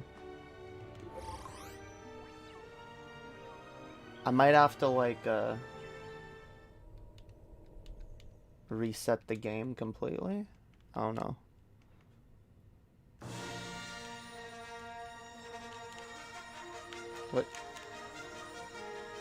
What is this? Let me skip. Wait. You're not starting me at the beginning of the episode, are you? Oh, X. Skip. What is this? It auto-saved when I stopped. It didn't, better not, like, make me start the whole fucking episode over. I just want to turn off the fucking voices, yo. Just want to, alright. It didn't do that. Alright. Here we go. Mumble mode.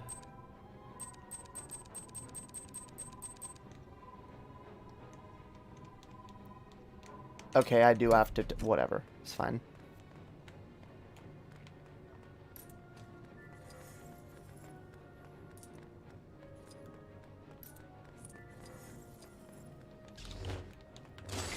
Yeah, yo, this game's been a lot of fun. This game, I can already tell. See, all due respect, John Morgan, like, I'm trying to have fun with this game, and you're coming in being a dick, alright? Nah, I'm on fun. This game is fucking fun. This game is fucking fun. And you know what? Here's the other reason I take offense. This game absolutely makes me feel like a kid again, and I couldn't be happier about that fact. Like, that's absolutely what I want from fucking video games. Is to fucking remember the few not miserable parts of my childhood for 5 minutes.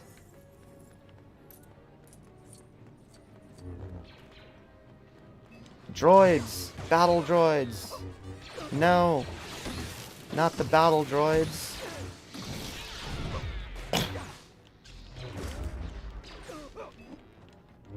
Imagine saying this game isn't for adults. I know, right? Honestly, I would say, in fact, probably a lot of kids don't fucking truly appreciate games like this for all they have to offer. That's what I would argue. That's what I would fucking argue. Because I enjoy, like, even games that I enjoyed like this when I was a kid, like, I enjoy them more when I go back and play them as an adult.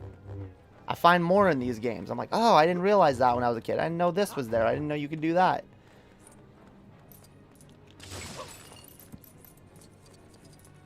It's so short-sighted to just be like, oh, this is dude for kids. Yeah. God. The other thing is, I have a strong appreciation for things that are made to appeal to both kids and adults. And I went through a phase of being super like, ooh, look at me, I'm an edgelord, and I only like edgy stuff. Which was really cringe. Because I like some good, wholesome entertainment every once in a while, okay?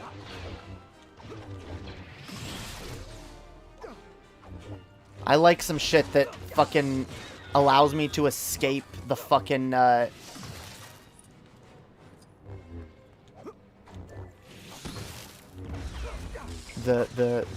dark truths of the reality that we live in, yo. Being an adult is so fucking draining on your mental fucking health, yo. I'd argue not only is it defensible for adults to act childlike from time to time, I think it's actually necessary and good, and I think it's bad if you don't.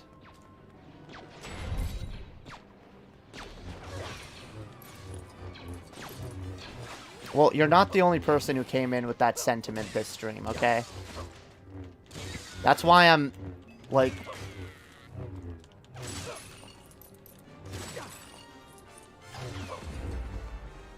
Again, if you don't want things you say to be taken seriously, then don't say them. Like, yeah. You want to be a sarcastic meme lord on your stream? Like I said, my last stream, there were segments of my streams. Guys, yeah, you should totally be, nicer to rich people, guys. Why are we all so mean to the richers, guys? We need to stop, like...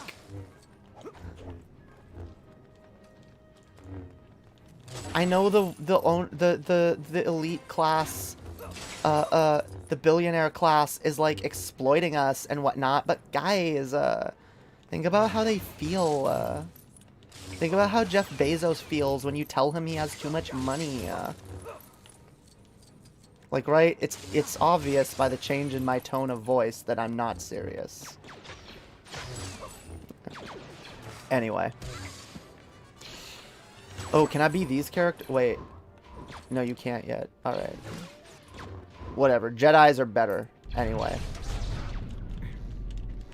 Actually, it's kind of interesting, because, in the original game, by now we'd have been forced to play as, non-Jedi characters probably a couple times by now.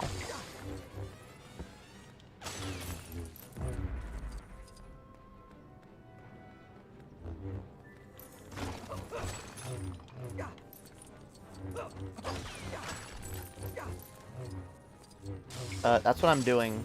I'm laughing at your... I am laughing at... I'm laughing at your stupid statement. Cause it was dumb. And even if it's sarcastic, it's still dumb. And there are people that legit think that way, too, so... As the other thing, if people come in my chat to troll me and, like, get me to argue against positions they don't actually hold, I don't care. Because, like, for all I know, I am actually arguing against someone who actually believes that. And for all I know, someone who actually believes that might actually be listening, so... I'm gonna say what I believe, I'm gonna say what I think, and if you don't like being taken seriously, then don't say shit. Yeah, alright. Anyway, moving on. You fucking, greedy chat members trying to make the stream all about you.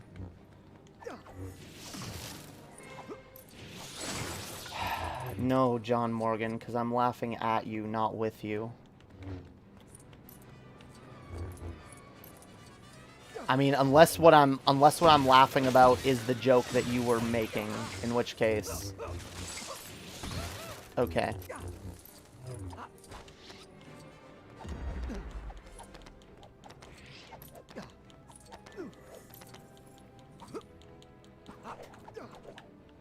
Damn. Oh my god, these locations are so fucking beautiful. Look, oh my god. Especially because, like, this particular section of the original game kinda always pissed me off. There's a specific, part on this planet specifically that I really never liked. Oh god. No, what? Nah. Okay, whatever.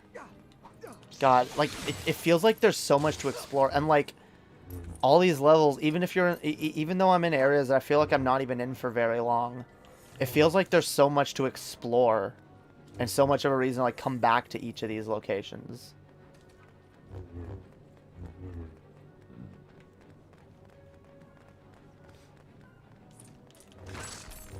I guess we should stay with the princess and not get sidetracked. Okay, John Morgan, I'm gonna time you out from the chat now. That is literally... I'm causing emotional harm because you... Really, fam? that doesn't sound like emotionally manipulative to you?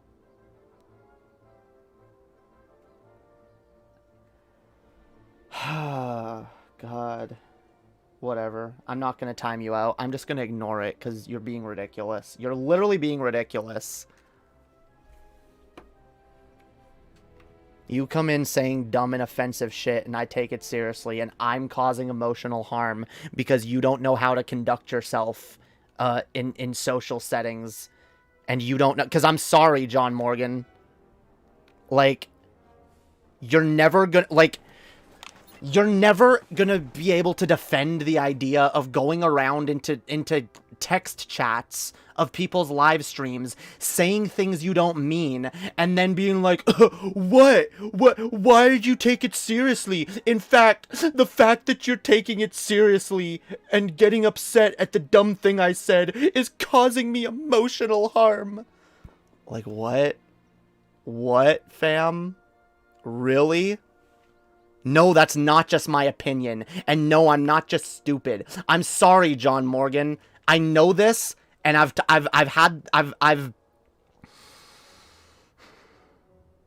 heard other people make similar criticisms of you, and like, the fact is that this is like a thing that I think you need to learn if you want to have better interactions with people, and if you ever hope to grow that fucking channel of yours and that community of yours, all right? You need to learn how to conduct yourself in other people's live chats. You do. All right? And if you're getting into drama and pissing people off in every single chat you go in, at some point you have to ask yourself, is it them or is it me? It's just their opinion. Yeah, oh, it's just everyone's opinions. But, like, everyone seems to have a similar issue with you. And I've heard, like, I've seen you get banned from other communities for doing similar shit. All right? I've been really charitable with you, because I know I believe you're a better person beneath it, but, like, I also think you have some growing to do. And you need to recognize that, like, what you think is acceptable social engagement is actually not. God, so if you keep going, I'm gonna actually time you out, because you've taken too much of my attention in this stream, and that, again, it feels like this entire thing is exactly what you want, to just get me worked up and get me upset. That seems like your only fucking purpose for being here, and if that's not your intention, then again, that's how you come off, and you really need to work on that if you don't want to come off that way. That's all I'm saying. You don't want to come off like an antagonistic asshole that's just trying to piss people off and stir up drama, then you got to change the way you behave. Otherwise, you can't blame people for making that assumption. I'm sorry. That's that. Moving on. Holy fuck. In fact, you know what? I'm not even gonna, because I've said moving on too many times now. I'm just gonna, yeah, I'm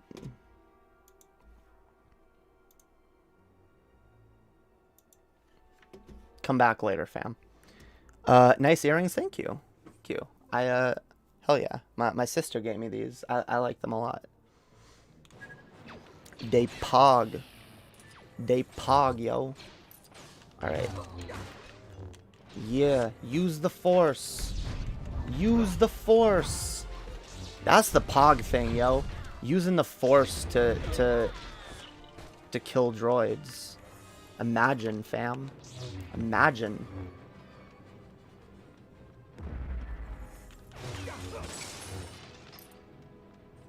I hear Star Killer is in this game. I can't wait to unlock Star Killer. I hope... I actually hope they include a double lightsaber Star Killer.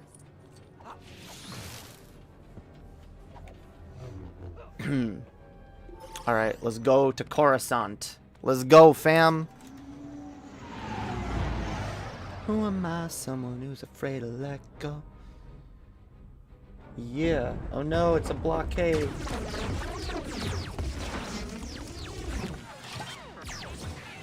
Yeah, see, that's why I want the mumble thing on, because at least it'll sound better. The other thing I noticed, it seems like they made it so like everything in this game is made out of Lego. Because, like, in a lot of the older games, I'm pretty sure, like, the ships weren't actual, like, Lego ships. At least some of them. And, like, the cutscenes and shit. God. Ooh, we get to fly again. Do we get to actually fight something this time?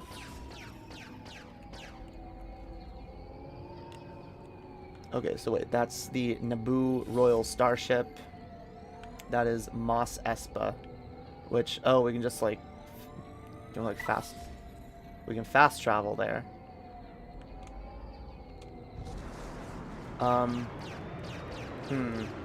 I will say, it'd be nice if we had, like, some little fights to break this up, you know? Some little space fights, you know, rather than just flying from one planet to the next.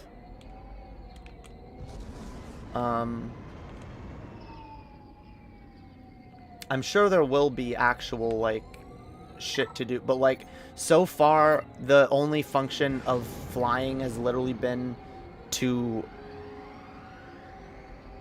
fly like 3 feet in one direction from one planet to the next, which is like a nice immersive touch, but, like, in terms of, like, content and gameplay, it leaves a little something to be desired, right? Oh, I'm still in control? What? Oh.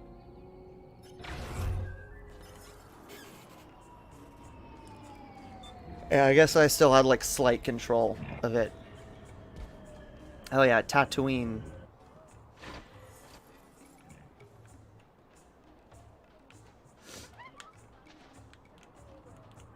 Hell yeah.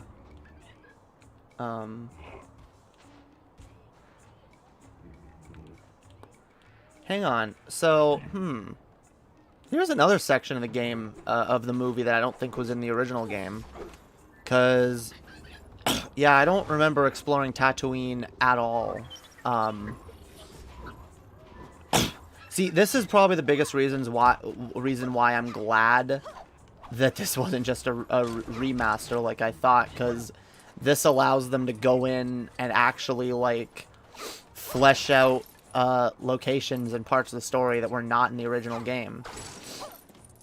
Because in the original game, you went straight from that last planet to, I'm pretty sure straight into the pod racing. Why am I being her? When I can use the Force on shit. Use the Force, Luke. Use the Force. Hells yeah.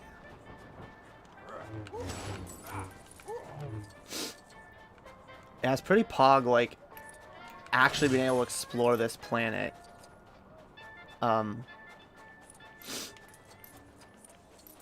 Especially in the prequel era. It's kind of interesting.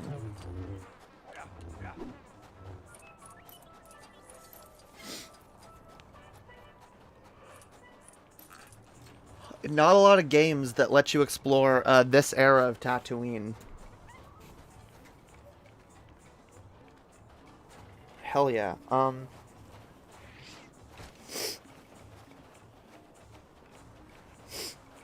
Oh, God. Okay. I'm getting kind of hungry, so I'm probably not going to stream much longer. But this has been fun. This game so far has actually been a lot of fucking fun. And next time y'all see me playing this game on stream, I'll probably have a shit ton more stuff unlocked, which will be pog.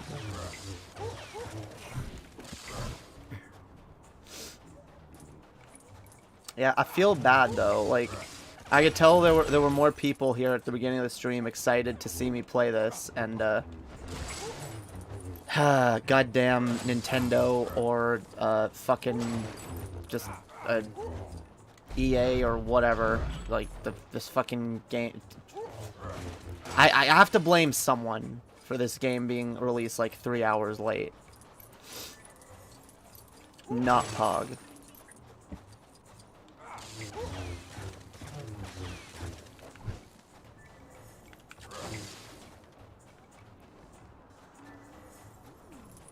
Yeah, seems like there's a bunch of shit to do with other characters. Where am I even supposed to go? That's the nice thing, that these levels are so big and full of so much shit to explore that like you can forget like where you're supposed to go and just like I like that about the Lego games, that you can just like spend a lot of time exploring and collecting shit. Doesn't necessarily have to be all about the combat or nothing.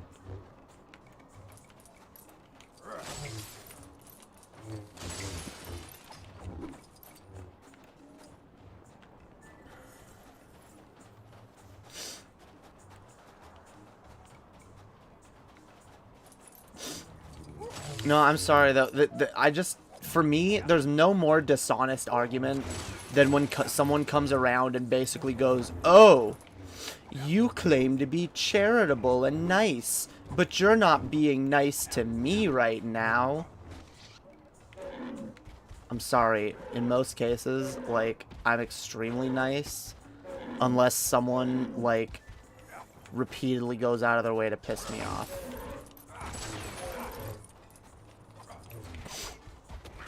Or repeatedly does something that, yeah, ignores the boundaries or, like, wishes of others.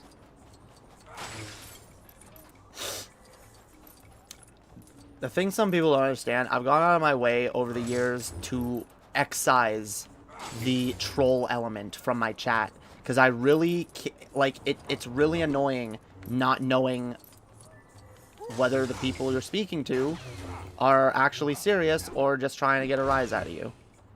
And I'm sorry, I've removed a lot of people from my community for doing that kind of shit. And the fact that I've kept around certain people that still do that I don't feel are too in bad faith, like, should show, like, I'm going out of my way to be nice. Alright?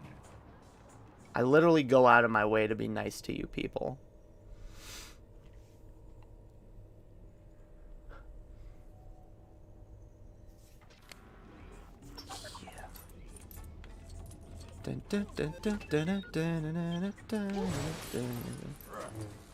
Yeah, I feel like I could just spend hours exploring each of the locations of this game. Ooh, it's a yeah. Kill Anakin. Death to Anakin. Yeah. Damn right, boy. Damn you. Fucking ruining a perfectly good fucking character. Fuck you and your stupid fucking unfunniness and your fucking yippee and your fucking angels and your fucking god fucking damn it. Oh. Okay. Whew.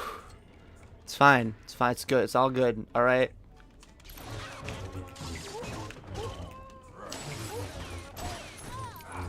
There we go. There we go. Now I feel better.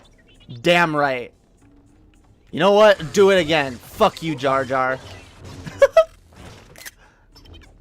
Hells yeah. I love it. What other game can you kill Jar Jar Binks and beat up endlessly on Anakin with a lightsaber? On young Anakin too. Yeah, yeah. This is instantly the best game for this alone. Oh god. I'm such a bad person. Oh, he looks scared almost. He look. Yeah. Oh, okay. I'm sorry. I'm being mean. I'm being mean. Oh, he's fine now. All right. Oh god.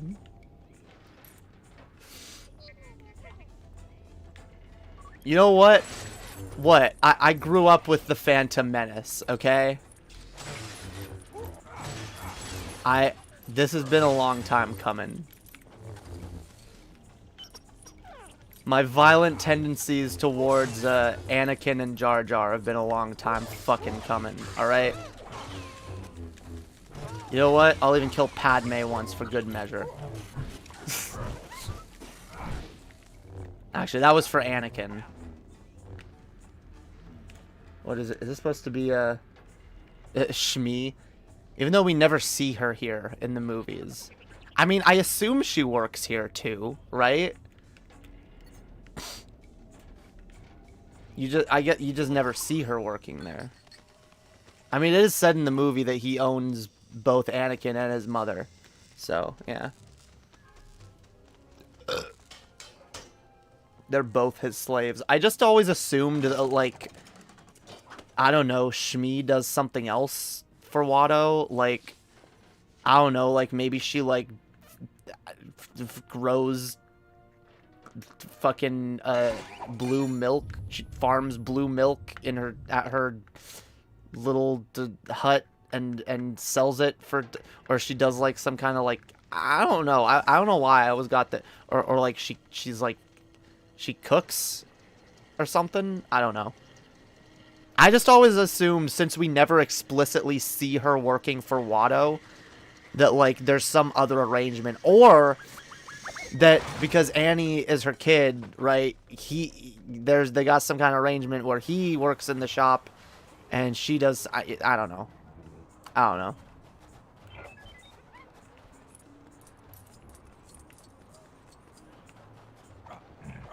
Yeah. Fucking slave trade. Fucking bullshit. Yes, let the hate flow through you. Yes, hate. The dark side.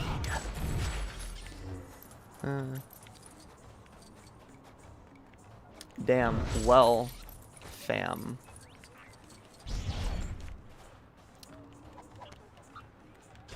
What is this? What did I just pick up? A socket? Use the map to locate its thing.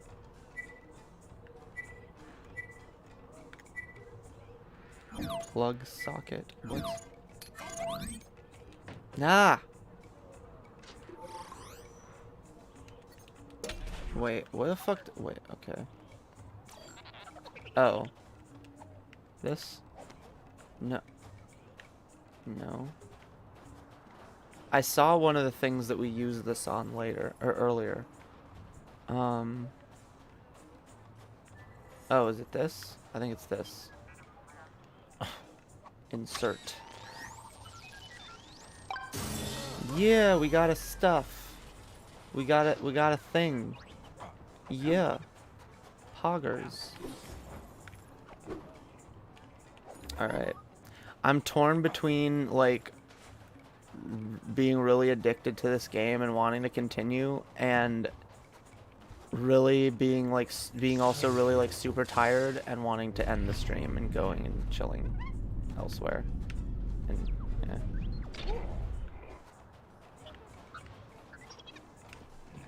yeah.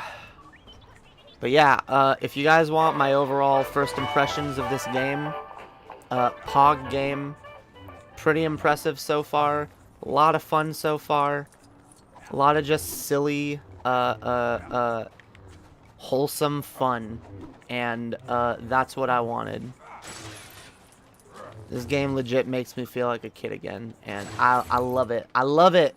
I'm going to be playing this a lot. I know someone earlier was like, oh, I don't get the portability thing. It's not like you're always on the go. I've explained this. I don't know if that person's still here, but yeah, the reason I bought this on the Switch. 'Cause, fam, like, I like taking my games, even if I don't leave my house all the time. I don't like being confined to one room. So I'm gonna be playing this game all over the place. I'm gonna be playing this game in bed. I'm gonna be playing this game sitting outside on the porch.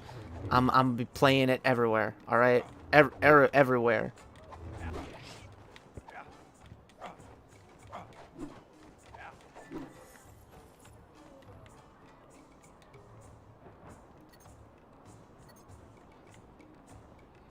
Huh. Have I found like this is a side mission or something? Damn, it seems like there's a lot to do in this area alone. Like, fuck. I will say, though, so far the combat isn't all that hard. Although, I don't think it needs to be. I imagine shit gets harder as the game goes. Like, yeah. But even if it doesn't, I don't care. I don't care. Let this be the easiest game in the world. It's still fun.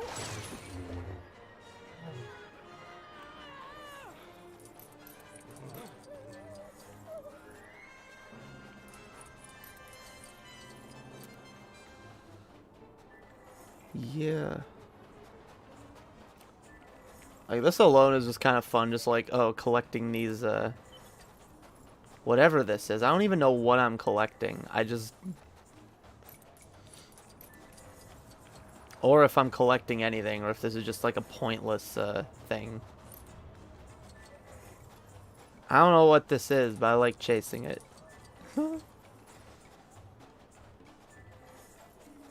I think it does lead you to the...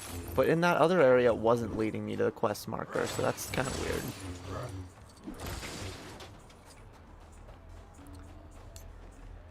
So, I have a feeling we're going to have to do a race here.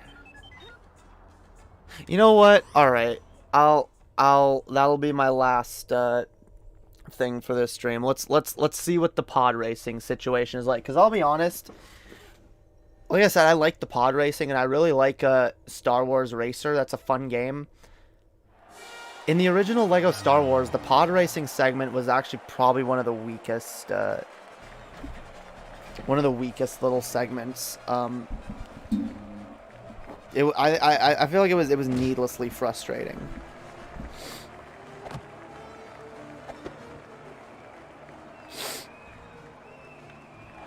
But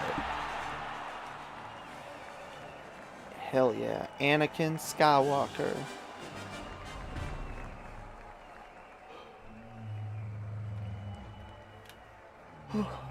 Are you an angel? God. May the Force be with you. May the Force be with you, Luke. Now that's an Obi-Wan voice. May the Force be with you. Oh no. Oh fucking shit. Okay. Oh, whoa. This some whoa. Whoa. Okay. Whoa. Okay. What this is like really fast paced and really damn. All right, let's go. Let's win. Let's win, fam. Hell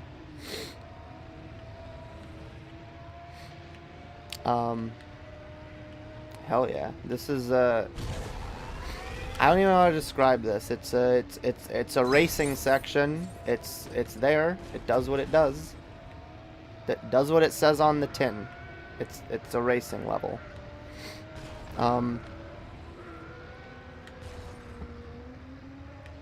Honestly, like I said, the original LEGO Star Wars, the pod racing level was a little frustrating at times, especially if you're playing it with two people. Oh my god.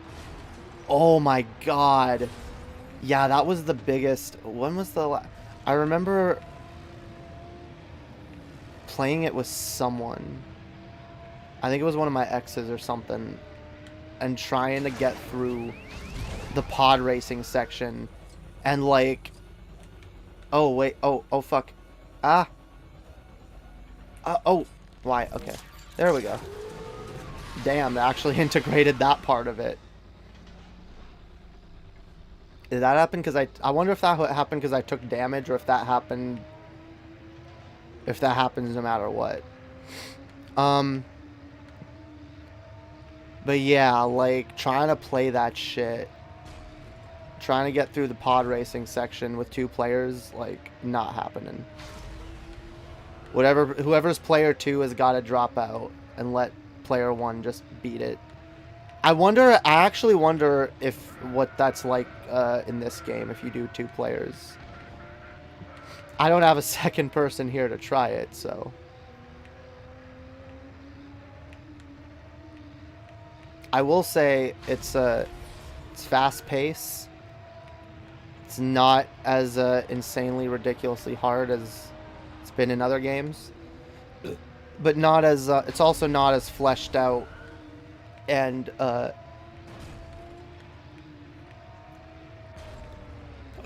it's not as fleshed out and like challenging as the actual game Star Wars Racer or Star Wars Episode 1 Racer. But it's oddly satisfying and fun. Oh no. Okay, yeah, that is when you take damage. Wait, what am I aiming at? Oh, that. Okay.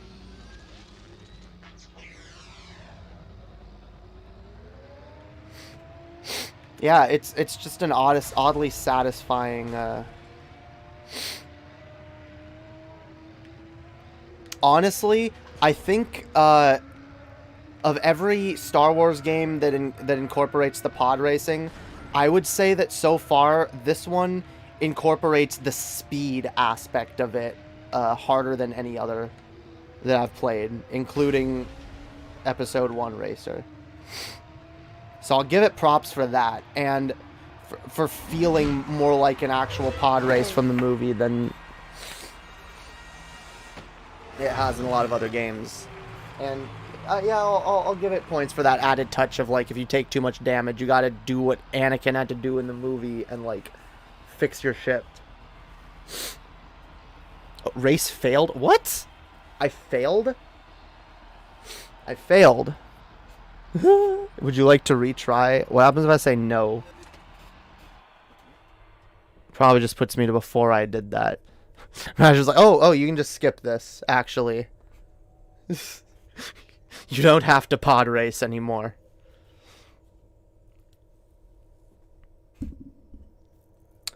He wondered if she was an angel because that was the first bathed person he had ever met in his life. True. True.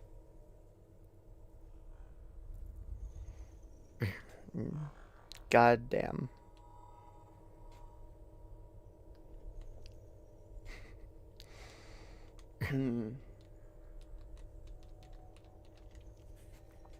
Yeah, I think, holy shit.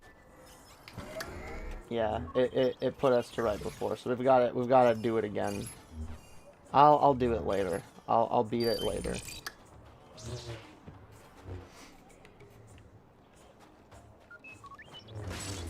This is, okay, so what I just realized, this game literally has like a ton of hub areas.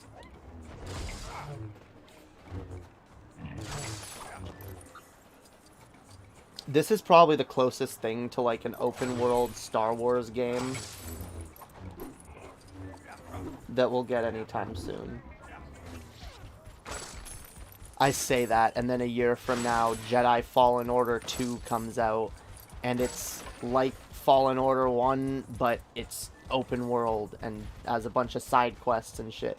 That would be really pog. That's the game I want.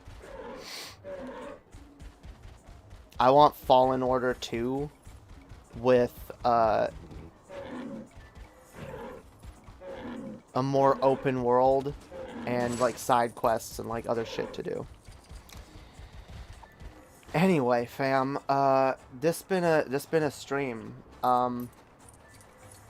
This been a cray fucking stream, yo. I had a lot of fun. I hope y'all had fun too. I will see y'all probably on fucking Thursday for my next proper stream, because I'm not gonna stream tomorrow since we did get the game working, even though it's super late. We got there eventually. We did play this game this stream. It just took a while. But yeah, fam.